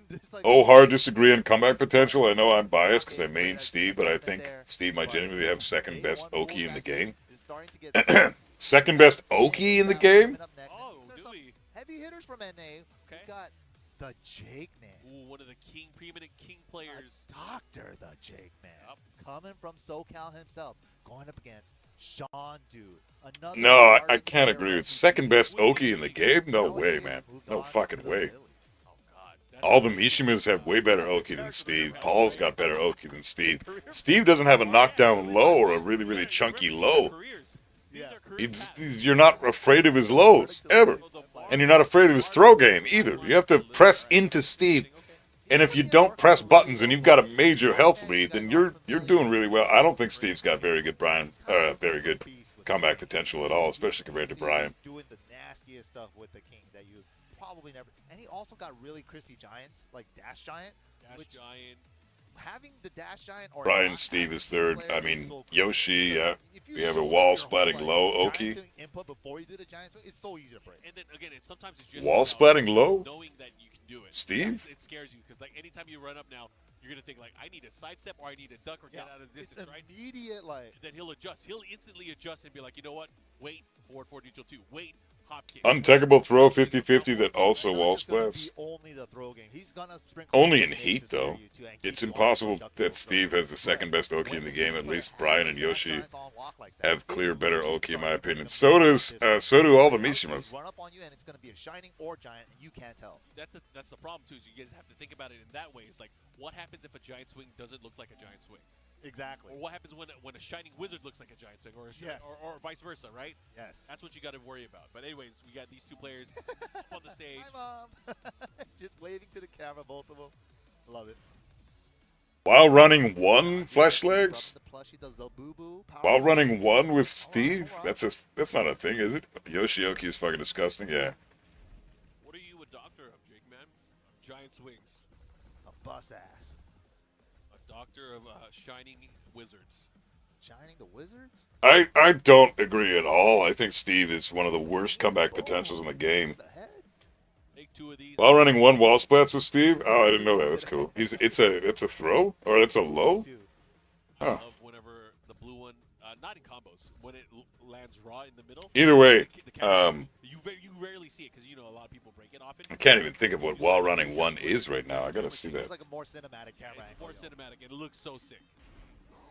You just see the way that the opponent crumples.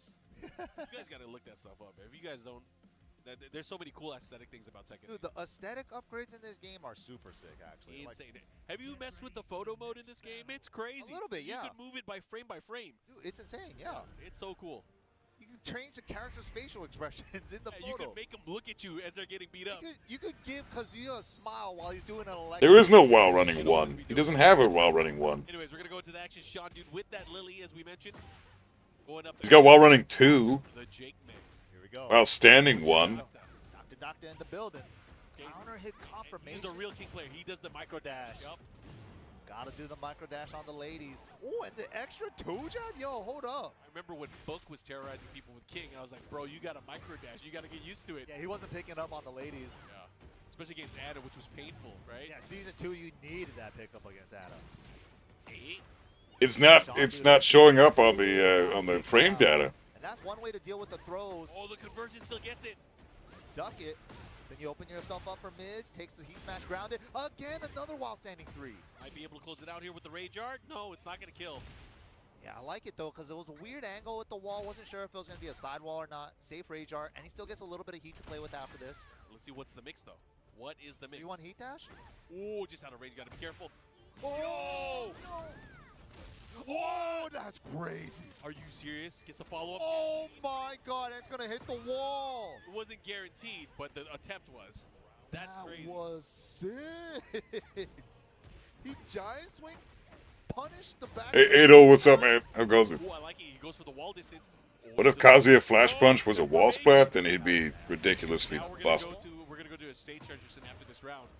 Interesting. I don't know about that one. No 10 frames should fucking wall splat. There on the combo.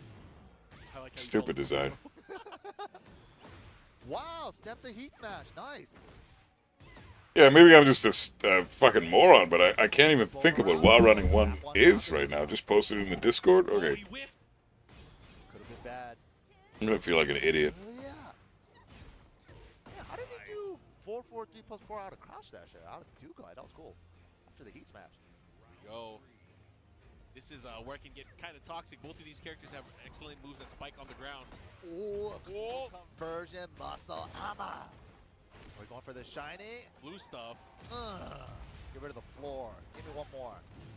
Oh, that's the fucking... Oh. Well, why doesn't that show up on the thing? RKO. Oh. That's the low. Big giant tub. Good tech roll. Ooh, big slide. Oh, and Yeah, the the low to beat the running armor, but it doesn't get a counter hit because there's no attack on it. If While Running 1 hits you, you get a free forward 2. Oh, okay. That's the really low punch that kind of scoops your legs up. Yeah, okay. said that they changed King's crouch dash input, and then Yeah, it was a sick combo. gave him a wave dash. Right. He felt so It was a good combo. Yeah. Heihachi having wall splat flash punch is his identity, isn't it? Did they made it the Mishima one? I mean, yeah, Kazuya had that originally too, but it's always been a thing with Heihachi. I think it needs to, like, we need to account for what this game is as well, right? I don't want character identity to be ruined. I don't. But they've put us in a spot where something's got to give, right? And I think in this kind of crazy environment, because it's still, yeah, it's healing. It looks great. I love the direction Tekken 8 is going. If it continues to go in this direction, it could be the best Tekken game ever made. But it's still a volatile mess. And there's a lot of problems this game has. Damn, this is some ass punishment. What is going on here, guys? It's a fucking volatile mess. Oh, nice call out with the hop kick. I don't think he meant to do that, but that's still cool. No heat though to extend. Oh, he chased him down. And when you have a volatile mess and you're not sure what the fuck is happening, and you're competing with 1,000+ frames, and you're trying to Called off to the side. trying to think of a million things at once and how to beat your opponent's offense. I don't think a wall splatting 10 frame is a very smart thing to add into this type of a game. But yeah, that wall splat low, the tech trap launch, the wall splat throw, and we got 3 other good Oki tools. But I really think Steve rides momentum really well. Does Heihachi have an 11 frame? Yeah, 2-2. Not very good. He forces crouch, does a little bit of damage, but it's and it's safe on block. But no, it's yeah, 2-2 is 11 frame. Yeah, but I think he's been like hanging out in Vegas a bit too. Oh, word? Yeah, he's been around. World Warrior Fear. Good to see him out here at Combo Breaker as well. That's right, he was at level up. Yeah, the other guy was eavesdropping. Eavesdropping ass bitch. Anyways, we're gonna go into the action here. Sean Dude up 1-0 right now with that. No, that's fair.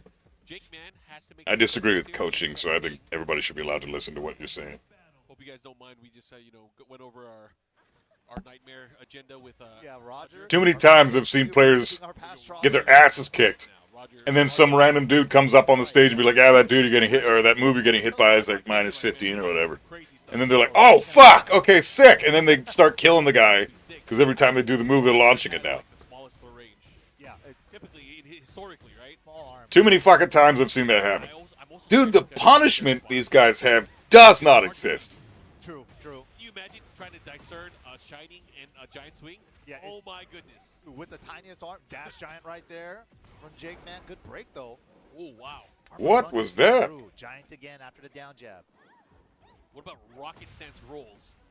Coaching shouldn't be in pools. I'm cool with it in top 8. 3 as well was one of my favorite moves. The tail, double tail, did a chunk of damage. The I don't angle think shoulder it should kick be in that any the environment. camera I mean, did. top 8, you could argue, is even worse. Like, Heat dash after if you're at the level that you're able to get to top 8 in a big tournament like this, then you are so experienced at the game that the tiniest piece of advice could mean the world.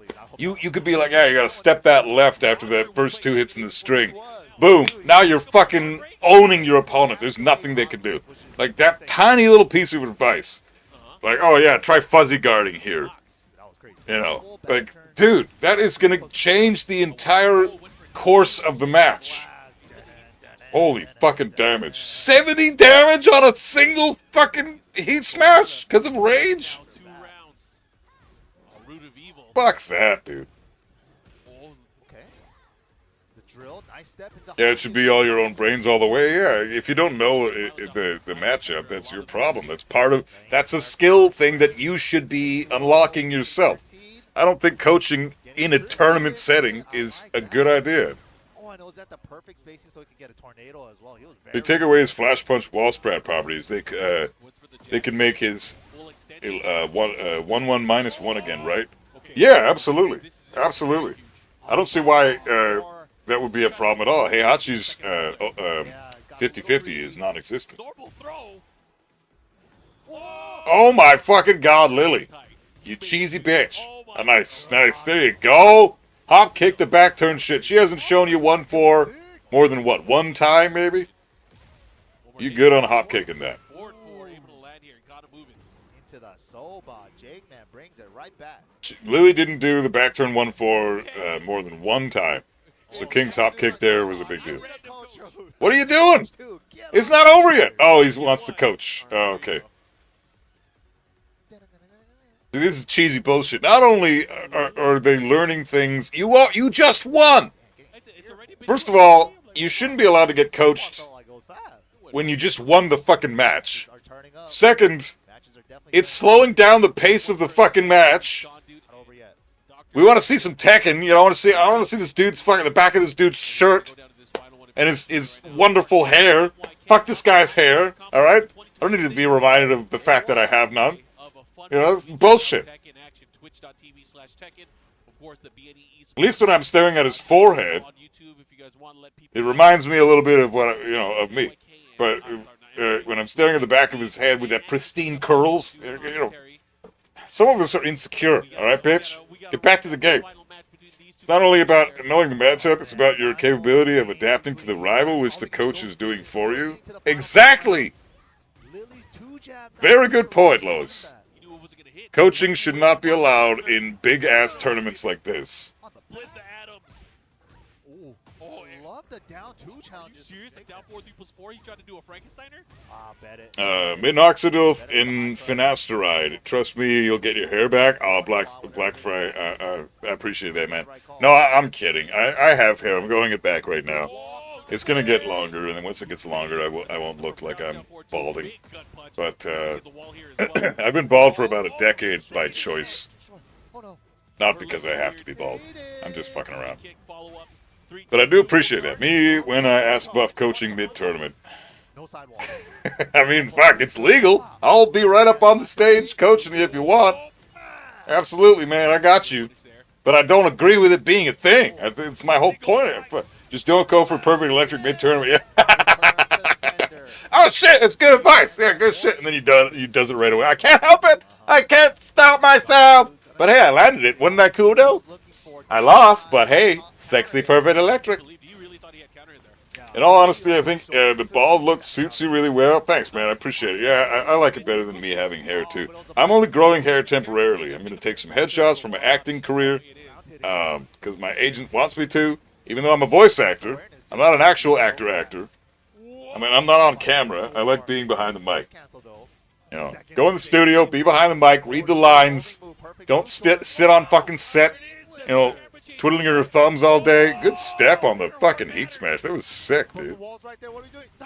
Nice combo! Fucking knew the back turn wall combo. Good shit. This Lily player is solid. What an uncomfortable down forward one challenge there from Sean, dude. Uh-oh, Jaguar step two. Time to play the game. Oh, counter hit. Ooh, dash Tijuana Twister? Yo, that was nasty. Jake Man feeling it. Oh my god. Good guess. Giant Lost the battle, won the war. If you hit it perfect, let you could tournament. Yeah, absolutely. Yeah, I didn't know how he was going to get up either. That was weird. Yeah, I used to have hair, and then I stopped giving a shit, and now I've been bald for almost a decade. Oh, good shit, good shit. King is so fucking cheap. Isn't King the most annoying character right now? He's up there with Lydia as being still one of the most busted characters in the game right now. I think King and Lydia are definitely like 1 and 2 most broken bullshit right now. Savage, what's up, bro? How you doing? Good to see you, man. It's been a little while. How's things? How's the boyfriend? Everything cool? Well, though, man, they were both like playing phenomenally. Yeah. Certain little instances didn't work out in certain situations. King's like pulverizing Lily? Yeah, it was pretty rough. I think King, Good match, though. It was a good set. Good set. I disagree. Every sport on Earth has breaks and moments of coaching. You still have to make the adjustment and adapt to yourself. Coaching can't do that for you. No, it can't do that for you, but coaching is a cheat sheet. It's like having, it's like going into a final exam in college and having your answers and your cheat sheet sitting right next to you while you're doing the exam. That's exactly what coaching is. Yeah, the cheat sheet isn't giving you all the answers, but it's certainly going to help with the vast majority of what's on the exam. Coaching is not going to help you with the entire matchup, but it's certainly going to help with the problems that you're having in the previous match, right? You go up on stage, you get your fucking ass pushed in, the coach comes up and identifies exactly what's happening, like, where are your problems? Oh, well, you're not blocking this move and punishing properly, you're not fucking stepping at this string, you're not ducking this string. You're not spacing this shit out properly. Boom, boom, boom, boom, boom. Oh, okay, I got all that shit down now. Okay, so I gotta watch out. It probably won't even be that many pieces of advice either. A lot of the time, when you're up on stage and you're getting fucking your ass kicked, and a coach comes up and helps you, they're giving you like 1, maybe 2 things to focus on. Otherwise, it's just too much shit in your brain to think about. So, like when I was doing locals, and I would go up and coach somebody who was fighting Kazuya or whatever, a lot of the time I'd be like, hey man, when he's vortexing you, don't tech roll, stay on the ground. Like that was one of the pieces of advice I gave people. Is it coaching in chess? No. It was one of the pieces of advice I gave people when I was in local tournaments back in the day. Hey, when you're getting vortex, stay on the ground. And do you realize how many people that one piece of advice helped? The one guy that I gave that advice to one time, he never lost to Kazuya again in Tekken 7. Like, the dude was getting wrecked, and then you tell him one thing, and he doesn't fucking lose the match anymore. Like, it's that big a deal. I don't think coaching should be allowed. Because that's up to you. You need to learn that shit. If you don't know that basic bullshit about Kazuya, stay on the ground to mitigate the vortex. Easiest bit of advice you can give a player that's getting fucked up by Kazuya. That's their fucking problem. That's the number 1 matchup in the game. Everybody knows. So if you don't know to stay on the ground to mitigate the vortex, that's a you problem, and somebody shouldn't be allowed to fix that for you immediately. That's ridiculous. Game would be better if Lydia was just not in the game. I agree. I don't like her either. I always loved her design initially, but I hate that she's a solitaire player.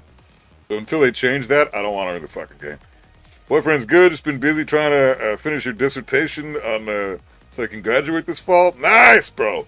Glad to be able to watch right now. Hell yeah, bro. It's great to have you in, man. Glad you're doing all right. Good luck with the dissertation, man. Fuck. Stressful, but you'll nail it, dude. I'm hearing cheat sheet, Chi-Chi. Is there coaching? Buff, do you try to become commentator in tournament? I wouldn't be allowed to, bro. There's no fucking way. Dude, with my potty mouth, my inability to control the shit that comes out of my mouth, the fact that I criticize the fuck out of this game on a regular basis, I would be fired before I even grab the mic, dude.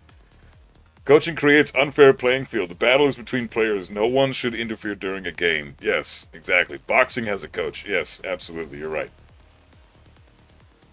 Boxing has coaches. That's true. I think that's different, though. It's quite a bit different.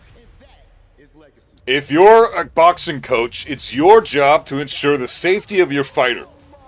And if they're doing something that's going to put them in harm's way, and there's a way that you can mitigate that by just telling them a piece of advice, you know?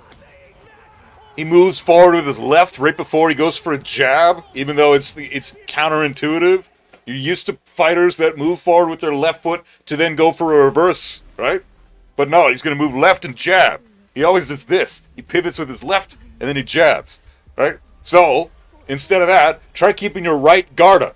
Keep the right guard up, and then go for a gut shot.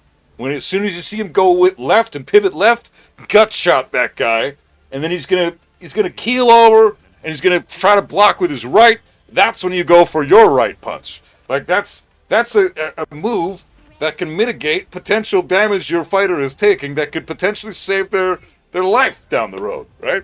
If they take too many jabs to the face because they're not noticing that the left foot pivot is causing the jab to disorient them because they think they're going for a right when they're actually doing a left every time, and they're not cluing in on that, the more shots to the face they take, the more injured they're going to get, and it's your job as the coach to ensure that doesn't happen. So when it comes to physical safety and health, yeah, coaching should be allowed. And it's a sport. It's a full contact sport that's, people can die in that shit. It's not exactly a safe environment.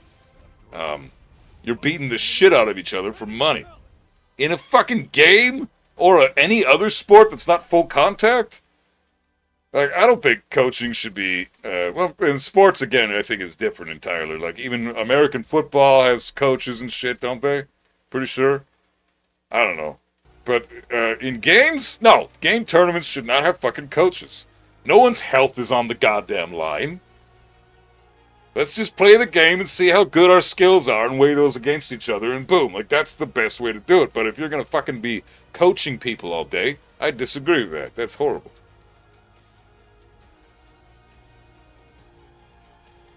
Physical sports are different, exactly.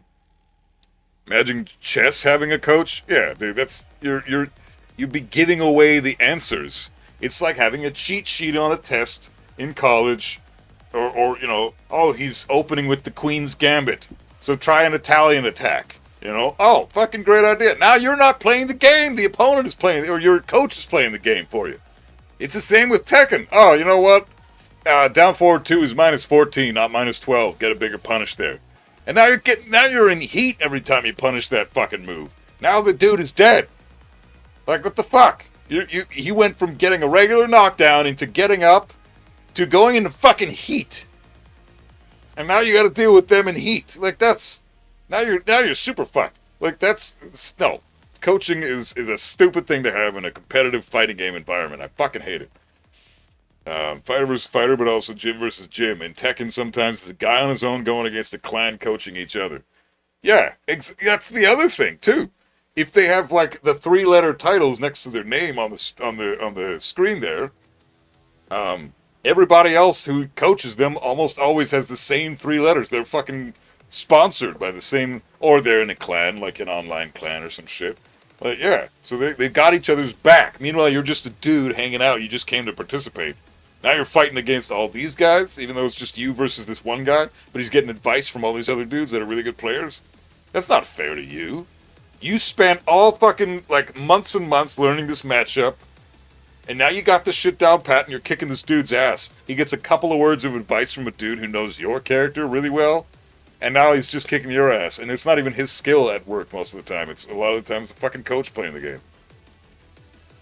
StarCraft doesn't have coaches? I have no idea. In chess, that's literally classed as cheating. Yeah, and I think it should be classed as cheating in Tekken, too.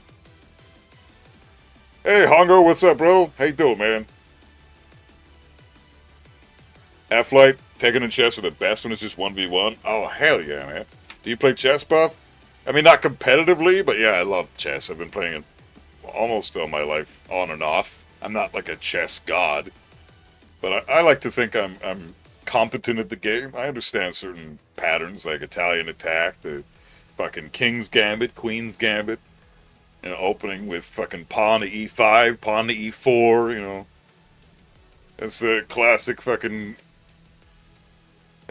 King's Gambit. I'll never forget when CBM beat the fuck out of me with Jin and then got coached to beat my ass even worse. And I'm sitting here solo like, what the fuck? Yeah, he beat the fuck out of you and still fucking gets coaching? Like, that's complete garbage, dude. What the fuck? Hey, how do I get it so that I can perfect this guy 3 times? Fucking, you bitch! Sacrifice the queen and mate? Yeah, what is that? That's not the Italian attack. The Italian attack is when you set it up with the knights.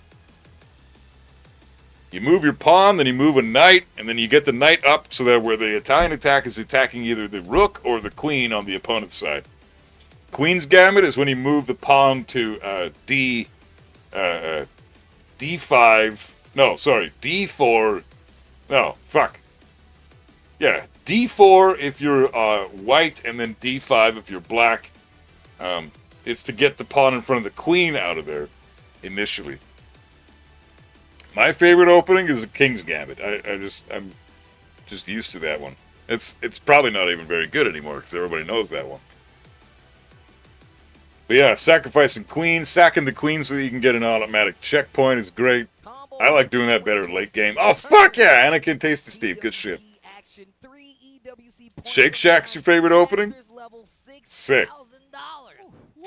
On the line, things are starting to get heated up. This is the all of you no rematch motherfuckers is what's wrong with this game. Yeah, the one and done's are bullshit. I agree. It's good to have you back on the tour, bro. Like, what's up, bro? I did not expect to be commentating here this weekend, but I could not pass up an opportunity. I'm glad that you're here, Anakin. We're all glad you're here, brother. 1,400 players to we're all glad you're here, bro. Later on Sunday, but a lot of Tekken. I love that guy. Anakin's a great dude. We've got probably one of the I recognize both these dudes. Who are these guys? What are their names? I know who both of them are, but I don't remember their names. Tekken Master. I told you. We might get it. Told you. Thought we might get it, and it is going to be the. Are you gonna do a mirror match?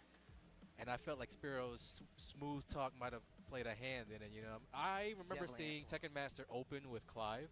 Remember this one Gotham chess video where he's looking at a cheater's matches, and in one he goes like, the idea is to sacrifice the queen and mate. I need to find it. Yeah, and the ones that don't that sacrifice the queen but don't mate, yeah, it's rough. Happens way more now with revenge points. Yeah, it's rough. 1-on-1 shit, that happens a lot. Yeah, I've heard that. I think losing a match pretty decisively and a coach coming and advising you is not going to magically turn the tide in your favor. Its effect is going to be largely minimal. I don't know, man. It depends on the level you're at. Tekken Master and oh, Spiro J. Oh, fucking sick, dude! Alright! 2 fucking bonafide pros! I fought Spiro Jin! I think I fucking beat him, too. I'm pretty sure I beat him. Did I beat Spiro Jin? I can't remember. I know I fought his ass. I think he's just having an off day, though. He's a fucking great player, man. Yo, jeez.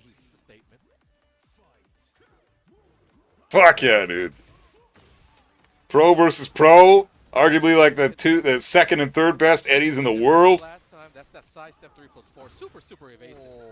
Eddie now actually has a really good sidestep in Tekken 8 for the first time ever.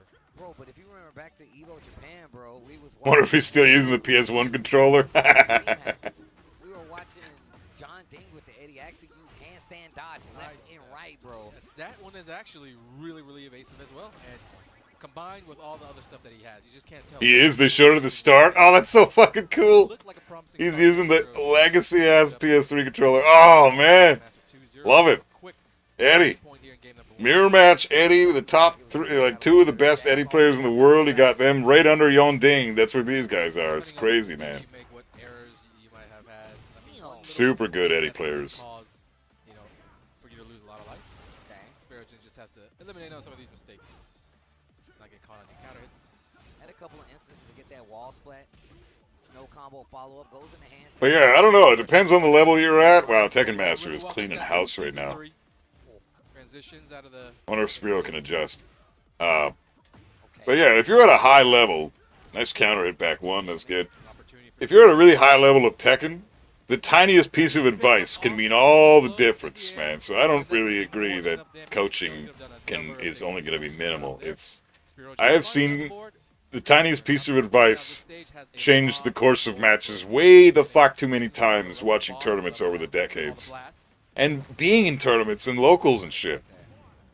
Like, little bits of advice. Like I said, I told the one guy, stop tech rolling and stay on the ground and you will mitigate the vortex with Kazuya. He did that, and I don't think I ever saw him lose to a Kazuya again. So I genuinely don't agree. I think that coaching is a way big. It doesn't seem like it's that big of a deal, especially if you don't know enough about the game. I'm not saying that whoever thinks this way doesn't know about the game. I'm saying that if somebody who isn't super educated in Tekken has the opinion that coaching isn't that big of a deal because it's only some words going into someone's brain. Like right now, with fucking King Ray Jr. giving Spirogen advice. What the fuck is this, dude? Why? First of all, he's playing Eddie. What the fuck coaching do you need? Like, he's using your own character, bro. Like, that's bullshit. But whatever. I don't know. Like, the tiniest piece of advice, if you're at this level, these guys are all pros. King Ray is amazing. Spirogen's amazing. Fucking Tekken Master is god tier. You know, they're all fucking insanely good players. So the tiniest piece of advice is going to mean that much more to them. Because if you're not educated in the game, you might think, well, how the hell am I supposed to go anywhere with just some words of advice? How do I implement that into my game plan? Well, you can't, because you're not at that level. But at the level that they're at, like a couple of sentences can change everything. Like, let's see if he makes a little improvement here. Let's see what happens here. He just got a shit ton of advice from King Ray. Let's see what happens. See if it changes the dynamic. It might not, because he's still playing Eddie. And he's still playing against the second best Eddie in the world when he's probably the third best Eddie in the world. So it does make a difference. Like, I don't think he's going to win this. But I don't think he's going to get no round brown either. The overall pro here. Eddie. You know, I think initially a lot of people knew him for his work in other fighting games. Yeah. But now that he's focusing a lot more. Because now, like, the advice he got isn't character related. The advice he got now is player related. The hottest ticket in town, and he's back ready to make a repeat attendance. It was really interesting when I first talked to him. He was telling me, he was like, no, you're going to see me a lot more when it comes to Tekken. Exactly. I was like, damn, right? And even before solely just focusing on Tekken, it was very Nice punish. There you go. Standings. And had a few upsets on his record, even when he wasn't only focusing on Tekken. Yeah, you just could tell the way that he played the other games that once he did. Man, even Eddie players struggle against Eddie's constant fucking 50-50 rush down bullshit. Even more so, Spirogen. Definitely a long time Eddie player. Big round for Spirogen. He's got Mendigo level 2. That is the difference maker. And Rage. Spirogen's really good at hitting Rage. 5 seconds left. 4 seconds left. What's it going to be, Spiro? Oh, fuck! Oh, what? Damn! That was sick, dude! If I looked at my screen, Oh, man. That was fucking cool, bro. Nice! Good shit! I'll give it to you. That was a round. Oh, no, last hit. Oh, fucking brutal. Now that should be a combo. Oh, he didn't get the wall. Damn. A little bit off axis. What a block. Oh, he guessed right. Flub on the combo. Nice to go down spike to avoid any issues. A lot of heat left to be had. +9 on block that move. No, it's +5 now. They got nerfed. That move got nerfed. Heat 3 + 4 is +5 on block now. Patient for sure. Still can't really do much though. This is a big moment in the round. Oh, dude, what the fuck, man? Nah. Flinched a bit there. Oh, that was dumb. He panicked there. That little piece of life get the full counter hit rage, or it didn't work out. Oh, what the fuck? Minus 18? Launch that shit, dude. We're already in set points. Spirogen looks rusty as fuck. It's been a while, I guess. No wonder I beat him. He's rusty as shit. For the Oki. No, bro. That's guaranteed, actually. It is messed up. Oh, nice. Good fucking move, dude. Yeah, get the call. Come on, Spiro. You got this, bro. Combo adjustments. Still with the heat. Fuck yeah. Get the +4. Good shit. +5. +5. He cannot let up. Minus 12. Great block right there. Second Master now defending. Wolf. Down jab. Forgot he can do that now. Spiro fighting Dude. for his life. Duck and launch this shit. What are you doing? It's your own character, man. Fuck. Alright, well, he got around. He played better. He got a bit of advice from King Ray, and he got around at least. You know, like that's what I'm talking about. Like, at least he got around that time. Eyeing it up in the first place because But seriously, like, Tekken Master's on a whole other level. What a bullshit character. Fucking hate Eddie. for sure. A little bit too He's so fast, would've loved to see irritating to fight. games because, yeah, it was still. I feel like it was still a little bit of feeling out that Spiro had to do. At the end of the day, Pretty sure I've seen King Ray and Tekken Master in MK1 and MK11 tournaments. Oh yeah, I think they are MKOGs, yeah. Second Master will be moving on, and he's one of those guys that he expects. Really well put. I also see it that way. With, Spirogen, so it just sucks when you see two really strong players encounter each other early on in the tournament. It's just a sign of how stacked. Gabinivelo? I don't know. Gabinivelo. Even if you are yourself. Good to have you, man. Welcome on in. Yeah, Fighting GM said Tekken is about adapting to your opponent. That's exactly. It's all it is, man. It's a dance. It's just a dance. And if you're not educated enough, you can't adapt. Also, if you lack the mechanical skill required to adapt, then you can't adapt. But you know, you need to understand what's happening on screen, and then you need to understand the answer to what's happening on screen. Newer players don't know what's happening on screen and don't have answers to it. Intermediate players understand what's happening on screen but don't have answers to it, and high-level players understand what's happening on screen and have answers to it. And then the pros they understand what's happening on screen, they have answers to it, but they also can adapt on the fly when their opponent switches up what's happening on screen. Even in victory. They have complete understanding of what's happening on screen. That's what separates a pro from a high-level player. The pro isn't going to be caught off guard with shit that happens on screen. And not kind of get too ahead of yourself because it's easy to find a little bit of short-term success in a game, as volatile as Tekken and fighting games in general. So you might have a good. It's hard to hate Spiro. He still plays with the DualShock 1. Can you believe it? Hey, man, if it works for him, I fully support it, bro. That's sick. Right. So there's a lot of layers and a lot of things to improve upon. So as long as you stay hungry, you're definitely on the road to success. No boys spoilers.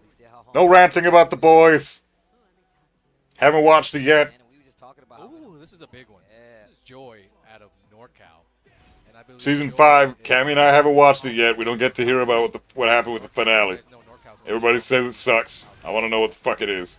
So this should be good. There's definitely, I wouldn't even call it upset potential, but definitely potential for Riot to face some adversity here. Okay, well that first round, no adversity. Nowhere to be seen, right? All right, I'm rooting for Ryaf here because I just fucking hate Anna. I don't like Jim, and I think Ryaf's a bit of a bitch for doing that cheating nonsense, but I definitely think that Anna is the bigger problem altogether, so. You already got fucking spoiled, I'm so mad. Ah, Savage, that sucks, man. I unliked everything about the boys on Facebook and haven't seen a single piece of anything about that show because as soon as something like that comes out and I'm not watching it yet, I think Cammy and I are probably gonna watch it this weekend. But even still, like, you haven't watched it yet, you gotta unlike all that shit. Oh no! Oh, okay, good. Nice punish. And look, did you see the amount of gray life that Anna had over there? That's What, cheating? It wasn't really cheating. It was, do Jin have weakness? I don't think Jin does, no. Jin's a perfect character.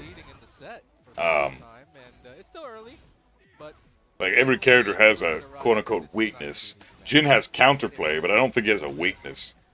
Like, a weakness is something that the character lacks, right? Something the character lacks that other characters have that give them inherent advantages.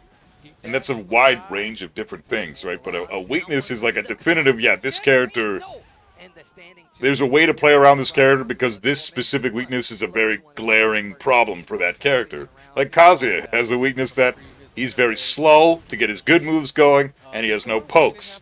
And he has to rely on a just frame attack just to play the fucking game at a high level, right? So Kazuya has a number of weaknesses. Jim, he can play compact, he can play Mishima, he has good lows, he has good mids, he's got great homing moves and spatial control. He's got fantastic damage, he's got really good heat now. 4-4-1 plus 2 might be linear, but it still guarantees a 50-50 on block. Like, Jin's fucking stupid. He doesn't have a weakness. Does not have a weakness. Never watching The Boys again is too much for me. I prefer Invincible. I like Invincible more than The Boys too, Shaflako. I think Invincible's sick. Up the pressure. Just try to get into your opponent's head even further when they're already thinking about that last. Did Ryaf cheat? Yeah. So, anyways, about the cheating with Ryaf. Ryaf was competing in tournaments that were.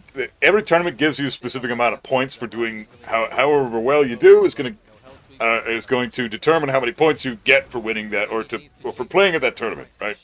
And typically, how it works is the more contestants that sign up, the better you do in that environment, the more points you're going to get, right? Obviously, a 16-person tournament isn't going to allot you 1,000 points if a fucking 160-person tournament allots you 1,000 points, right?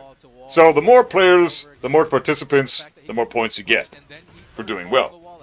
And Ryaf artificially inflated the numbers of the opponents by inviting, I think it was Ryaf, who invited a bunch of complete and total scrubs to tournaments, and then also using bots to generate other names that just didn't show up at the tournament, to give them a bye. If you get a bye, you're getting into the next round for free because your opponent didn't show up. But it wasn't an opponent to begin with; it was a fucking bot.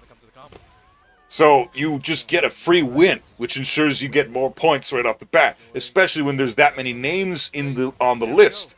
When fucking 10 of them are bots, and another 25 of them are fucking kids off the street that have no clue what the fuck they're doing in Tekken to begin with, that just got invited there by one of Ryaf's friends. I think it was a teacher. She was teaching one of her classes, and she was talking about the Tekken tournament coming up, and Ryaf is competing in that tournament.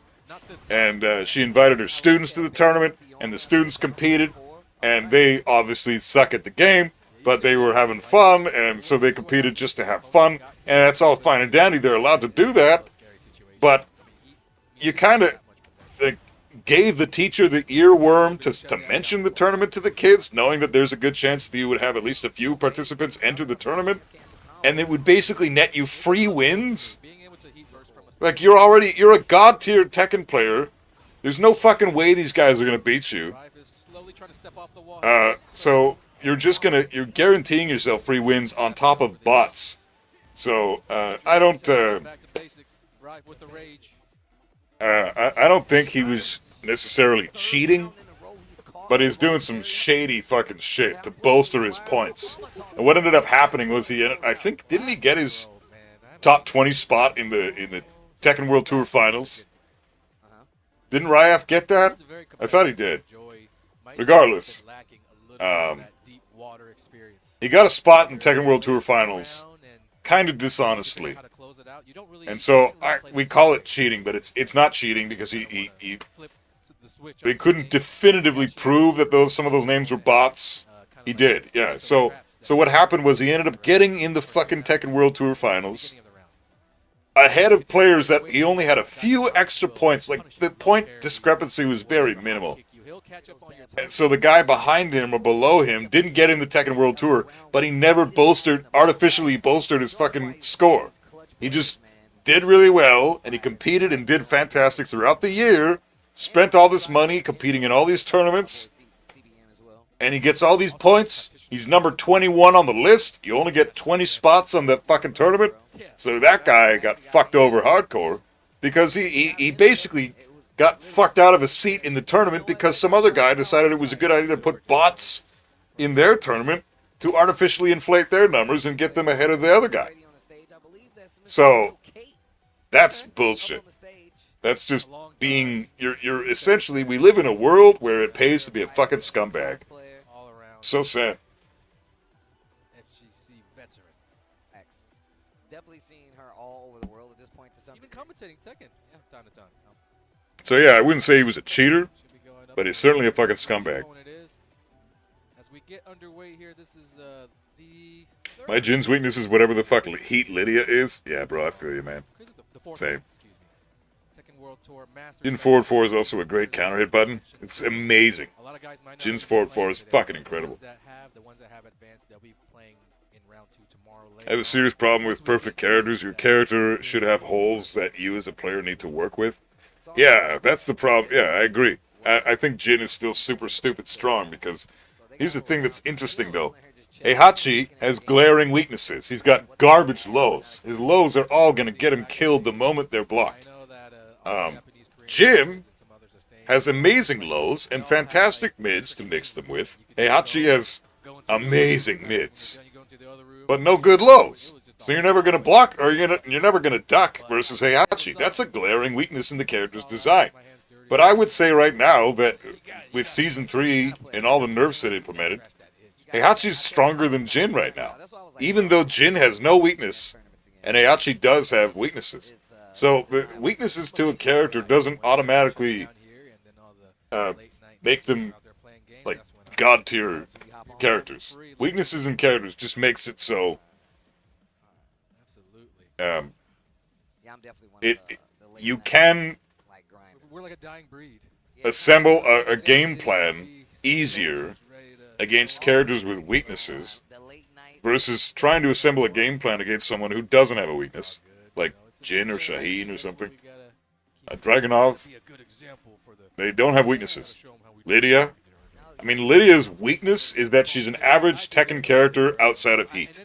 But the problem is when she's in Heat, she plays solitaire. There's nothing you can do. The moment she's +6, you just gotta stand there and block and get chipped to death. Oh, fuck. We got a Kazuya! Everybody shut up! Kujo Kate against Pudge, the fish. Kujo Kate? The girl's playing Kazuya? I'm so proud of her. Fuck yeah, dude. Female Kazuya player? What the fuck? That is so sick. It sucks that she has to go against Dragunov. That is horseshit. That was Dragunov, though. The top Dragunov moves. Heihachi's waiting for me to play. I'll play Heihachi, yeah. Once I get good at hitbox, I'll be playing some more beer matches and shit. Doesn't know where the openings are. You're gonna get a lot of mileage out of just those 3 hits alone, 3 attacks.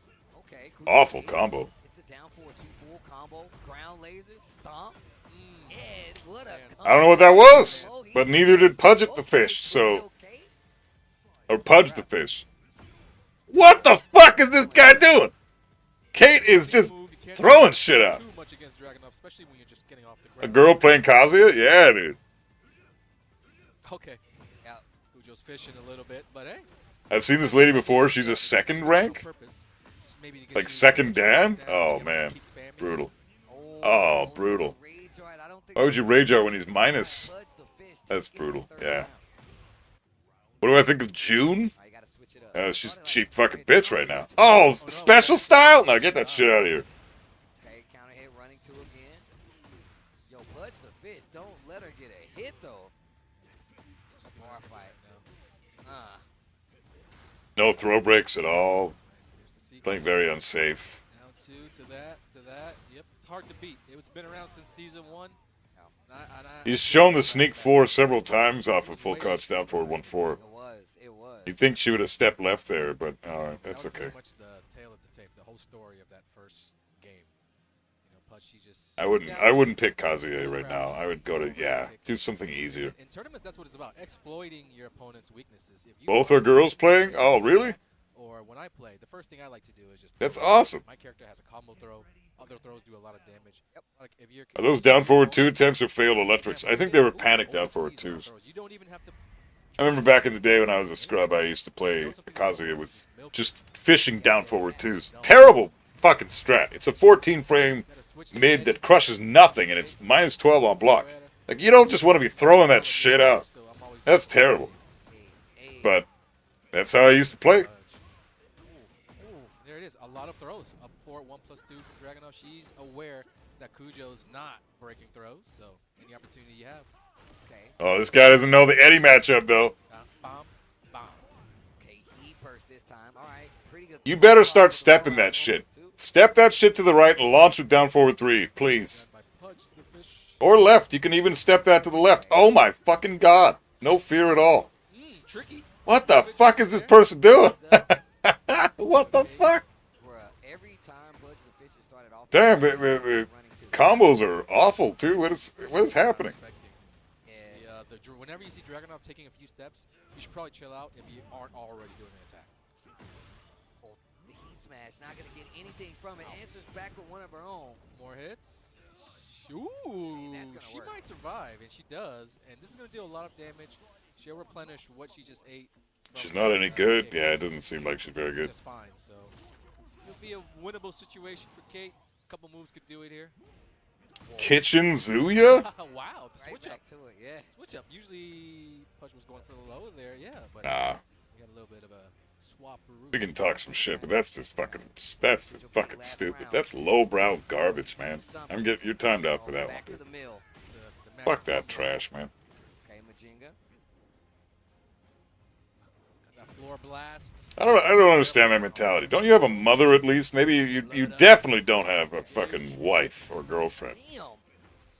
You most likely, due to that fact, probably don't have fucking a daughter either. But you must have a mother at least, or a sister or something. Like, what is that shit? Don't you fucking have any women in your life that you love? You're gonna fucking talk like that? What a fucking moron. Trying to be funny, trying to make a stupid fucking joke. Dude, you could have killed him there! What are you doing? Oh, that 414! Bound at the wall! Oh, man. Oh, well. Hey, props to the girl for bringing Kazuya to the fucking tournament. Props. Only 2 people in the world can do that successfully, and she tried anyways. Good shit. Good shit. To just do the right thing, but well played from Kujo Kate, never to giving up. Always, you know. Flame God, people be saying the wildest things sometimes. Yeah, I just think that kind of trash talk is like you've gone beyond the point of being funny, and you're just at the point of being a fucking moron. Definitely had a game plan going into it. Knew that run into was definitely like, oh, you know what? Treasure Battle ass Tekken gameplay. Yeah, dude, exactly. But it is fun when we catch the odd pro players here and there. I'm excited for Sunday, man. Tomorrow, it's gonna be kind of whatever. More pools. I should have been in this tournament. Oh man, I gotta practice my hitbox. I just got the hitbox. I haven't played serious Tekken in over a year. I'm rusty as fucking hell right now, dude. I couldn't play with controller to save my life because my carpal tunnel's so fucked up. I have absolutely no business being in any tournaments right now. I need to learn the hitbox, get good at that shit. Once I'm good, then I'm going to start competing in some tournaments. I'm going to at least start with some online tournaments. And then maybe next year I would like to be at Evo Vegas. We'll see. If Tekken still continues to be epic, and it turns into a beautiful game before the year is over, I might actually buy my Evo ticket this year. Who knows? We'll see.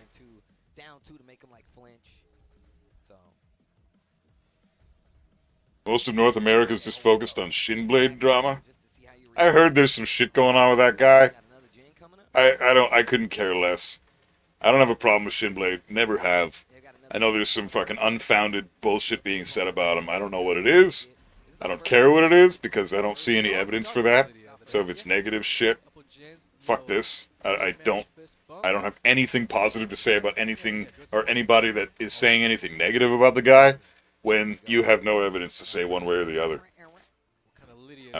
I think that's a fucking disgusting way of looking at life. Just being quick to judge somebody based on no information at all. He goes in when he plays with Lydia, for sure. First throw unbroken. Some tips against Dragunov this season. He is strong as fuck. He's always strong. Dude, it's crazy. Dragunov is so hard to fight against. Okay, oh. Talk about a character with no fucking weakness. That's Dragunov, man. No weakness. He's even got a gray health deleting mechanic. The only thing he doesn't have is a guard break. You're seeing these little things. That was a good side step. More hit for Sour. Sneak 4 been crazy since Tekken 8 released. It's still a really good move. It's a lot less usable now, but it's still so fucking good. You know this matchup. You know that all you have Still to do plus is 7 on block, man, and forces crouch. I mean, fuck, that's a good move. That seems like something that Golden Sour is eventually going to rotate back to. Shinblade is an amazing But you know that down back 3 is coming. You know it's gonna person. He coached me from high intermediate to high level Tekken and encouraged me to do tournaments. Dude is an awesome individual. I've never had a single negative thing. I've never heard a single negative thing come out of that guy's mouth. Being called out, especially Granted, I don't know enough about Shinblade. In my or in his well, whoever's defense, I'm not super familiar with the guy, but all the interactions I've seen of the guy have been positive. So I don't have any reason to judge the dude. Oh, come on, bro. Not launching hell sweeps. This is crazy. To let your opponent know that you go right straight to the low. That's insane. Blocking a hell sweep and not launching it. Even if you weren't ready for it, you should still have fucking launched that. Guess I'm still a scrub. I just don't see why you block and need more than +5 ever. No, you're not a scrub. You're completely reasonable, Savage. +5, +6, maybe. That's the highest frame rate you should be at on block. +7, +8, +9, that's a regular fucking occurrence. This bitch right here, Lydia, has multiple ways of getting you into +10, and she's even got a move that's +15 on block.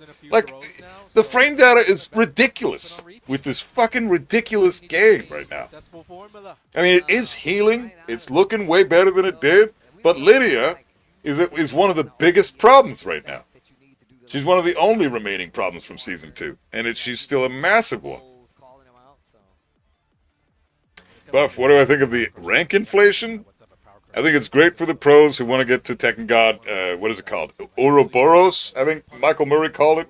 It's Tekken God, or sorry, it's God of Destruction Infinity, but the name that Michael Murray called it was Ouroboros, so I'm going to go with that. I'm calling it Ouroboros, because it sounds way better than God of Destruction Infinity, and it's a lot less words to say.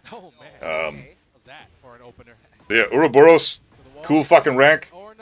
But nobody even hit God 7, let alone Ouroboros, so they adjusted the ranks accordingly, and now all the scrubs are getting pushed up to, like, God 2 and God 3 and shit. Well, not the scrubs, I mean, those are still really fucking great players. But, like, everybody who was God 1 last season is, like, God 6 now.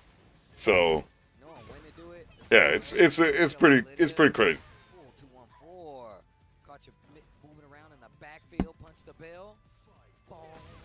Yeah, no grab, no throw breaks. Yeah, these are pretty new players. Both of these guys are very, very new.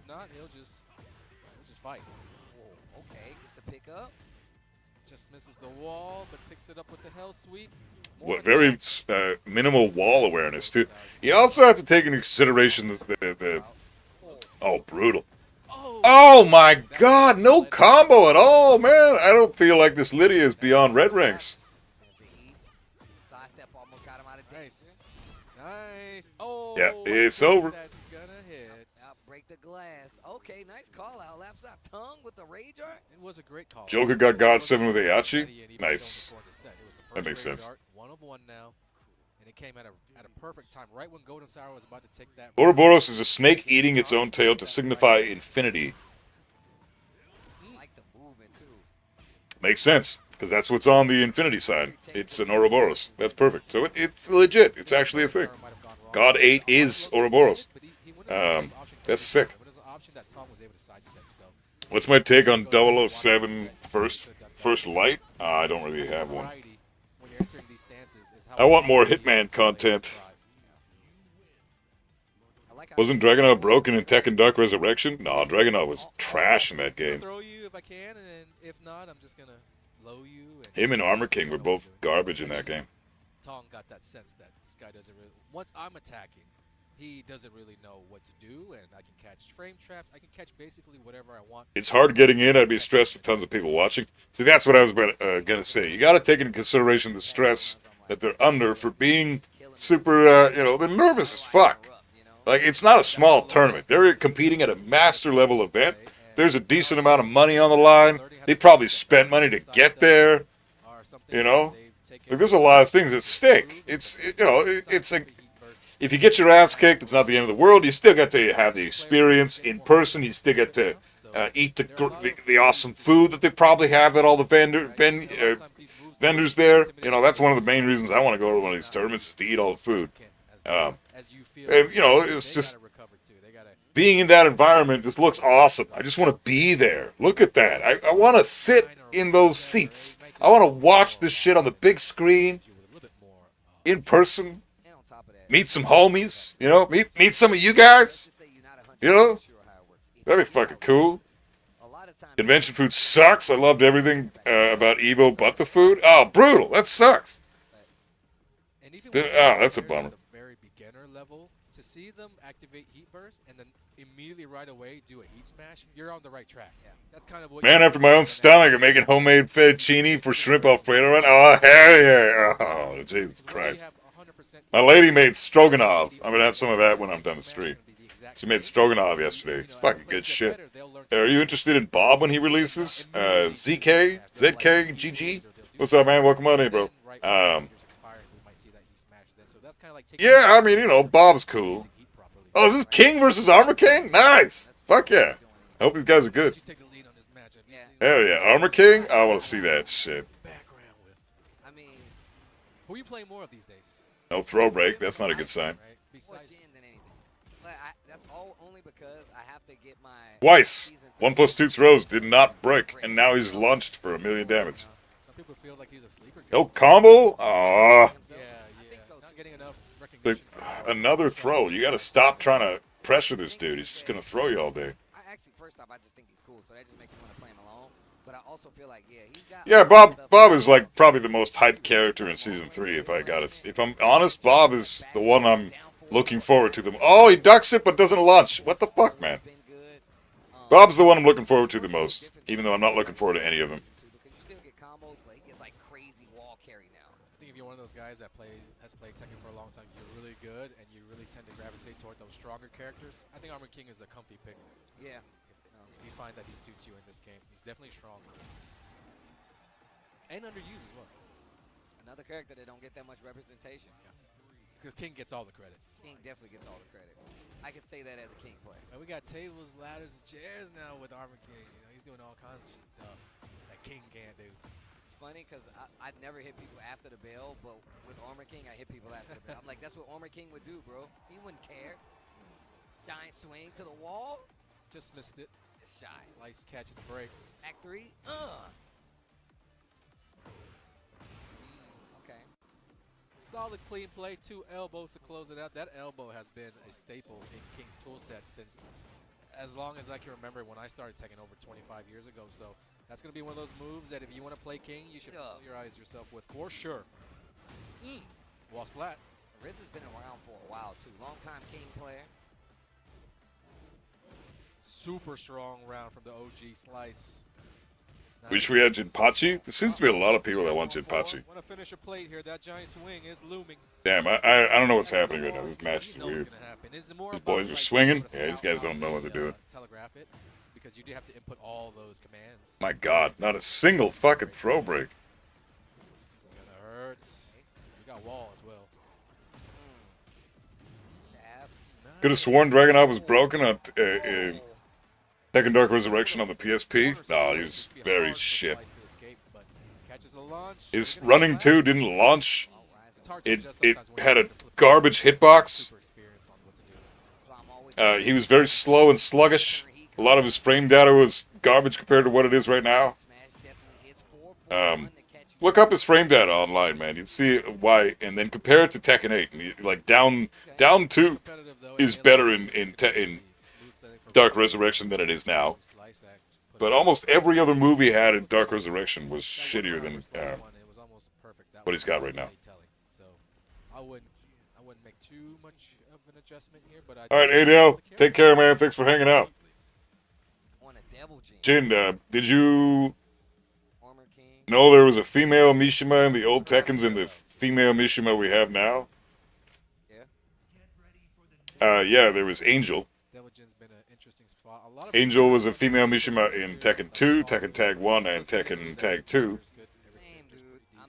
She was pretty garbage, though, in Tag 2. a lot of times I feel like people are just looking for But yeah, what Shavlaka, what makes you think Dragunov was broken? Well, I've never been a fan of it, bro. What's can I have an example of what you mean? Maybe I can address that. I want Devil Reina would say Miguel, but it might not be interesting. Miguel would be fucking cool in this game. I mean, he fits the style of gameplay that Tekken 8 is. Did this guy switch to fucking Devil Jin from Armor King? That's how you get to stay involved with the game. You're playing somewhere that you're. We're watching Devil Jin in tournament right now. That's fucking sick. All right. I'm here for this. Ooh, that's guaranteed. Fuck yeah. Up 4-1. I wonder what Rizzo was trying to go for there, but Slice OG. We have enough Mishimas already? Yeah, but Jinpachi's not a Mishima. That move is super annoying. It's launch punish move, but it almost never gets blocked. If you use it at the right time, they're not expecting it no way. You can also. Yeah, Devil Reina would be cool. Well, so to prevent it from being launch punishable if he wants. Rizzo's in the movement's looking a lot better right now. Hold on. Not going to be able to get the kill, but this is going to hurt. One hit away. What's it going to be? We can get some healing here. If there's This is something huge like Jinpachi, yeah, that'll be a returning character. Anything could happen right now. I have no idea what we're going to get as an announcement on Sunday. No fucking clue. Damn, this Devil Jin pick is working for this dude.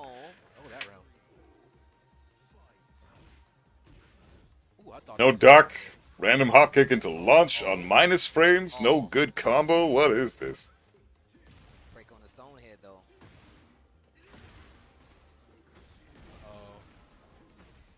This is what Devil Jin does every Jesus, bro. Oh, God.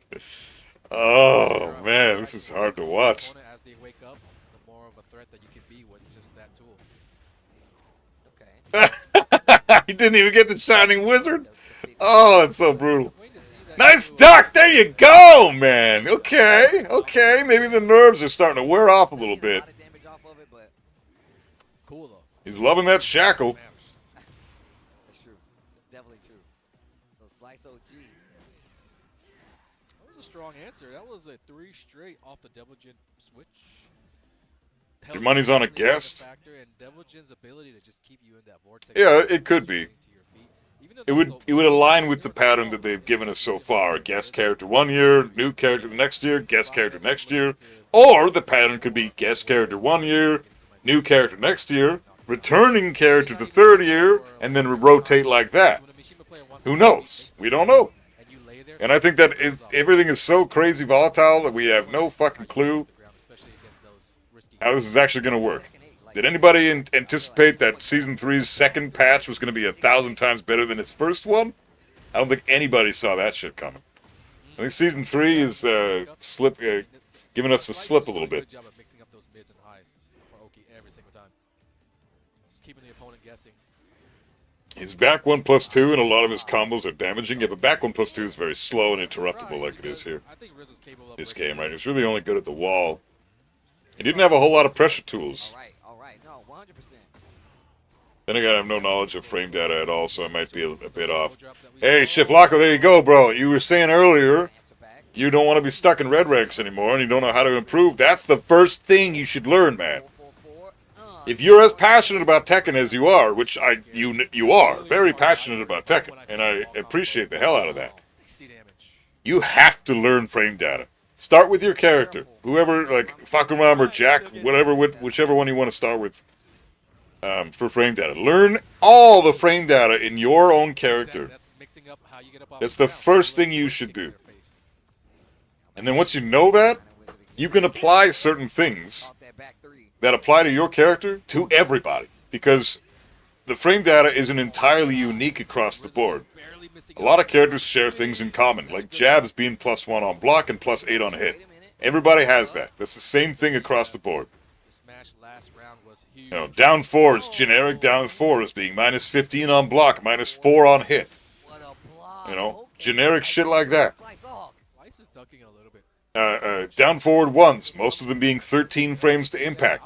A lot of, like, Devil Jin and King. Well, they both have 13 frame down forward 1s. You know, like stuff like that is universal across the fucking board. Everybody has that stuff, so there's no need to be so daunted or be so intimidated by the frame data, thinking that it's going to be different across the board for every character. There's a lot of shit that applies to everyone. Slice has had really good defense, so you can never count him out, even when he's down on life. I don't want to guess character, but I feel like they would keep the last character secret if it wasn't a guest character. Almost saved him. I feel like, why would they keep the last character secret if it wasn't a guest? I feel like, why would they keep the last character secret if it is a guest character? Why, the way that I look at it, I'm probably going to be wrong. You're probably right. It will be a guest character. I'll call that right now. But in my opinion, if it's a secret, it is most likely a returning character. Because that's what's going to get all the hype, right? I mean, obviously not, for the Tekken community.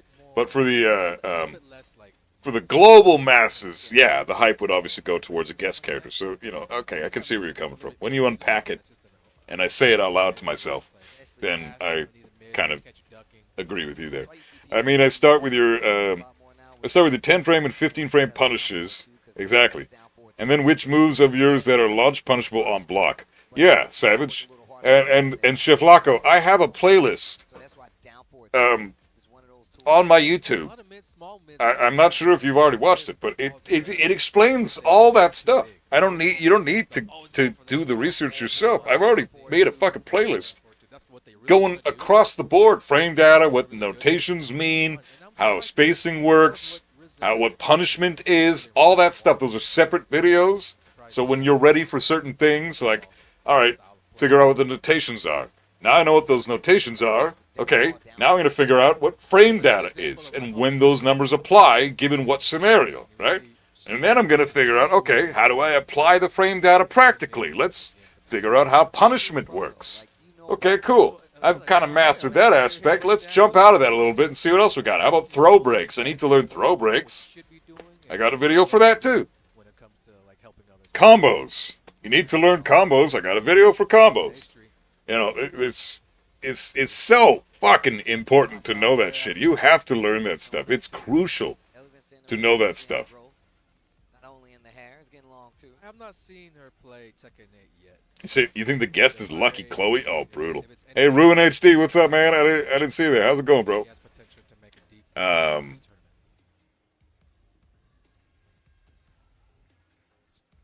Yu is also... Has anyone ever accidentally picked a character in a tournament? Oh, yeah, it's happened lots. They just get their ass kicked. The opponent hits them a few times. They win the round, and then they reset, and they switch to their proper character, and then they play the match. It's not a big deal. Shit happens like that. It's fine. Sometimes people have the butterfingers. Do you think the next guest character that shows up will be broken like Clive was? I think it's a fucking legal prerogative that they have to make them broken like Clive. That way they sell more copies. People want to play people tier whore. The majority of players who want to win and play this game, they tier whore. They go to the strongest characters.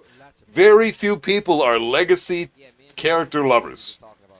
Like, I've been playing Kazuya for 32 years, so obviously I'm going to stick with that guy my whole life. And I'm never going to switch out of that. Same with Heihachi. I stick with Heihachi as my secondary. But very few people have been playing this game for 30 years. Very few people have been playing this game for over 10 years, right? So, and if you've been playing Tekken for fewer than like 10 years, you're a noob. You're brand new to the community. You don't have loyalty to anybody. Sky's the fucking limit. Test whatever character you want at that point. You haven't even been playing the franchise for 10 fucking years. You don't have to be loyal to anybody. So that's why I understand tier whoring. I disagree with it. I think it's fucking stupid, but I understand it.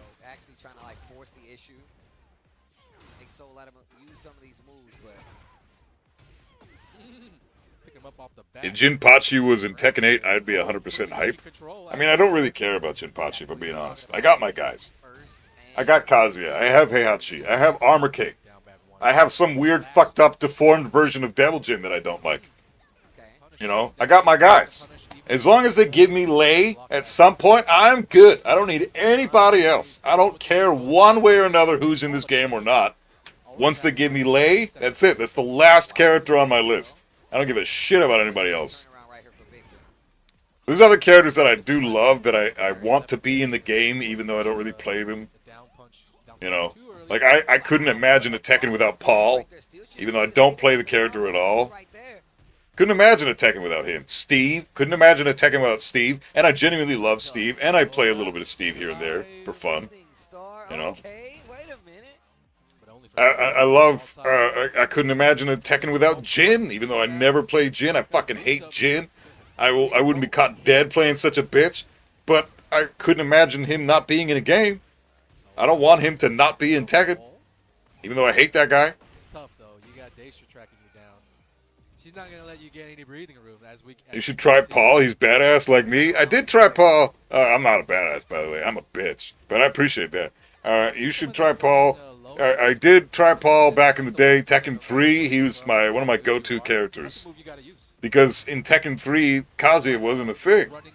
So I had to play Jin. And I was kind of switching between Jin and Heihachi. But I also picked up Paul and Ogre. Nice duck! Damn! Dastry! Good shit, man. A Xiaoyu player who ducks and launches that? That's fucking sick. But yeah, I've played Paul quite a bit in the past. Tekken 3, Tekken Tag 1. Played a bit of Paul in Tekken 5. Didn't really play him in Tekken 4. I even played a little bit of Paul in Tekken 6. Yeah, I played a good amount of Paul. I like Paul. But he's just not my style. He's like an easy mode, boring Kazuya. With no real mechanical skill required. So it's like, why would I play that when I enjoy the mechanical skill element that Kazuya provides? You know, and the game plan is essentially the same with almost exact opposite counterplay for both characters.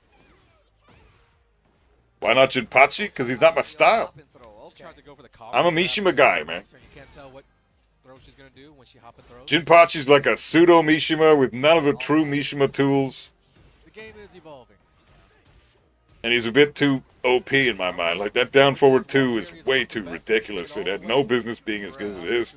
And his damage output was insane. The up forward 4 with Jinpachi was ridiculous. Safe on block mid that when you landed it on counter it. What is this guy doing with the 2-2-2-2-2 shit? Yeah, he will not stop pressing. Holy fuck. It's not Tekken without Lei. I agree. I want Lei to come back, man. So I told my girlfriend about loyalty. She didn't take that so well. But the rant that just went up on? Shit. She didn't take that so well? Oh, I guess she's not cool then. Isn't a grandpa to Kazuya? Yeah, he is. Well, okay, so in the lore, he's 100% Mishima. He is the original Mishima in the lore. But when I say Mishima, I'm talking about the character archetype. I'm not ever talking about the lore. I don't give two shits about the lore. I care about the gameplay and how the characters operate in the game and what their archetype is. Are they a poking character? Are they a keep-out character? Are they a pressure character, like a bulldog character? Are they best at turtling or defense? Are they Mishima style? You know? Like, those are archetypes. Jinpachi is a mix between being like a bit of a bulldog and poke-oriented. He's a scary character to play against. You don't want a character that's really good at spatial control with pokes and can pressure you with big fucking lows and big chunky mids on block and everything. Like, you don't want a character like that. That's a brutal combination. And he's nothing like the Mishimas, even though he's literally Heihachi's dad. Give him a proper electric and a hell sweep and a wave dash and a 1-1-2, flash punch, and yeah, I'll play Jinpachi, but I do not give two shits about the guy unless he's got Mishima DNA. Like, Jin is a Mishima, but he isn't a Mishima. Yeah, he's not a true Mishima. He's got pseudo-Mishima mechanics. He's got a slow hell sweep. He's got a wonky-ass, weird fucking electric that I think is better than all the other electrics. He's got, oh, she's got the Brook adapter too, nice. He's got a wave dash, but he doesn't have any fucking flash punch. He's got a 2-4 instead. No, like Jin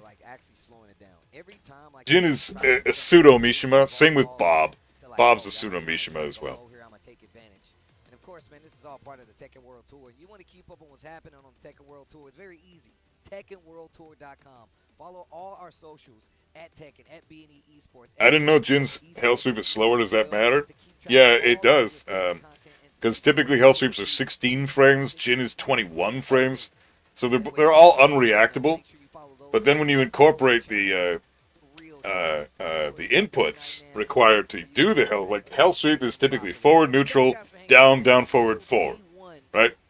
So those 3 notations before the down, forward, 4, forward, neutral, down, that's an extra 3 frames to account for. And that means more opportunity for the opponent to not only interrupt, not only sidestep, but also react to the move.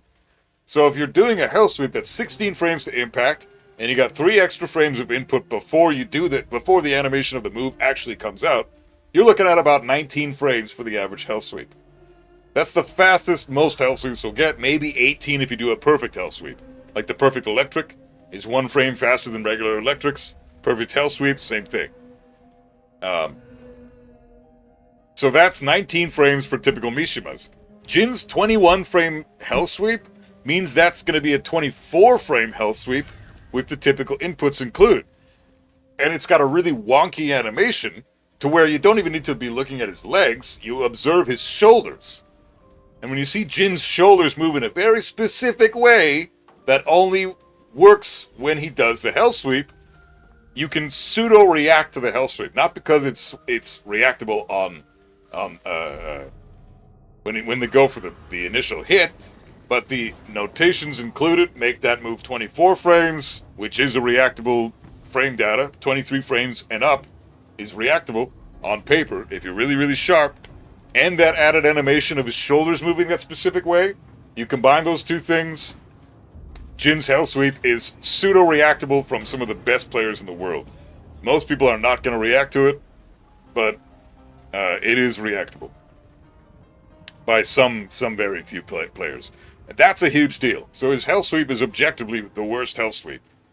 The trade-off there is that most hell sweeps are, except for Heihachi's, most hell sweeps are super linear. Devil Jins, Kazuya's, Reina's, they're extremely linear. You can walk them to the left every time, guaranteed.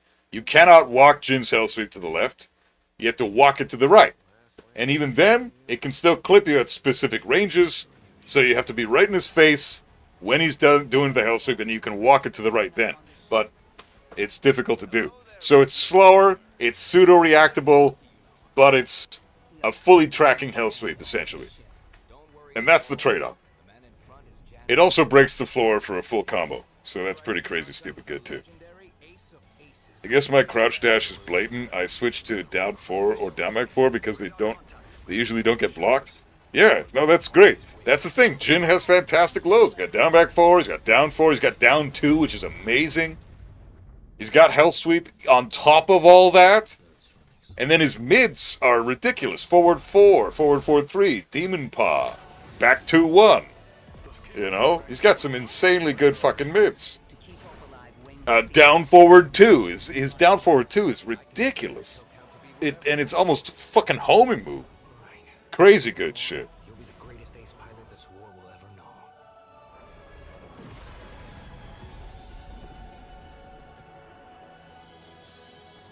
Back forward 2-3. Oh my god, yeah, one of probably his best string.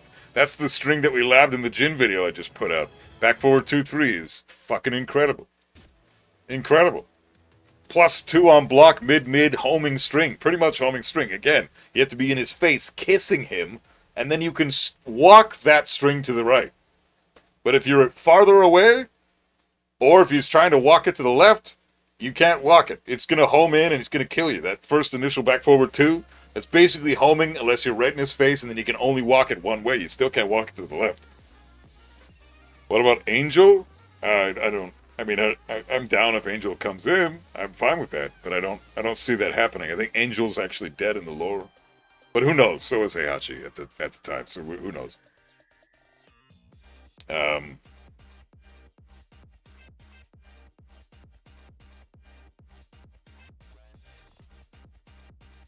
That move's a war crime I've been crying about for years. Ash, you should check out my recent video I just put out on Jin. How to kill Jin. We go over that string as like the first thing we talk about in the video, and we go over all the counterplay to that string. It's not as bad as you think if you block it. If you block it, you can sidestep left, duck, and beat out pretty much every option he's got. So just keep that part in mind. But playing against Mishima was easier than other characters because you can tell what is going on. Clive, Victor, etc. are harder because everything is exploding and can't see anything. Armo? Yeah, exactly. I agree. Plus, Mishima is a very specific counterplay, you know? Either sidewalk right, sidewalk left. Depending on the Mishima you're fighting, that's pretty much how you fight them. Every other character has little nuances to their counterplay. You need to do specific shit in this exchange, and specific shit in this exchange, blah, blah, blah, blah. It's not just one thing beats all. She was interesting in Tag 2. She was fun. Angel, yeah, she was cool. She was a trash Mishima. Bottom tier in that game. But still really fun. Because she's still a Mishima. It's fun. Back forward 2-3 into grab is kind of funny. Down forward 2+4 throw sets up great Oki for back forward 2-3 and you can loop it. Yeah. Oh, you mean down forward 2+3? Yeah. Yeah, exactly. It's just insane the Oki that he gets from that insanely good throw. He's got a perfect throw game as well. Fuck, dude. Oh shit. You know what? I actually gotta take off, guys. I'm sorry. I gotta go to work. But yeah, it's I won't be able to continue the stream, but the tournament. We're not in top 8 until Sunday, so this is just a fun talking shit session. We get to see some cool matches. Combo Breaker's a lot of fun. I love this tournament, but I gotta head out now. She's not trash. You're just mad he never played her. No, dude, she was genuinely fucking terrible in that game, bro. Like Angel was bottom tier, dude. In a game where Mishimas were the best characters in Tekken Tag 2. Angel was shit. She sucked. Dude, her frame data was ass. Look at her frame data, man. I'm not talking shit. I'm just straight up being honest. She's fucking garbage. Compare Angel to Kazuya. Tell me that she isn't shit. She's so bad in that game.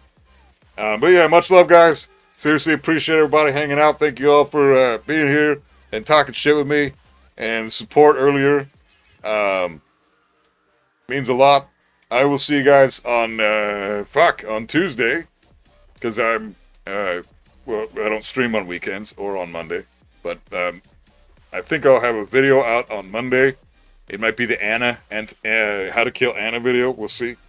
But yeah, much love, guys. As always, be safe. We'll see you Tuesday. I don't know if I think I'll be doing Elden Ring on Tuesday. I have a schedule on Twitch now.